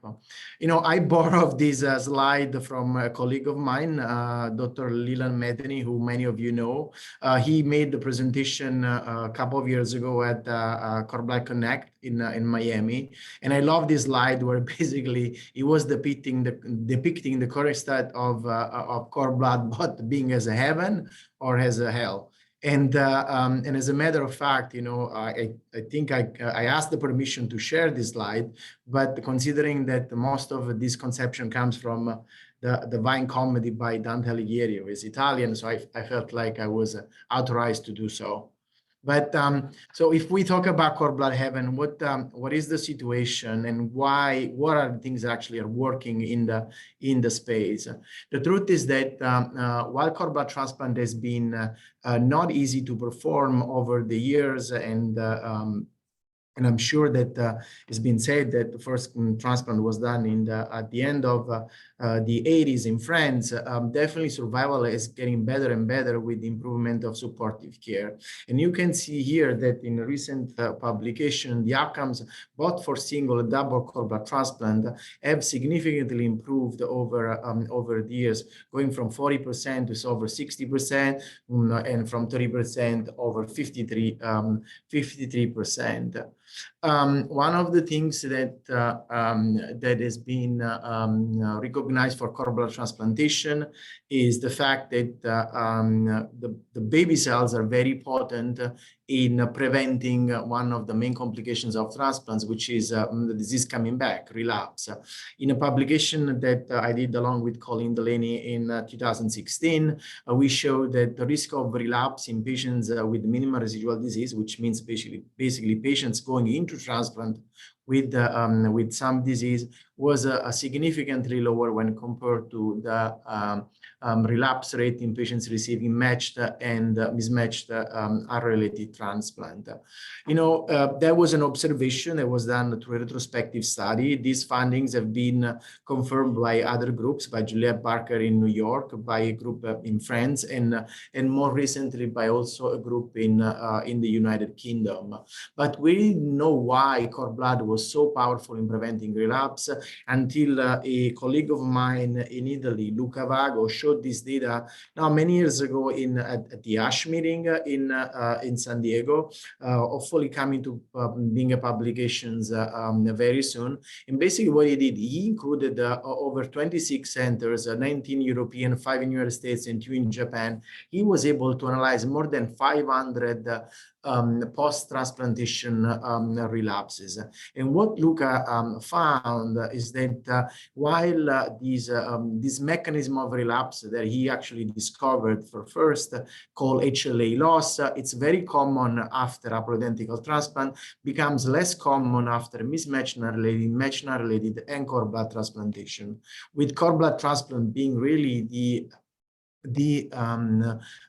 type of transplant associated with less relapse through this mechanism. So it's in terms of good things that are going well, we definitely need to mention the recent approved by the FDA of the Omidubicel product. Many of you know this product. I remember last year we talked extensively at this conference. Basically, it's a cord blood expansion using a single cord blood unit. The group led by Mitch Horvitz was able to show a faster time to neutrophil engraftment, faster time to platelet engraftment, which led to a significantly better disease-free survival, mainly due to a prevention of infections in patients receiving the expanded product. And it's definitely important to underline the fact that having a cord blood product approved by the FDA is definitely a milestone that rewards many, many years of many other investigators, including Colin Delaney, really started the field of expansion. And having a product approved is definitely something good that hopefully can expand the use of cord blood in other transplant centers. But at the same time, as I said, there is a counterpart, and what can be considered cord blood health is it's definitely multifactorial, and there are many aspects that don't go well. The first things that I want to discuss, and I don't know whether or not you already have seen this slide previously in the meeting, but the number of cord blood transplantation, while reached out a peak around 2012, the number keeps going down in the United States, and that's mainly at the expense of an increased use of haploidentical transplantation and mismatched unrelated transplant. This graph stops at 2021, but I can confirm you that the trend is pretty much confirmed, and unfortunately that leads to the big problem that over 50% of the transplant centers in the United States don't even perform a single cord blood transplant. Why we got in that situation, as I said, it's multifactorial, and I don't have time to explain all the reason behind it, but definitely one of the reason that very recently accelerated the process of less utilization of cord blood is due to a randomized trial done by the BMT-CTN, where cord blood transplant, double cord blood transplant, was compared to haploidentical bone marrow transplantation. What did they find out during this randomized study? Although the study did not meet the primary endpoint, it was that overall survival was significantly better for patients receiving haploidentical bone marrow transplant when compared to patients receiving a double cord blood transplantation. Well, I'm not here to try to justify or pointing out problems with the study, but we do need to do some clarifications here. These are only for patients receiving what it's called a non-myeloablative transplant, which means a reduced intensity, and using a regimen that in the centers doing more cord blood transplants, we don't use anymore. So really, cord blood was put in a situation of underperforming, or at least we knew that was definitely not a good platform where to test cord blood transplant. But at the end of the day, it's also important to acknowledge that outcomes were better in the other arm, and that's important for the patients. That's really what it counts at the end. So now, I don't want to be negative, because I am a positive person. I try to find solution, but I try to analyze with myself what's not working right now, and potentially how we can fix it. So I would say that the problem of cord blood transplantation, as I said, are multifactorial, but also involve different stakeholders. As we said, there are about 50% of transplant centers in the United States that don't perform cord blood transplant anymore. Why they don't do that? Mainly because they perceive cord blood, and at some degree they are right, as a very difficult transplant to do. Patients undergoing this type of transplants, they have higher risk of infections, and that scares transplant physicians away. They have a longer time to recover the platelets and their neutrophils. And that's another things that scare physicians away. But also the problem that they're ignoring the clinical data that we publish. As I said, not many people know about the fact that the relapse rate with cord blood is lower than other stem cell sources. And now with Lucas' work, this data might be confirmed, especially for one type of mechanism. And then the truth is that, as a transplant is like what we see for any other type of things in life. There is a MODA, and the MODA right now is definitely performing more haploidentical transplants and performing more mismatched non-related transplant, which are leading to good results, in all honesty. But that's definitely distracting the transplant physicians from other opportunities for patients. Most of the time, and that is the sad part, cord blood does not even taken into consideration. Ariane first said the episode where Marcos asked about what to do for her, and thankfully they took the right decision of going with the double cord blood transplant. But the truth is that this type of discussion in many centers don't happen anymore.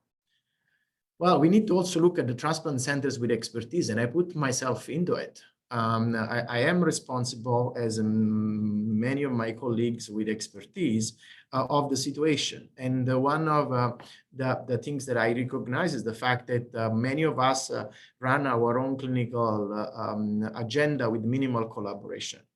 And we don't have a common approach, which everyone follows. And that's another problem. For example, for haploidentical transplantation, there is mainly one type of GVHD prophylaxis, and everyone follows that recipe. With cord blood transplants, there are many recipes, and doesn't help in the field. And then the other thing is that over the years, I think my community has lost really interested in terms of scientific curiosity. While you can get very good results, you really need to understand why these powerful stem cell sources perform better or worse than other. And from a scientific standpoint, I don't think we've done the progress that we should have. Another piece of that needs to be acknowledged is the role of the DNMDP in the cord blood transplant landscape. DNMDP has tried to support the field, but in a way or in another, and of course there are multifactorial problems, but the initiatives that have been done so far have definitely not led to an effective support. As the number keeps going down, it means that we have not been able to reverse the trend. Of course, that goes and needs to be shared with many other factors. There is in the NMDP clearly there is an increased interest in mismatch non-related, and it's okay because it's At the end of the day, we need to offer more opportunities to the patients, but that at the same time kind of distract once again from cord blood transplants. And sometimes I need to be honest, I discussed that with many people in MDP, so I'm not saying anything new here. The social media exposure about cord blood transplantation, in my opinion, has led to conflicting messages that have not helped the field. With all this in mind, again, as I said, I'm a positive person and I want to find a solution. So how we tackle the lack of expertise and education. An initiative that I led involved many physicians in Cord Blood Center, led to the ACTCD guidelines, which are now published, to create the common approach that I was mentioning before. There are many, in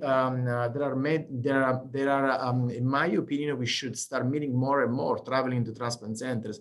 That's not my idea, actually. This is an idea of Christina that I think I saw in the audience there. Christina is a very talented person who really loves cord blood transplant.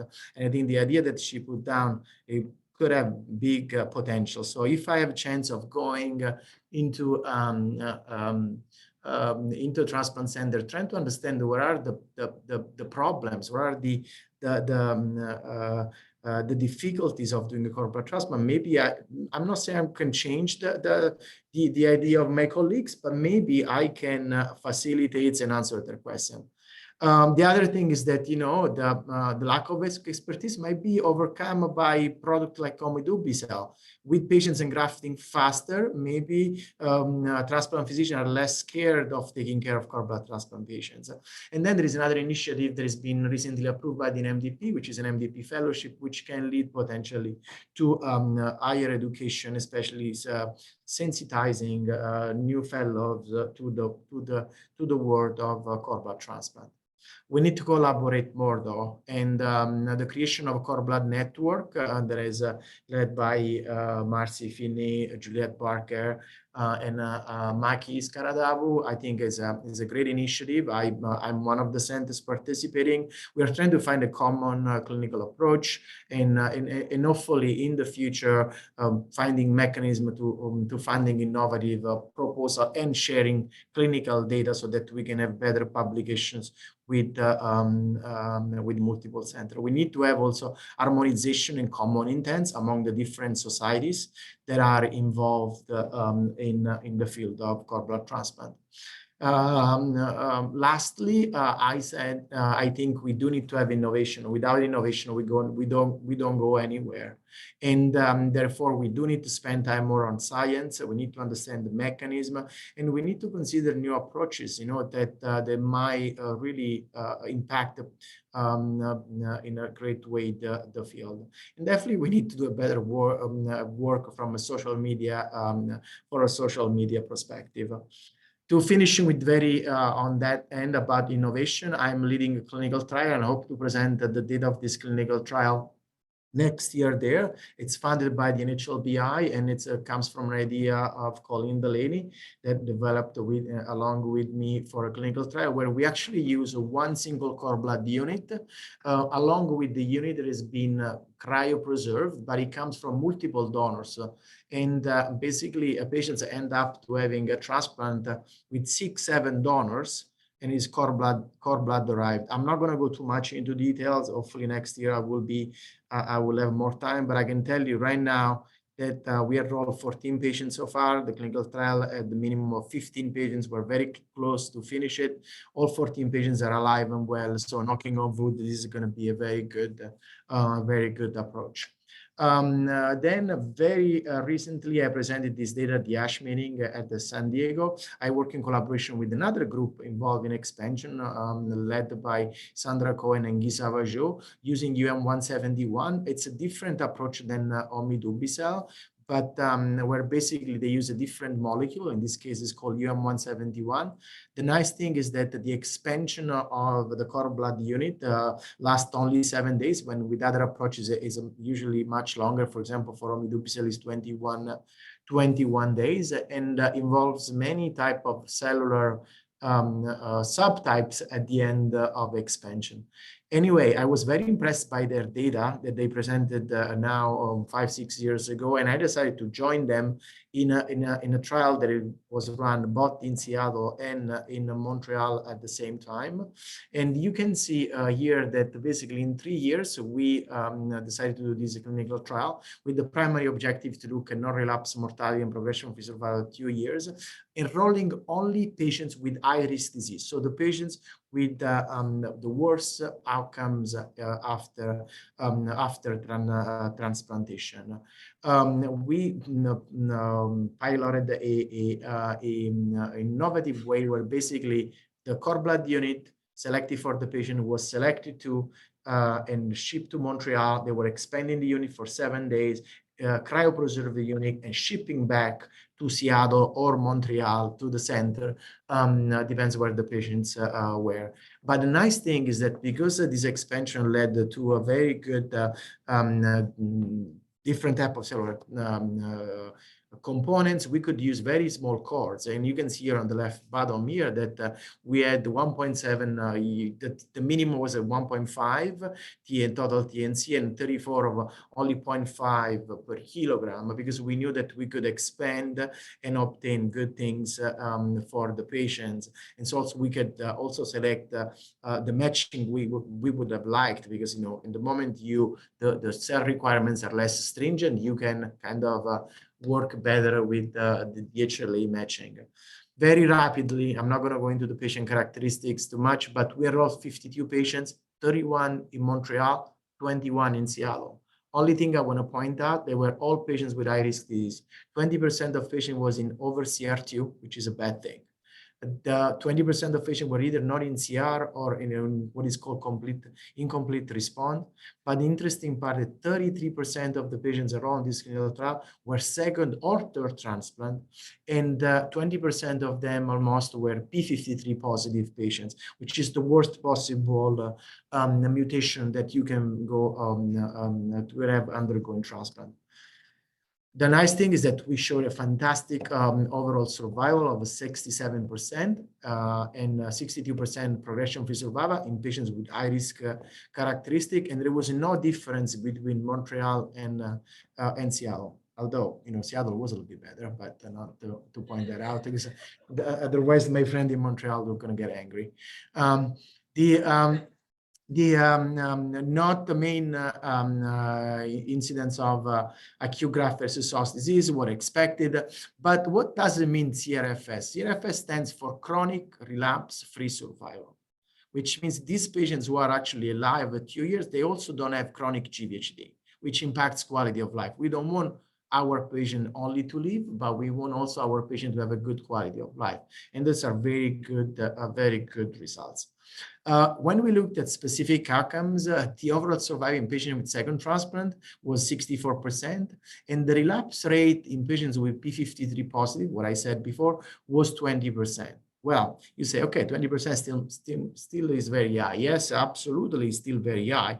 But you need to consider these patients undergoing transplant, they usually have a 90% chance of relapse. So 20% is definitely better. The last thing is that the state of reality, if we want to conclude, is that, you know, we should not stop to explore. Otherwise, really, the field is going to disappear, and it will be such a big pity, because it's you know, as we saw with Ariane and with the other people that spoke at this meeting over the years, cord blood is so powerful. It's medical waste that can save life. We have treated in Seattle over 600 patients. We have an overall survival of 70%. These patients have a great quality of life. So we do need to fight. We need to keep exploring. We need to keep doing science. We need to be more united as a group, and hopefully we're going to get better outcomes. My last thing I want to say, I'm going to have, you know, I'm becoming very social as well. We have Obliterate Ride. It's a bike race here in Seattle that we do for fundraising. I have my own team. It's called Donor for All, and I'm going to ride for 100 miles. you can scan the QR code, and even if you can donate even $1 would be very, very much appreciated. I have a very ambitious goal. I have many friends in the audience already helped me with fundraising, but this is going to be done for all cancer patients, specifically for patients that go with cord blood transplant, and I'm going to ride 100 miles, so I need to put the work for it, and so I really have I really hope that you can help me. And with this, I would like to say thank you to everyone. This is the Cord Blood group. Colleen is not in this picture, but she's still a part of the group. And thank you very much for your attention.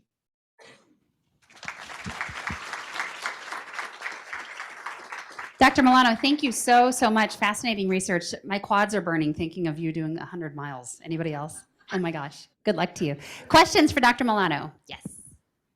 Hey, Filippo, it's Heather Stefanski. Hi, Great talk. Good to see you. I have a question about the UM171 trial. Compared to Amidubicel, where they still require relatively large cord blood units, was that the same in UM171, or could you get away with smaller units? No, absolutely, you can get away with smaller units. It's as I said, it's as long as they are over 1.5, you're good to go. And the other thing is that you don't require even a bigger dose of 34. It's only 0.5 times 10 to the 5. So it's very small. You can go and trying to select the match you want. For this trial, Heather, we mainly focused on 5 out of 8 units because they were high-risk patients. But if you have a patient in first complete remission where you don't want a lot of GVL effect, I think you can go with the 6 out of 8 or 7 out of 8. So and we have plenty of units to choose from if the requirements are not very big. And then what are the next steps for that with UM171? That's a good question. It goes back to the fundraising thing. We need to, I try to apply for grant. It's not easy. And the company, it's a difficult space where to be. So the goal, honestly, Heather, we already wrote the protocol. It's all about the company right now. It's to do a randomized study for high-risk patients only, and mainly second transplant. I think cord blood is very good for second transplant, and it will be, in comparing to haploidentical transplant and mismatched are related in a randomized fashion. But as you can, as you know very well, to do a randomized study, there is a lot of money involved. Yeah, great. Thank you so much. Thank you. Any other questions?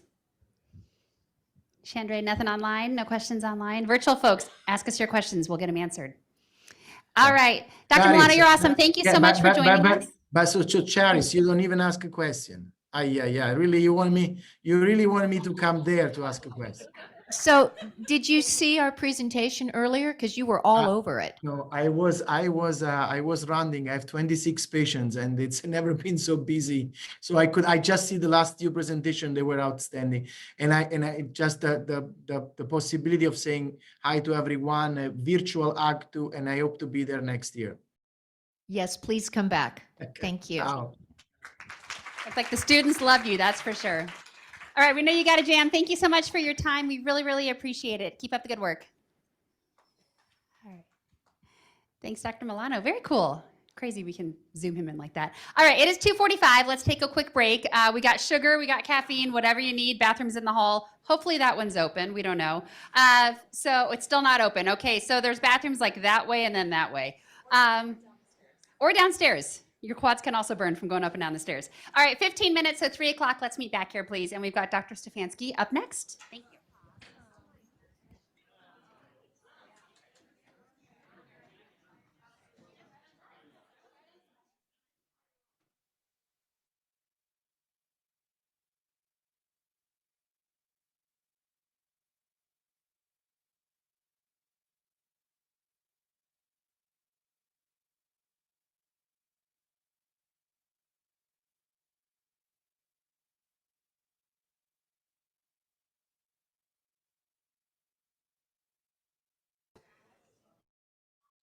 We are wrapping up the afternoon. Are you guys doing okay? So far, so good? Yeah, thumbs up. Thank you. We had a great idea, collectors, at the end of the conference. We want to get you guys all up at the front for a picture. Sound good? So Don't skedaddle because we will chase you. All right, should we go ahead and get started, you think? I feel like we should wait for Sheris. Oh, she's right there. She's doctoring up her coffee. We'll wait like 30 seconds.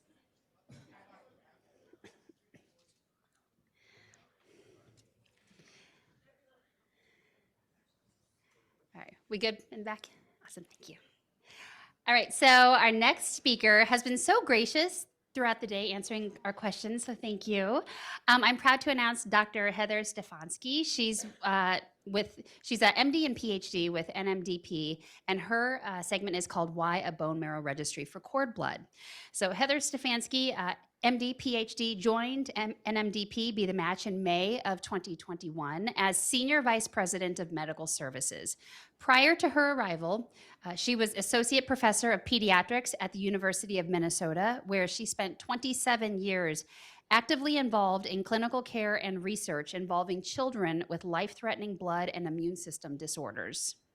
One of her areas of focus was the use of cord blood units in stem cell transplants and other cellular therapy. She is board certified in both pediatrics and pediatric hematology oncology with an understanding of the unique challenges transplant centers face. So it's all yours. Thank you so much for being here.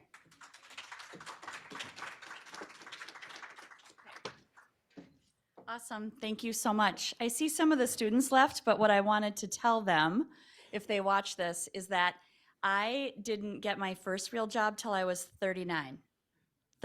So after undergrad, I went in to get my PhD at the University of Minnesota, and then realized relatively early on, like right after my oral exam, that I wanted to go into medicine. So I went to med school when I was 29. And then ended up doing residency and fellowship at the University of Minnesota. So really didn't get my first real job till 39. So you never know where it's going to take you. And I would have said, in 1993 when I started at the U, if you would have told me I would have been at the University of Minnesota till 2021, I would have said, you're crazy. If you would have asked me in 2021 if I would ever leave the University of Minnesota, I would have said, you're crazy. But then I got an amazing opportunity to come to NMDP. So I'm going to talk about why a bone marrow registry for cord blood. Green arrow. Oh, this big one. Okay. So the agenda, I'm going to talk about the history of NMDP, what our current cord blood inventory is, a little bit about cord blood transplantation, some cord blood selection guidelines, and then what our initiatives are at NMDP with cord blood. So we have been around for over 35 years, and we are a leader in global leadership in cell therapy. And when Sheris was talking about like logistics and those expertise, NMDP is above and beyond the logistics that we can do. So if you think about in March 2020, before we actually were mandated to everything to shut down, we delivered 90% of fresh products to transplant centers, 90% fresh. All of a sudden, COVID happens, and we go to 90% cryopreservation. So think about that. That is a massive change at every single level in the transplant center world, at the banks, well, not at the banks, but how they're delivering it, how we're delivering our products. And then also, even when we're trying to get across, we deliver products all over the world. So how are we able to deliver these products to different countries? So we actually, at one point, I think it was like Germany and Poland or something, where one of the products needed to go to Germany and they weren't allowed to go across the border. And so what we had to do is have our courier drive to that border, the Polish courier drive there, and then hand it to the person in Germany, because you literally couldn't cross the border. So it's really amazing, like what you can do with logistics. And so I'm always amazed by Ray, our logistics person. I could not do what he does. So we have impacted, though, over 130,000 lives since 1987, which is when our inception was. We impacted 7,435 lives alone last year. And for those that don't know what NMDP also does, but we have a large foundation where we can give out patient assistance. And so last year alone, we delivered $5.5 million. We have crisis grants, we have clinical trials grants. If you have questions, you can, we have some NMDP people here, so you can talk to them. But anyway, it's really exciting about what we can do when patients are having trouble finding the ability to afford their transplant. We have a very diverse registry. So what this means, these are volunteer unrelated donors that are on our registry. We have 200 research studies that are underway through NMDP, and then we're over 1,500 employees. So what about cord blood? So in 1987, the National Bone Marrow Donor Registry was initiated through the U.S. Department of Navy. In 1990, the responsibility of the U.S. Health and Human Services had oversight by NIH, but then in 1994, this oversight changed to go to HRSA. And then in 2005, this was a successor to NBMDR. It was the CW Bill Young Cell Transplantation Program. And what this allowed then was for cord blood units to come in. So now there were going to be cord blood units as well as volunteer unrelated donor. And there were certain activities that had to occur with this. One was to increase the number of transplants, ensuring the ability to electronically search through a single point of access. And for those that don't understand how it happens, when you are a patient at a transplant center seeing your physician and we're performing a search, first we have to look for that HLA type that Dr. Capitano talked about. So those are the unique proteins that are on everybody's cell surface. So we look at the HLA type, and then we have to figure out if, who the donors are. The donors could be volunteer unrelated donors, and they could be from any registry. This is all throughout the world, or it could be a cord blood unit. And think about if you had to go through different points of access to actually figure out if you had a match, how complicated that would be and how inefficient that would be. So, this act ensured that there would be the single point of access, and that's NMDP. So we also provide patient advocacy and case management support, and then we collect outcomes data. That's really important, which I'll talk about a little bit later. And so we also want, through this, we have to ensure that health professionals and physicians and others that are searching can find these matches. So that is how cord blood came into it.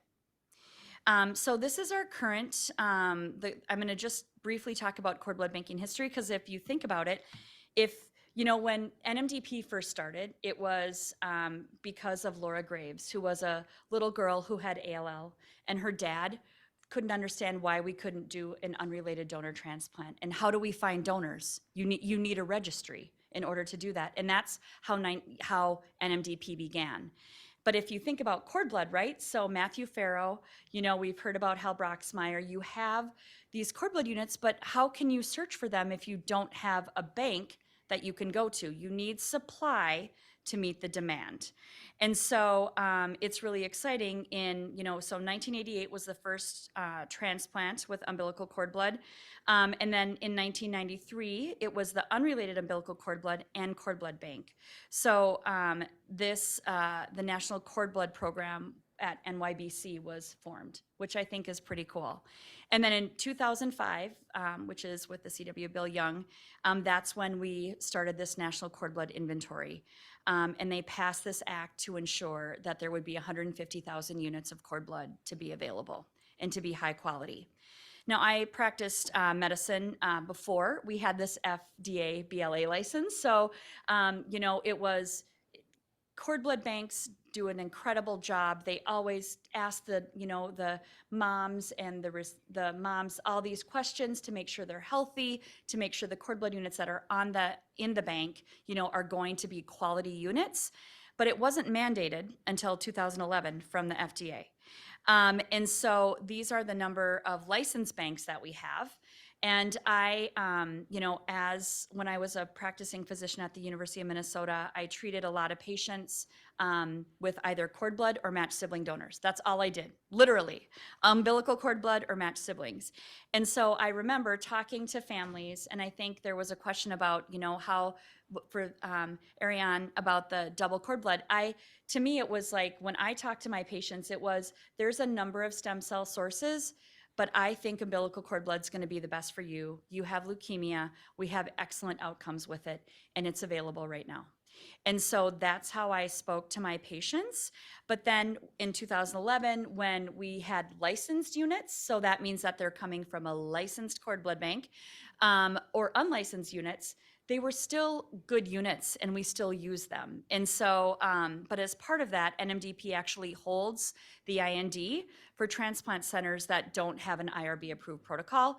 When I was at the U of M, University of Minnesota, we did have an IRB approved protocol, but there's plenty of transplant centers that don't have this. So then they come through our IND. And now 2022 to 2024, over 40,000 patients have received cord blood transplants, and then there's over 100 clinical trials using cord blood. So here's our current diversity in supply. So there's 272,731 units in our inventory. And then on the top graph, it's looking at what the cord blood units are by broad race. So you can see that the diversity is relatively huge in our cord blood units. We're pretty proud of that. There's not as many American Indian or Alaskan Natives, but there's quite a few Hispanic, and then multiple race, which we've seen a lot of, as well as African American. And then in looking at the bottom graph, this is looking at based on TNC. So you can see the TNC here is, most of them are between 90 and to 124 times 10 to the 7th. And then in looking at a better graph, so 52% of the units are ethnically diverse, which is really great.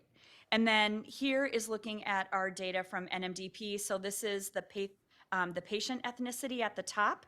And in blue is ethnically diverse patients who are getting a cord blood transplant, and then in green is non-ethnically diverse. And you can see that, again, we're able to treat a number of patients that are ethnically diverse with cord blood units. And then these are looking at the cord blood units that are shipped. So again, most of the cord blood units that are even shipped are ethnically diverse. We also have something called these cure-ready cord blood units, which I think are really neat. So these are units that are already CT'd. They have confirmatory typing at high resolution. So if you needed that cord blood unit tomorrow, it would be ready to go. We wouldn't have to ask the cord blood bank about it. We wouldn't have to do any confirmatory typing. We know everything about that unit and we're able to use it. So this has been really helpful in some cases, and we've had 265 that are shipped. And then match source. So I'm not as good at match source as Kelly is in the audience. But so this is the way that a physician or nurse coordinator actually sees a searching patient. So you'll see that this is real not, or not real. This is not a real patient, but it shows the important aspects of it, where the age of the patient, the sex of the patient, what their ABO is, so what is their blood type, are they CMV positive or negative, those have implications for transplant, and then what are their HLA types. And when you're looking for a cord, you can do a number of different things.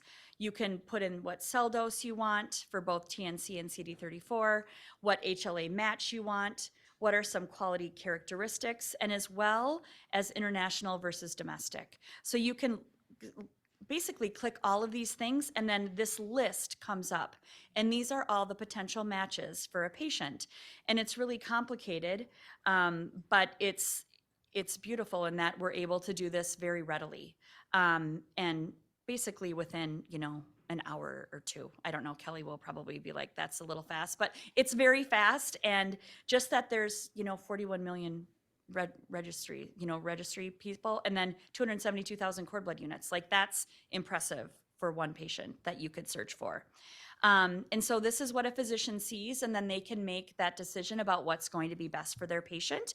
And there's going to be nuances, like if they have a number of cord bloods available, are they going to want it to be perfectly matched? Yes, for non-malignant disorders, potentially no for non-malignant disorders.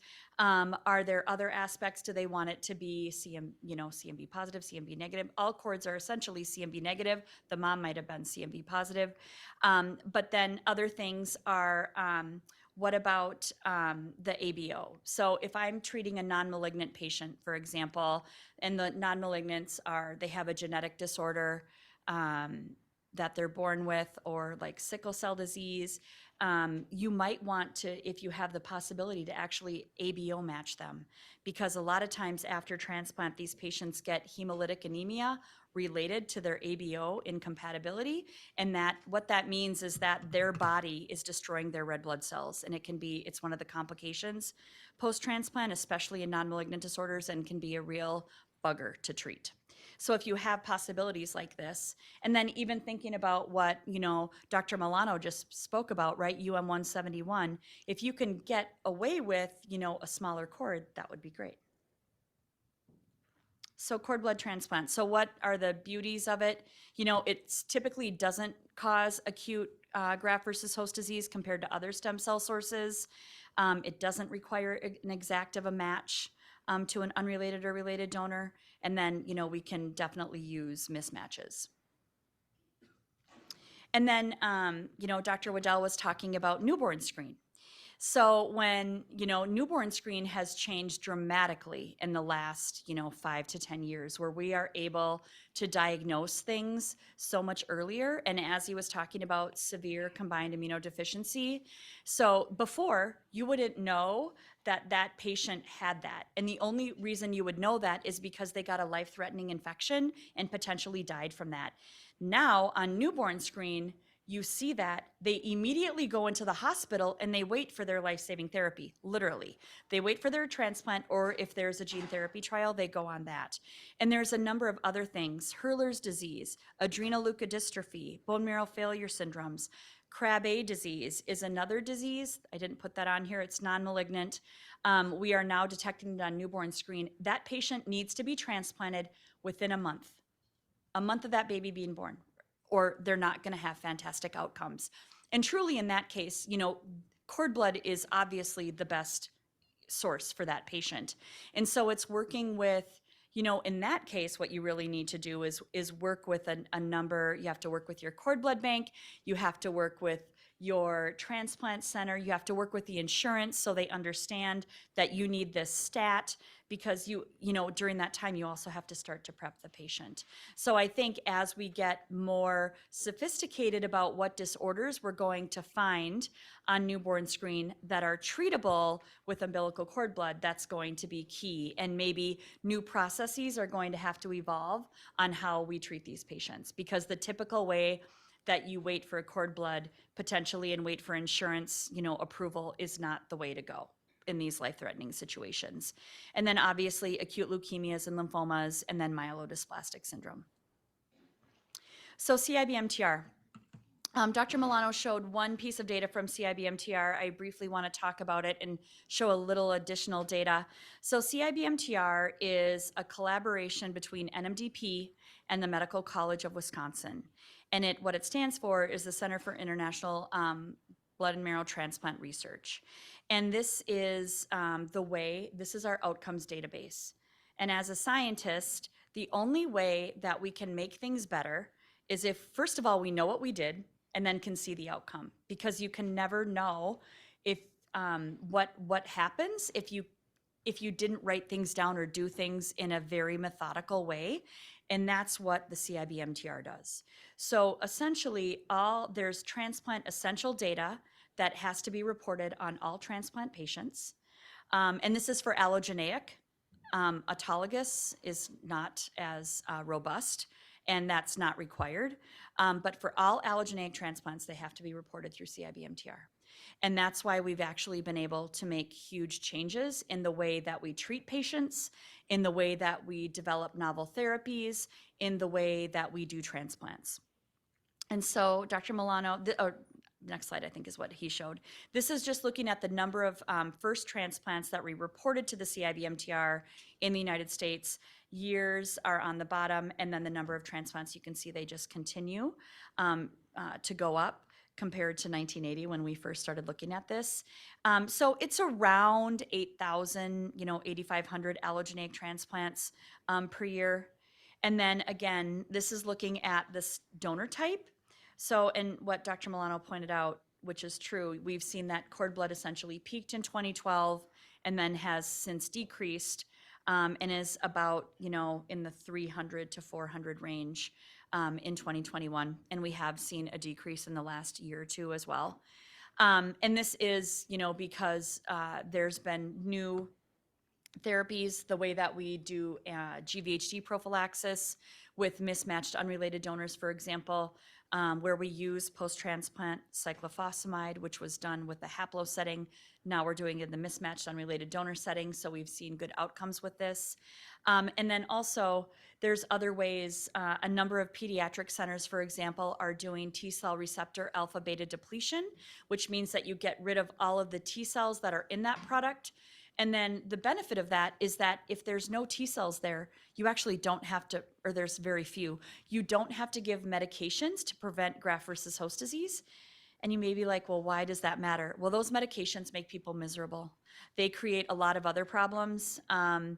And I'm sure Ariane can attest to it. When you're on a calcineurin inhibitor, that means that your potassium is low, so you have to take potassium. That means that your blood pressure is high, so you have to be on an anti-high blood pressure medication. And it means that your kidneys could fail. So there's, yes, that medication is absolutely important to make sure that transplant is successful, but that doesn't mean that, we've stopped looking at this. And so those are different ways now, and novel therapies, which is one of the potential reasons why cord blood has gone down. This is looking the relative proportion by donor types and for all types here, or all ages. So again, about 4% of transplants are cord blood in 2021. Compared to 44% for matched unrelated donors, 21% match related donors, and then 23% for haplo. And then this is the relative proportion for the age. So pediatric transplants, much more common to do umbilical cord blood. And one of the reasons for that is because, as we've talked about, there's only a certain number of stem cells in that bag. And you need a certain number of stem cells based on your weight in order for them to engraft. So if you are a 100-kilo person, that isn't, you're going to need a double cord blood transplant. And now we've actually gotten a lot better at collections and other things. So I would say that the quality of our units are better, but still you might need a double cord blood transplant. And so whereas pediatrics, you get away with a single cord blood transplant. Now with Omidubicel, which is FDA approved, we'll see, they're able to expand that cord blood, and then maybe UM171 would be an advantage to that as well. And with double cord, as Dr. Milano talked about, you are at higher risk of graft versus host disease, and so potentially that may not be something that a patient wants. But then you get the benefit of graft versus leukemia. So you always weigh the risks and benefits, and one patient does not equal another patient. So it's very nuanced. I like this graph. This is from Dr. Kurtzberg. This was published, and it was a retrospective study combining data from EuroCord and Duke University.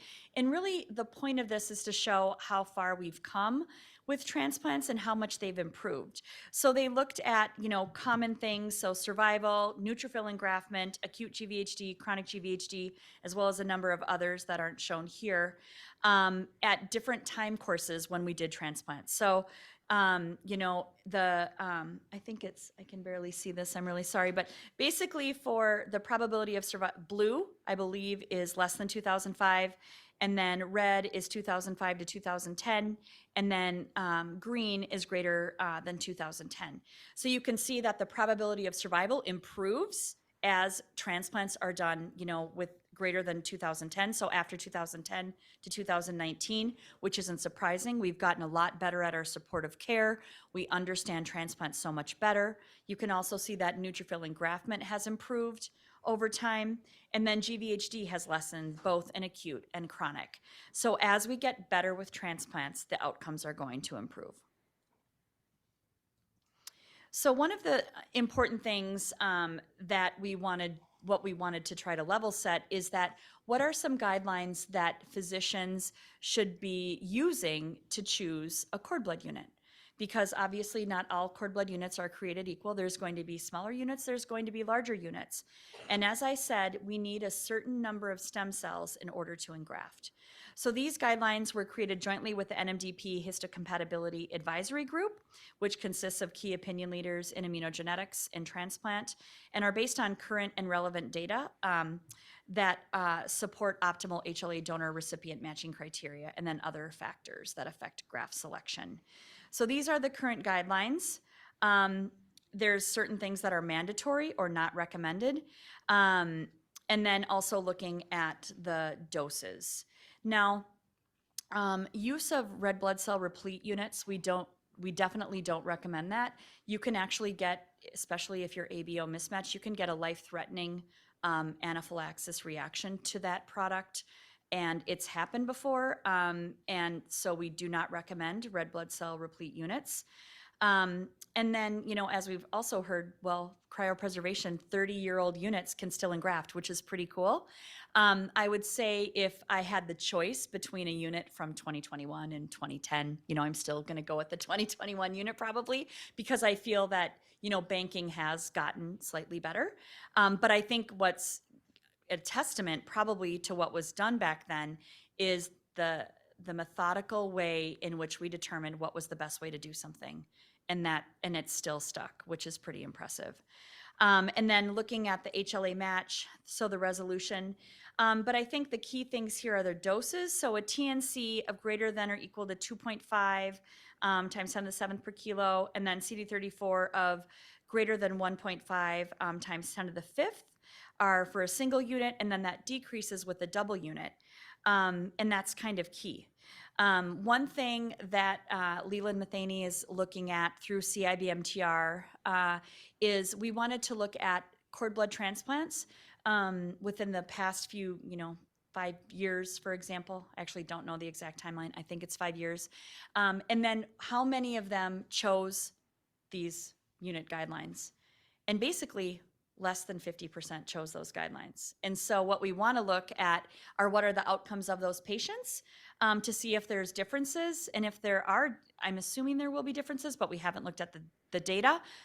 Now, this is a retrospective study. This isn't prospective, but still it might give us some new information potentially that maybe we could decrease the minimum doses, or maybe we're going to find out that these doses need to be this, they need to be this, and we need to do a better job of saying no to a transplant center when, they ask for a unit that doesn't meet the guidelines. But, there's a lot of research with these units at different transplant centers. They're manipulating them, they're doing different things.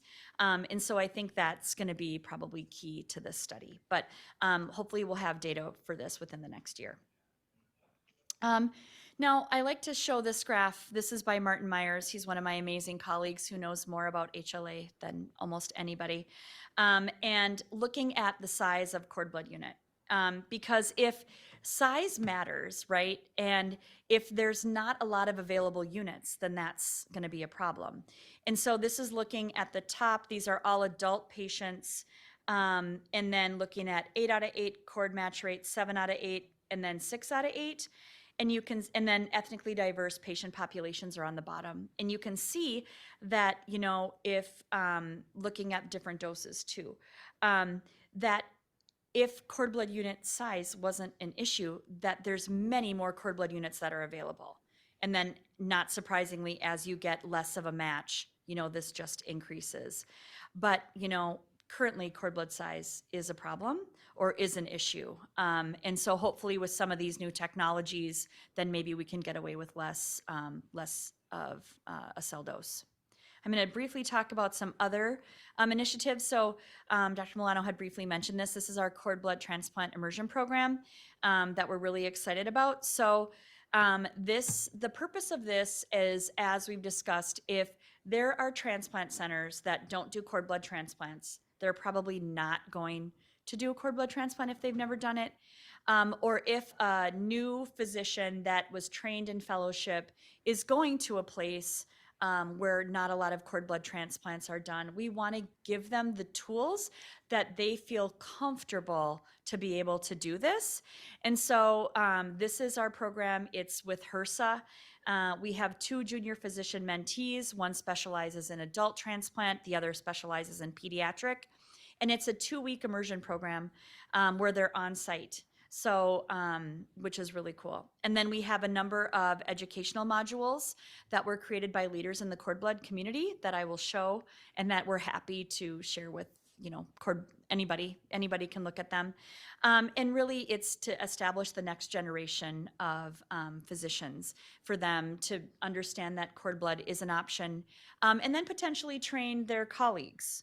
And so our mentees are Dr. Alejandra Escobar Vasco.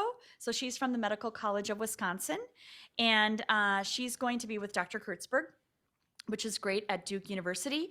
And then Dr. Gabby Sanchez Petito, she is from OSU, and she's going to be going to University of Colorado with Dr. Jonathan Gutman.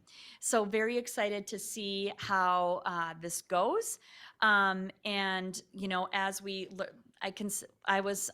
when I was in graduate school, I was the first graduate student for my advisor, and she called me her first pancake, which is true because it could have gone one of 2 ways. But I feel like these are our first pancakes, and we're going to learn a lot from them and learn, how did it go from the mentor perspective, right? 2 weeks is a lot, and we want them to be able to gain access to both inpatient clinical perspectives, outpatient, going to the cord blood bank, seeing how, things are thawed, what goes on there, what manipulation happens. And so we want to make sure that, it's worthwhile if we need to add certain things. And then from the mentees, perspective, are there things that we missed that they needed to get out of it? So really excited about it. And then these are all of the lectures that will be available on our website. So anything from cord blood unit quality and testing to thawing to match source, and then to how to do a cord blood transplant and what are the complications from that.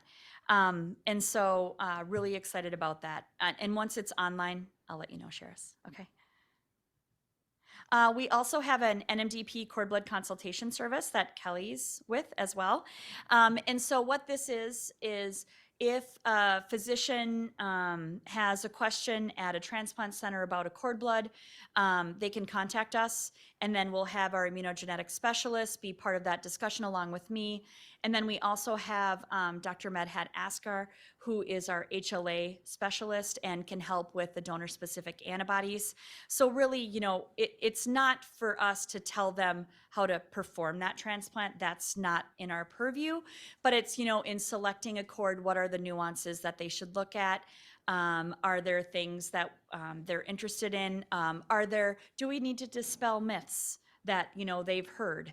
And so I do a few a month, I would say. I just did one this week, and it's really great. And so I think it's been beneficial to the community. And then the Cord Blood Bank Alliance. So what is this? So this is what we have seen, and as we have seen about, the previous talk, where there's so much going on with cell and gene therapy, right? Think about where we've come and where we're going.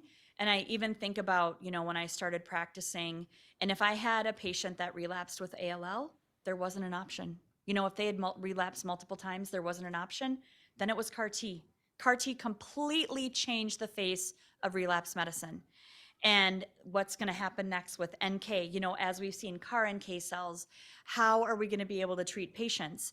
And so this is a slide that shows all the different types of cells and then the number of phase 1, phase 2. There's not very many phase 3 trials are marketed, but you can see how many are in the preclinical phase, which is the gray. Thousands of these therapies are in the preclinical phase. And so what we wanted to be able to do was to be a segue to help both the cell and gene therapy developers as well as our cord blood banks to bring them together in a more efficient fashion.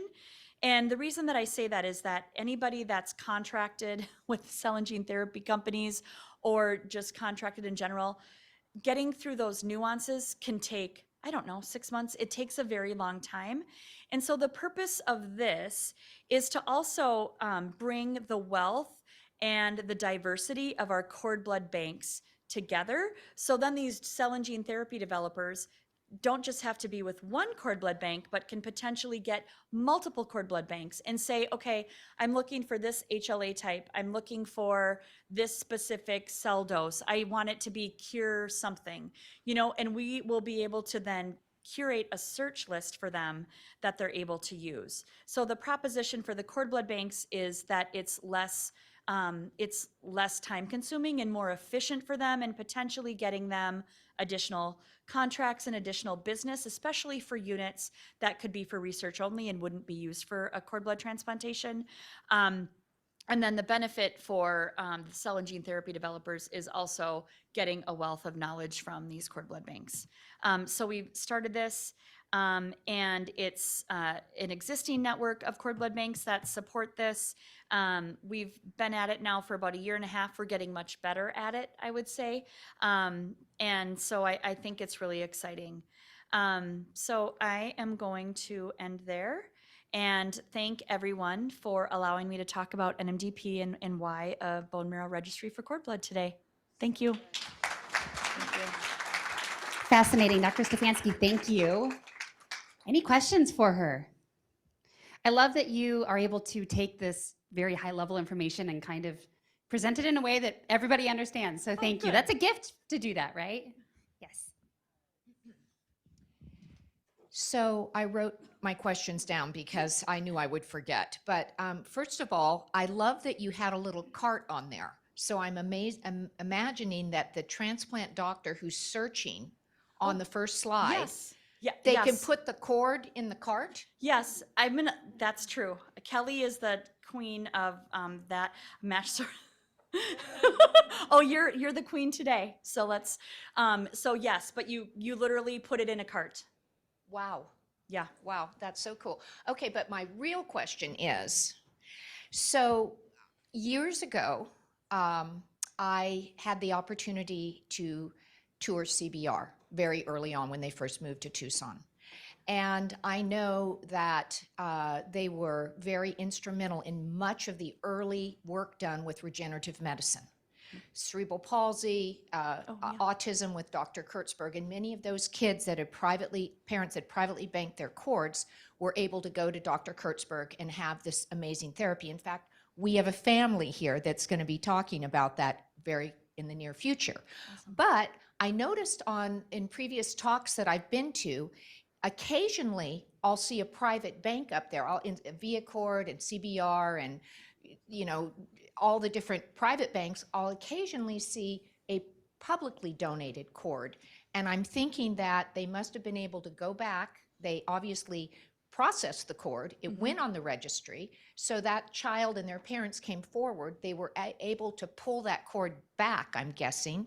And actually, am I correct in my thinking, how I'm thinking about this? And then that child could be part of this new, clinical trial. But I'm asking, with the ability to be so accurate in HLA matching, and the fact that certain researchers like Wise Young, working on spinal cord therapy, and the spinal cord is immune privileged, like the eye, you don't have to have HLA matching. Correct. Could you see a bank like the Arizona Public Cord Blood Bank in the future, once that becomes FDA approved and going forward, or other spinal cord or eye type of applications, could we become the source for literally thousands or millions of people who have spinal cord injuries or other issues? Yes. I think you could. We definitely at NMDP, we've talked to Dr. Kurtzberg about this, because it's going to be a change in the process of how, frankly, of how people treat these diseases, right? When you think about it, if a neurologist doesn't order cord blood, right? A transplant physician orders cord blood all the time. And so it's going to be an education, but I wouldn't see why that wouldn't work, of course. Wow. And then even with a mismatch with regenerative medicine, other families that maybe didn't donate but have a child, because I get people calling me all the time about these horrifically sad stories about injuries at birth, CP, autism. What can I do?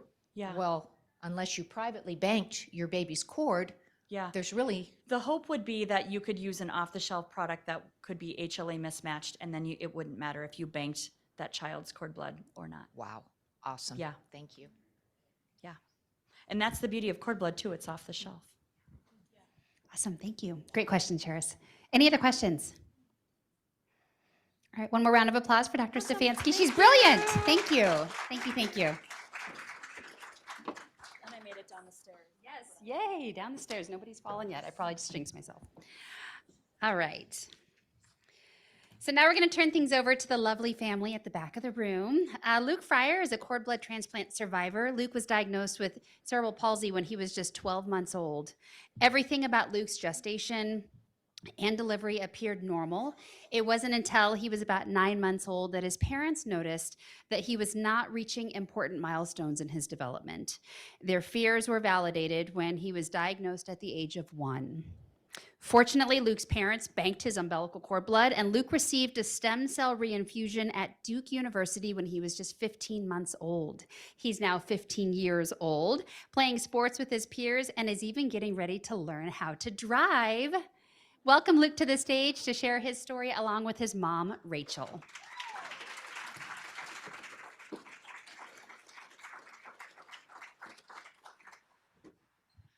All right, Luke and I are not professional public speakers, so I apologize. And like I said, Luke was really young when he was transfused, so he doesn't remember a lot of this. So that's why I'll speak, and Luke will just be here as my moral support. But we're here to talk about the regenerative side of cord blood. We did privately bank the umbilical cord blood of all of our 3 children. So we have 3. We have an 18-year-old, and then we have Luke, who just turned 16, and then Hannah, who's 12. Looking back, when I was pregnant with my first child, I didn't, I worked, but I didn't have a lot to do. So I would sit on the couch and watch the baby channel and eat potato chips. And I remember on the baby channel, they would talk about, there would be commercials for banking your child's umbilical cord blood. This was 18 years ago. I knew nobody who had done this. I just thought, I'm a very paranoid person. So I thought if something's going to happen, it's going to happen to one of my kids. And